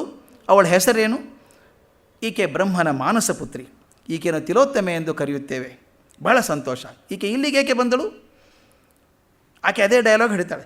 ಯಾರಿಗೋಸ್ಕರ ತಾನು ಅವತರಿಸಿರುವಳೋ ಅವರನ್ನು ಕಾಣುವುದಕ್ಕೋಸ್ಕರ. ಆ ಭಾಗ್ಯಶಾಲಿ ಯಾರು ನಾವು ಕೇಳ್ತಾನೆ. ಯಾರು ಚತುರ್ದಶ ಭುವನಗಳಲ್ಲಿ ಅಪ್ರತಿಮ ವೀರನೆನಿಸಿ ಪ್ರಸಿದ್ಧನಾಗಿರುವನೋ ಆ ಉಪಸುಂದಾಸುರನೇ ಆಕೆಗೆ ಬೇಕಾಗಿರುವನು. ಅಲ್ಲಿ ಸುಂದಾಸುರ ಅಂತ ಹೇಳಲಿಲ್ಲ, ಅವನು ತಾನು ತಿಳ್ಕೊಂಬಿಟ್ಟ ನಾನೇ ಅಂತ. ಇಲ್ಲಿ ಬಾಯಿ ಬಿಟ್ಟೆ ಹೇಳಿಬಿಡ್ಲಿ ಉಪಸುಂದಾಸುರಗೆ. ಓಹೋ, ನಾನು ಇಲ್ಲೇ ಇರುವೆನಲ್ಲ, ನನ್ನನ್ನು ಅವಳಿಗೆ ತೋರಿಸು ಅಂತೀವನಂದ. ತಾವೇ ಉಪಸುಂದಾಸರರು, ಬನ್ನಿಸಿ, ಬರಬೇಕು, ಕರ್ಕೊಂಡು ಹೋದ. ಈಗ ನೋಡಿ, ಎಡಭಾಗದಿಂದ ಸುಂದ, ಬಲಭಾಗದಿಂದ ಉಪಸುಂದ ಬರ್ತಾರೆ. ಮೊದಲನೇ ಸಿಕ್ಕಿ ತಿಲೋತ್ತಮೆ, ಇಲ್ಲಿ ನೋಡು, ಇವರೇ ಸುಂದಾಸುರರು, ನಿನ್ನನ್ನೇ ಹುಡುಕಿಕೊಂಡು ಬಂದಿರುವವರು. ಓಹೋ ದೈತ್ಯೇಂದ್ರ, ದಯಮಾಡಬೇಕು ಅಂದ್ಲಕ್ಕೆ. ಎರಡನೇ ಸಖಿ ತಿಲೋತ್ತಮೆ, ಇಲ್ಲಿ ನೋಡು, ಇವರು ಉಪಸುಂದಾಸುರ ರಾಜರು, ನಿನಗಾಗಿ ಬಂದಿರುವರು. ತಿಲೋತ್ತಮೆ, ಬಹಳ ಚೆನ್ನಾಯಿತು ರಾಕ್ಷಸೇಂದ್ರ, ದಯಮಾಡಬೇಕು ಅಂದ್ಲಕ್ಕೆ. ಸುಂದ ಉಪಸುಂದ ನೋಡ್ದ, ಅಲ್ಲಿ ನೋಡಿಬಿಟ್ಟು, ತಮ್ಮ ಕಡುಗು ಬಂದಿರುವೆ, ಬಂದೇ ಬಿಟ್ಟೆ ಕೊನೆಗೆ ಅಂತ. ಅತ್ತಿಗೆಯನ್ನು ನೋಡಬೇಕೆಂಬ ಆಸೆ ನೋಡಿ ಹೇಗಿದೆ, ಅತ್ತಿಗೆಯನ್ನು ನೋಡಬೇಕೆಂಬ ಆಸೆ ಅಂತ. ಉಪಸುಂದ, ಅಣ್ಣ, ಅವಳು ನನಗೆ ಅತ್ತಿಗೆ ಹೇಗೆ ಆದಾಳು? ನಿನ್ನ ನಾದಿನಿ ಅಲ್ಲವೇ? ಎಷ್ಟು ಚಂದದ ಮಾತು, ನಿನ್ನ ನಾದಿನಿ ಅಲ್ಲವೇ? ಇಬ್ಬರು ತಿಲೋತ್ತಮಿ ಎಡಬಲ್ ನಿಂತು ಅವ್ರು ಕೈ ಹಿಡ್ಕೋತಾರೆ, 2 ಕೈ ಹಿಡ್ಕೋತಾರೆ. ಅಯ್ಯೋ ಅಯ್ಯೋ, ಇಬ್ಬರೂ ಸೆಳೆದ್ರು, ನಾನು ತಡೆಯಲಾರೆ ಅಂತಕ್ಕೆ ಅಂತಾಳೆ. ಸುಂದ ಕೋಪದಿಂದ, ತಮ್ಮ, ನಿನ್ನ ಅಣ್ಣನ ಹೆಂಡತಿಯು ನಿನಗೆ ಪೂಜ್ಯಳಲ್ಲವೇ? ದೂರ ನಿಲ್ಲು. ಅಣ್ಣ, ನಿನ್ನ ತಮ್ಮನ ಮಡದಿಯನ್ನು ನೀನು ಮುಟ್ಟಬಹುದೇ? ದೂರ ಹೋಗು. ಉಪಸುಂದ, ನೀನು ಕಿರಿಯನಲ್ಲವೇ? ಮರ್ಯಾದೆಯನ್ನು ಅರಿತು ನಡೆ. ಸುಂದ, ನೀನು ಹಿರಿಯನಲ್ಲವೇ? ತರುಣ ವೃತ್ತಿಗೆ ಬರಬೇಡ. ತಿಲೋತ್ತಮೆ, ನೀನೇ ಹೇಳು, ನೀನು ಆರಿಗೆ ಸೇರಿದವಳು? ಆಕೆ ಒಂದೇ ಮಾತಾಡ್ತಾಳೆ, ಆಲೋಚಿಸಿ ನೋಡು, ಅವಸರ ಮಾಡಬೇಡ, ಹೆದರಬೇಡ ಅಂತ ತಮ್ಮ ಹೇಳ್ತಾನೆ. ತಿಲೋತ್ತಮೆ, ಹೇಗೆ ಹೇಳಲಿ? ನಿಮ್ಮಿಬ್ಬರಲ್ಲಿ ಅತ್ಯಂತ ಧೀರರು ಯಾರೋ ಅವರನ್ನು ವರಿಸುವುದು ರಮಣೀಯರಿಗೆ ಶೋಭೆ ಅಲ್ಲವೇ? ಆಕೆ ಎಷ್ಟು ಚೆನ್ನಾಗಿ ಹೇಳ್ತಾರೆ, ಇಬ್ಬರೊಳಗೆ ಯಾರು ಶೂರರು ಅಂತ ತೀರ್ಮಾನ ಆಗಬೇಕು. ಅದೇ ಈಗ ಸರಿ ಅಂದು ಉಪಸುಂದ. ಹಾಗೇ ಆಗಲಿ, ಬಾ ಉಪಸುಂದ, ನಿನ್ನ ಗರ್ವವನ್ನು ಮುರಿದು ಬಿಡುತ್ತೇನೆ. ಗರ್ವ ನಿನಗೆ ಮಾತ್ರ ಸೇರಿದುದೋ? ನನ್ನನ್ನು ತೊರೆದು ತಕ್ಕ ಭೋಗವನ್ನು ಪಡೆಯಬೇಕೆಂದು ಮಾಡಿದ್ದೀಯಾ? ಸುಂದ ಹೇಳ್ತಾನೆ, ನನ್ನ ಗದೆಯನ್ನು ಕೇಳು, ಭೋಗಕ್ಕೆ ಯಾರು ಪ್ರತಿಮಾಧಿಕಾರಿ? ನನಗೂ ಒಂದು ಗದೆ ಇದೆ ಅಂತ ಅವನು ಅಂದ. ಇಲ್ಲಿ ಚಂದ ಡಿ ವಿ ಜಿಯವ್ರ ಸ್ಟೈಲ್ ಅಂದರೆ, ಆ ಹೊಡೆದಾಟ ಏನು ಮಾತಾಡೋಕ್ಕೆ ಹೋಗಲ್ಲ ಅವರು, ಒಂದೇ ಸಾಲಲ್ಲಿ ಮುಗಿಸ್ಬಿಡ್ತಾರೆ. ಹೊಡೆದಾಡ್ತಾರೆ. ಉಪಸುಂದರು ಯುದ್ಧಕ್ಕೆ ನಿಂತು ಒಬ್ಬರನ್ನೊಬ್ಬರು ಪರಿಹರಿಸಿ ಕೆಳಕ್ಕೆ ಬೀಳುವರು. ಮುಗಿದ ಕತೆ ಅಲ್ಲಿಗೇನೆ. ಈ ತಿಲೋತ್ತಮೆ ನಾಟಕ ನನಗೆ ಇಷ್ಟ ಆಗಿರೋದು ಕಡೆ ಭಾಗ. ತಿಲೋತ್ತಮೆ ಬರೀ ಅಸಾಧ್ಯ ಸುಂದರಿ, ಅನುಪಮ ಸುಂದರಿ ಆಕೆಯನ್ನು ಮೋಹಿಸಿಬಿಟ್ಟು ಇಬ್ಬರೂ ಹತ್ತೋದ್ರು ಅಂತ ಹೇಳ್ತೀವಲ್ಲ, ಆಕೆ ಸ್ವಭಾವ ಹೇಗಿತ್ತು ಅನ್ನೋದು ಭಾಳ ದೊಡ್ಡ ಗುಣ ಇದು. ಡಿ ವಿ ಜಿದು ಯಾವಾಗಲೂ ಒಂದು ಕೊನೆಗೆ ಮುಗಿಸ್ಬೇಕಾದ್ರೆ ಆ ಸತ್ಯಂ ಶಿವಂ ಅನ್ನೋ ಹಾಗೆ ಎಲ್ಲವೂ ಶಿವಮಯವಾಗಬೇಕು, ಸಂತೋಷವಾಗಿ ಆಗಬೇಕು. ಆಕೆ ತಿಲೋತ್ತಮೆ ಒಂದು ಮೂಲೆ ದುಃಖದಲ್ಲಿ ಕೂತಿದ್ದಾಳೆ. ಇಬ್ಬರು ಸತ್ತೋದ್ರಿ ಇವರು. ಕತೆ ಮುಗಿತು, ಅಲ್ಲಿಗೆ ನಾಟಕ ಮುಗಿಬೇಕಾದ್ರೆ ಆ್ಯಕ್ಚುಲಿ ಒಂದು ಸರ್ಗ ಸೇರಿಸಿದ್ದಾರೆ, ಒಂದು 2-3 ಮಾತು ಹೇಳ್ತಾರೆ. ದುಃಖದಲ್ಲಿ ಕೂತಿದ್ದಾಳೆ ಆಕೆ ತಿಲೋತ್ತಮೆ, ಮ್ಲಾನ್ ಓದಳ ಕೂತಿದ್ದಾಳೆ. ಒಬ್ಬ ತಪಸ್ವಿ ಬರ್ತಾನೆ ಅಲ್ಲಿ ನೋಡಿ, ಉಪದ್ವ್ಯಾಪಿ ಅವನು. ಆ ಇಂದ್ರನ ಲೋಕ ಸಿಕ್ತಲ್ಲ, ಉಸಂದ ಸತ್ರು ಇವರು. ತಿಲೋತ್ತಮೆ ಬೆನ್ನತ್ತಿ ಬಂದಿದ್ದಾನೆ. ತಿಲೋತ್ತಮೆ, ನೀನೇ ಅಪ್ಸರೋತ್ತಮೆ, ನಿನ್ನಿಂದಲ್ಲವೇ 3 ಲೋಕಗಳ ಪೀಡೆ ಪರಿಹಾರವಾದುದು ಅಂದೊಂದು ಪಕ್ಕದಲ್ಲಿ ಕೂತ್ಕೋತಾನೆ. ಇನ್ನೊಬ್ಬ ಸನ್ಯಾಸಿ ಬರ್ತಾನೆ. ತಿಲೋತ್ತಮೆ, ನಿನ್ನ ಲಾವಣ್ಯವೇ ಲಾವಣ್ಯ, ವಿದ್ವತ್ ಪ್ರಭೆಯಿಂದ ಮಹಾವೃಕ್ಷಗಳು ಬೀಳುವಂತೆ ನಿನ್ನ ಬೆಳಗಿನಿಂದ ಸುಂದೋಪಸುಂದರು ಹತರಾಗಿ ಹೋದರು. ಅವನು ಪಕ್ಕದಲ್ಲಿ ಕೂತ್ಕೊಂಡ. ಇನ್ನೊಬ್ಬ ಬಂದ. ತಿಲೋತ್ತಮೆ, ನೀನೇ ರೂಪ ರಮಣೀಯತೆಗೆ ಅಧಿದೇವತೆ, ಸೌಂದರ್ಯ ತತ್ವವನ್ನು ಅರಿಯಬೇಕೆನ್ನುವರು ನಿನ್ನನ್ನು ಬಿಟ್ಟು ಇನ್ನಾರು ಉಪಾಸಿಸ್ಯಾರು ಅಂತ ಎಲ್ಲರೂ ಬಂದು ಇವರ ತಪಸ್ವಿಗಳೆಲ್ಲ ಆಗ ಸುತ್ತ ಕೂತ್ಕೋತಾರೆ. ಆಕೆ ಅಂತಾಳೆ, ಯಾಕೆ ಹಿಂಗೆ ಮಾತಾಡ್ತಾರೆ ಇವರು ಅಂತಾಳೆ. ಯಾಕೆ ಹಿಂಗೆ ಮಾತಾಡ್ತಾರೆ? ಆಕೆ ಹೇಳ್ತಾಳೆ, ನಿನ್ನನ್ನು ಸಂತೋಷಪಡಿಸೋಕ್ಕೋಸ್ಕರ ಬಂದ್ವಿ ಅಂತ ಇವರೆಲ್ಲ ಹೇಳ್ತಾರೆ. ಆಕೆ ಮಾತು ಕೇಳಬೇಕು, ಎಷ್ಟು ಚೆನ್ನಾಗಿದೆ. ತಾಪಸೋತ್ತಮರೇ, ನಿಮ್ಮ ವಚನದಿಂದ ನನಗೆ ಸಂತೋಷವಾಗಿದೆ. ಆದರೆ ನನ್ನ ಹುಟ್ಟಿನ ಮರ್ಮವನ್ನು ನೀವು ನಾರದಿಂದ ತಿಳಿಯಬೇಕು. ಯಾರು ಅಂತ ಹೇಳ್ತಾಳೆ. ಆಕೆ ಎಷ್ಟು ಚೆನ್ನಾಗಿ ಹೇಳ್ತಾಳೆ ನೋಡಿ. ಆಕೆ ತನ್ನ ದೇಹದ ಬಗ್ಗೆ ಅಭಿಮಾನ ಇಲ್ಲ. ಎಷ್ಟು ಚೆನ್ನಾಗಿ ಹೇಳ್ತಾಳೆ. ಒಂದು ದೇಹದಲ್ಲಿ 2 ಭುಜಗಳನ್ನು ಸೇರಿದವರನ್ನು ಬೇರೆ ಮಾಡಿ ಕೊಂದ ರೂಪವು ಖಡ್ಗದಂತೆ ಕಾಣಲರವಾದುದಲ್ಲವೇ? ನನ್ನ ರೂಪ ಎಂಥದ್ದು ಗೊತ್ತಾ? ಒಂದು ದೇಹದ 2 ಭುಜ ಇದ್ದಂಗಿದ್ರು ಅವ್ರನ್ನ ಕೊಂದಂಥ ರೂಪ ಅಲ್ವೇ ನಂದು? ನನ್ನ ದೇಹನ ನೋಡಿದಾಗ ನಿಮಗೆ ಖಡ್ಗ ಕಾಣಿಸ್ದಂಗೆ ಕಾಣಿಸ್ಬೇಕಲ್ವೇ?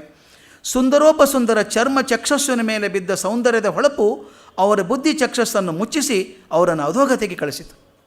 ನನ್ನ ರೂಪ ಅವರ ಕಣ್ಣಿಗೆ ಬಿದ್ದ ತಕ್ಷಣ ಅವ್ರ ಬುದ್ಧಿಯನ್ನು ಮುಚ್ಚಿ ಅಧೋಗತಿಗೆ ಹಾಕಿಬಿಡ್ತು.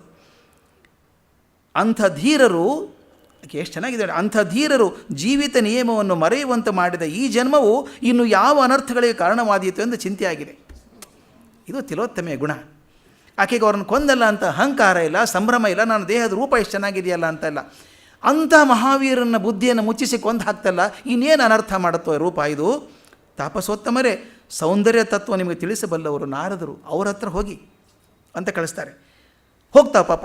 ಆಮೇಲೆ ದೇವತೆಗಳು ಬೇಡ್ಕೋತಾಳೆ, ಆಕೆ ಬ್ರಹ್ಮನಿಗೆ ಬೇಡ್ಕೋತಾಳೆ, ಜನಕ ಆದಿದೇವ, ಆಕಾರದಿಂದ ಆಗುವ ವಿಕಾರವು ದೇವಲೋಕದಲ್ಲಿ ಹೀಗಿದ್ದರೆ ಭೂಲೋಕದವರು ರೂಪಪರವಶರಾಗುವುದು ಆಶ್ಚರ್ಯವೇ? ಆ ಮುಂದಿನ ಮಾತು ಎಷ್ಟು ಚೆನ್ನಾಗಿದೆ ನೋಡಿ. ನಿಖಿಲ ಸೌಂದರ್ಯ ನಿರ್ಮಾತ್ರ ನೀನಿರಲು ಎನ್ನ ರೂಪಮಹಿಯನ್ನು ಇವರು ಹೊಗಳುವರೇಕೆ? ಸಕಲ ರೂಪಕ್ಕೆ ಕಾರಣನಾದವ ನೀನಿರ್ಬೇಕಾದ್ರೆ ನನ್ನ ರೂಪ ಯಾಕೆ ಹೊಗಳ್ತಾರೆ ಇವರು?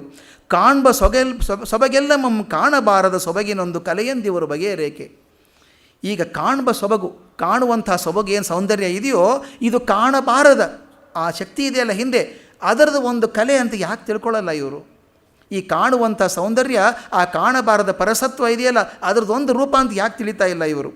ಸುಧೆಯನು ಅಂದು ಇಡೆ ಬಂದ ಮೋಹಿನಿಯ ಮರೆತು ಎನ್ನ ಶೃಂಗಾರ ನಿಧಿಯನ್ನು ಅಂತಿಪರೇಕೆ? ವಿಷ್ಣುವೇ ಬಂದಲ್ಲ ಅವತ್ತು ಮೋಹಿನಿ ರೂಪ ಮಾಡಿಕೊಂಡು, ಆ ರೂಪ ಯಾಕೆ ಕಣ್ಮುಂದೆ ಬರ್ತಾ ಇಲ್ಲ ಇವರಿಗೆ? ಆ ಮೋಹಿನಿಯ ರೂಪವನ್ನು ಮರೆತು ಎನ್ನನ್ನು ಶೃಂಗಾರ ನಿಧಿ ಎಂದು ನತಿಪರೇಕೆ? ಭುವನ ಭಾಗ್ಯವಿಧಾತ ನಿನ್ನ ಶಕ್ತಿಯ ಮರೆತು ಪುತ್ಥಳಿಯಾದ ಎನ್ನ ಭಜಿಪರೇಕೆ? ನಿನ್ನ ಗೊಂಬೆ ನಾನು, ನನ್ನ ಮೆಚ್ಕೊಂಡಿದ್ದಾರಲ್ಲ, ಅವನ್ನ ಯಾಕೆ ಮೆಚ್ಕೋಬಲಿಲ್ಲ ಪರಮಾತ್ಮನ ಅಂತ ಕೇಳಿದಾಗ ನಾರದ ಬರ್ತಾನೆ. ತಿಲೋತ್ತಮೆ, ನೀನು ಮಾಡಿದ ಅದ್ಭುತ ನೆನೆದು ಹಿಗ್ಗುತ್ತಿದ್ದೀಯಾ ಅಂತ ಕೇಳ್ತಾನೆ. ಆಕೆ ಹೇಳ್ತಾಳೆ, ಪೂಜ್ಯರೇ, ನಾನು ಮಾಡಿದುದೇನು? ಜಗಜ್ಜನಕನ ಕೈಯ ಬೊಂಬೆಯಲ್ಲವೇ ನಾನು? ಇದು ಯಾವಾಗ ರೂಪದ ಜೊತೆಗೆ ಆ ವಿನಯ ಬರ್ತದೋ ಆಗ ಬೆಲೆ ಬರ್ತದೆ. ಆಗ ತಿಲೋತ್ತಮ ಹೇಳ್ತಾಳೆ, ನಿನ್ನೇನೆ ಧ್ಯಾನಿಸ್ತಾ ಇದ್ದೆ ನಾನು ಅಂತ ನಾರದ ಹೇಳಿದಾಗ ತಿಲೋತ್ತಮ ಹೇಳ್ತಾಳೆ, ಬ್ರಹ್ಮನಂದನ, ಪುಣ್ಯಶಾಲಿಗಳೆಂದು ಸ್ವರ್ಗಕ್ಕೆ ಬಂದಿರುವ ತಪಸ್ವಿಗಳು ನನ್ನನ್ನು ಕಂಡು ಬೆರಗಾಗಿ ಮುಗ್ಧರಂತೆ ಮಾತನಾಡುತ್ತಿರುವರು. ತಪಸ್ಸು ಮಾಡಿ ಬಂದವರು ಇವರೆಲ್ಲ. ಅನೂಹ್ಯವಾದ ಸೌಂದರ್ಯವು ಜಗತ್ಕರ್ತನ ಚಿತ್ತದಲ್ಲಿಯೂ ಅಮೇಯವಾದ ಕೌಶಲ್ಯವು ಅವನ ಹಸ್ತದಲ್ಲಿಯೂ ಅಡಗಿರುವುದೆಂಬುದನ್ನು ಮರೆತಂತೆ ಕಾಣುತ್ತದೆ. ಈ ಪ್ರಪಂಚದಲ್ಲಿರುವಂಥ ಸೌಂದರ್ಯ ಅವನ ಕೌಶಲ್ಯ, ಅವನ ಚಿಂತನೆ ಅನ್ನೋದು ಮರೆತು ಬಿಟ್ಟಿದ್ದಾರೆ. ಅನ್ನಪಾನಗಳನ್ನು ಬಿಟ್ಟು, ವಸ್ತ್ರಾಭರಣಗಳನ್ನು ಬಿಸುಟು, ಅಂಗಾಂಗಗಳನ್ನು ದಂಡಿಸಿ ಸುಕೃತ ಸಂಪಾದನೆ ಮಾಡಿದವರು ಹೀಗಾದರೆ ಸಾಮಾನ್ಯ ಮಾನವರು ಮೋಹಪೀಡಿತರಾಗುವುದು ತಪ್ಪೇ? ಇವರೇ ಹಿಂಗಾಗಿಬಿಟ್ಟಿದ್ದಾರಲ್ಲ. ಅದಕ್ಕೆ ನಾರದ ಹೇಳ್ತಾನೆ, ಯಾಕೆ ಹಿಂಗಾಗಿದೆ ಅಂದರೆ, ತಿಲೋತ್ತಮೆ, ಇವರು ಮಾಡಿದ ತಪಸ್ಸೆಲ್ಲವೂ ಸ್ವರ್ಗ ಸುಖಕ್ಕೋಸ್ಕರವೇ ಹೊರತು ಪರತತ್ವಕ್ಕೋಸ್ಕರ ಅಲ್ಲ. ಎಷ್ಟು ಅದ್ಭುತ ಮಾತು ಇದು! ತಿಲೋತ್ತಮೆ ನಾಟಕದ ಕಿರೀಟಪ್ರಾಯ ಅಂತ ಹೇಳ್ತೀನಿ ನಾನು. ಸತ್ಯ ಸೌಂದರ್ಯ ಅಂದರೆ ಯಾವುದು ಅಂತ. ಇದು ಸುಖದಕ್ಕೋಸ್ಕರ ಮಾಡಿದವರು, ಪರತತ್ವಕ್ಕೋಸ್ಕರ ಅಲ್ಲ. ಗಳಿಸಿಟ್ಟಿರುವ ಪುಣ್ಯರಾಶಿಯು ಮುಗಿದೊಡನೆ ಇವರು ಮರ್ತ್ಯಲೋಕಕ್ಕೆ ತೆರಳತಕ್ಕವರು. ಅದಕ್ಕೆ ನಿಮ್ಮ ಕಡೆ ಕಳಿಸಿದ್ದೀನಿ, ಸ್ವಲ್ಪ ಬುದ್ಧಿ ಹೇಳಿ ಅಂತಾರೆ. ಅದಕ್ಕೆ ನಾರದರು ನಮ್ಮ ಬಗ್ಗೆ ಭಾಳ ಮಾತಾಡ್ತಾರೆ. ಬೇಜಾರಾಗ್ಬಿಟ್ಟಿದೆ ನಮ್ಮ ಬಗ್ಗೆ ಅನಿಸುತ್ತೆ. ಆಹಾ, ಮನುಷ್ಯರ ವಿವೇಚನೆಯನ್ನು ಎಚ್ಚರಗೊಳಿಸುವುದೇ ಅದೆಂಥ ಹೃದಯ ವೇದಕವಾದ ಕೆಲಸ. ಮನುಷ್ಯರಿಗೆ ಬುದ್ಧಿ ಪ್ರಚೋದನೆ ಮಾಡುವಂಥದ್ದು ಎಂಥ ಹೃದಯ ವಿದ್ರಾವಕವಾದಂಥ ಕೆಲಸ. ಆ ಕೆಲಸವನ್ನು ಕೈಕೊಳ್ಳುವವರಿಗೆ ಎಷ್ಟು ತಾಳ್ಮೆ ಇದ್ದರೆ ತಾನೇ ಸಾಕಾದೀತು. ವಿದ್ಯಾದೇವಿಯೇನೂ ಆ ಕೆಲಸಕ್ಕೆ ನಮ್ಮನ್ನು ಪ್ರೇರೇಪಿಸುತ್ತಿರುವಳು. ವಿದ್ಯಾದೇವಿ ಮಾಡಿ ಮಾಡಿ ಅಂತಾಳೆ, ಆದರೆ ಮಾಯಾದೇವಿಯು ನಾನಾ ವೇಷಗಳಿಂದ ಬಂದು ಸಫಲವಾಗದಂತೆ ನೋಡುವಳು. ನಾವೇನು ಮಾಡಬೇಕು? ಆಕೆ ಹೇಳ್ತಾಳೆ, ತಿಲೋತ್ತಮೆ ಮಾತು ಎಷ್ಟು ತೂಕದ ಮಾತು. ಋಷಿವರೇಣ್ಯ, ಜಗತ್ತಿನ ಜೀವಿಗಳನ್ನೆಲ್ಲ ಅಕ್ಷಗಳನ್ನಾಗಿ ಮಾಡಿಕೊಂಡು ವಿದ್ಯಾದೇವಿಯು ಮಾಯಾದೇವಿಯು ಆಡುತ್ತಿರುವ ಅಕ್ಷದ್ಯೂತದಲ್ಲಿ ವಿದ್ಯೆಯು ಸಹಾಯ ಶೂನ್ಯಳಾಗಿ ಹಿಮ್ಮೆಟ್ಟುತ್ತಿದ್ದರೆ ನಾವು ಸುಮ್ಮನೆ ನೋಡುತ್ತಿರುವುದೇ? ವಿದ್ಯಾದೇವಿ ಮಾಯಾದೇವಿ ಇಬ್ಬರೂ ಇದ್ದಾರೆ. ವಿದ್ಯೆ ನಮ್ಮನ್ನು ಬುದ್ಧಿಗೆ ಪ್ರಚೋರ ಮಾಡ್ತಾಳೆ, ಮಾಯೆ ನಮ್ಮನ್ನು ಮಾಯೆ ಹಾಕಿ ಮರೆಸ್ತಾಳೆ. ಇಬ್ಬರೂ ಆಟ ಆಡ್ತಿದ್ದಾರೆ. ಆಗ ನಾವು ವಿದ್ಯಾದೇವಿಯನ್ನು ಸಪೋರ್ಟ್ ಮಾಡಬೇಕು, ಆಕೆ ಕಡೆ ಹೋಗಬೇಕು ಅಂತ ಹೇಳಿ, ಈಕೆ ನಿರುತ್ಸಾಹಿಯಾದರೆ ಇವರ ಆಟದಿಂದ ಇಬ್ಬರಿಗೂ ಒಡೆಯನಾದ ವಿಶ್ವಕರ್ತೃವಿಗೆ ಹೇಗೆ ವಿನೋದವಾದೀತು ಅಂತ ಹೇಳಿ ಕೊನೆಗೆ ಹೇಳ್ತಾನೆ, ತಿಲೋತ್ತಮೆ, ನಿನ್ನ ಮಾತನ್ನು ಒಪ್ಪಿದೆ. ನಾವೆಲ್ಲ ಉಳಿಗಕ್ಕಿರಬೇಕಾದವರು, ಮನುಷ್ಯ ಜೀವನದ ಉದ್ಧಾರಕ್ಕೆ ಉಳಿಗೆಗಿರಬೇಕಾದವರು ಅಂತ ಹೇಳಿ, ಆಹಾ ನಮ್ಮ ಕನಿಕರಕ್ಕೆ ಮಾನವರಿಗಿಂತಲೂ ಹೆದಕ್ಕ ಪಾತ್ರರಿರುವರು ಯಾರಿರುವರು, ದೇವತೆಗಳಿಗಿಂತ ಮಾನವರಿಗೆ ಇರಬೇಕು ಅಂತ. ಸೃಷ್ಟಿಕರ್ತನ ಅನುಗ್ರಹವು ದೇವತೆಗಳಿರುವುದರ 100ರಷ್ಟು ಮಾನವರ ಮೇಲೆ ಇರಲಿ, ಅವರಿಗಾಗಿ ನಾನು ಪ್ರಾರ್ಥಿಸುತ್ತೇನೆ ಅಂತ ತಿಲೋತ್ತಮೆ ಹೇಳ್ತಾಳೆ. ಅಲ್ಲಿ ಮಂಗಳ ರೂಪದೊಂದಿಗೆ ಆ ಕಥೆ ನಾಟಕ ಮುಗಿತಿದೆ. ಆದ್ದರಿಂದ ತಿಲೋತ್ತಮೆ ಮಾತು ಸೌಂದರ್ಯ ದೊಡ್ಡದಲ್ಲ, ಸೌಂದರ್ಯದಿರುವಂಥ ಆತ್ಮಾನುಭೂತಿ ಇದೆಯಲ್ಲ. ಆದ್ದರಿಂದ ರಂಭೆ ಕಡೆಯಿಂದ ಆಗದಂಥದ್ದು, ಮೇನಕೆ ಕಡೆಯಿಂದ ಆಗಲಾರ, ಊರ್ವಶಿಯಿಂದ ಆಗಲಾರದ್ದು ತಿಲೋತ್ತಮೆ ಕಡೆಯಿಂದ ಆಯಿತು. ರೂಪ ಸೌಂದರ್ಯ ಜೊತೆಗೆ ಆ ಹಿಂದಿರುವ ಆತ್ಮತತ್ವದ ಅನುಭೂತಿ ಇದೆ ಅನ್ನೋದನ್ನು ಹೇಳಬೇಕಾಗಿರೋದು ಡಿವಿಜಿಯರ್ಗೆ. ಅವರಿಗೆ ನಮ್ಮ ನಮಸ್ಕಾರಗಳನ್ನು ಸಲ್ಲಿಸಿ ಇವತ್ತಿನ ಕಾರ್ಯಕ್ರಮ ಮುಗಿಸೋಣ.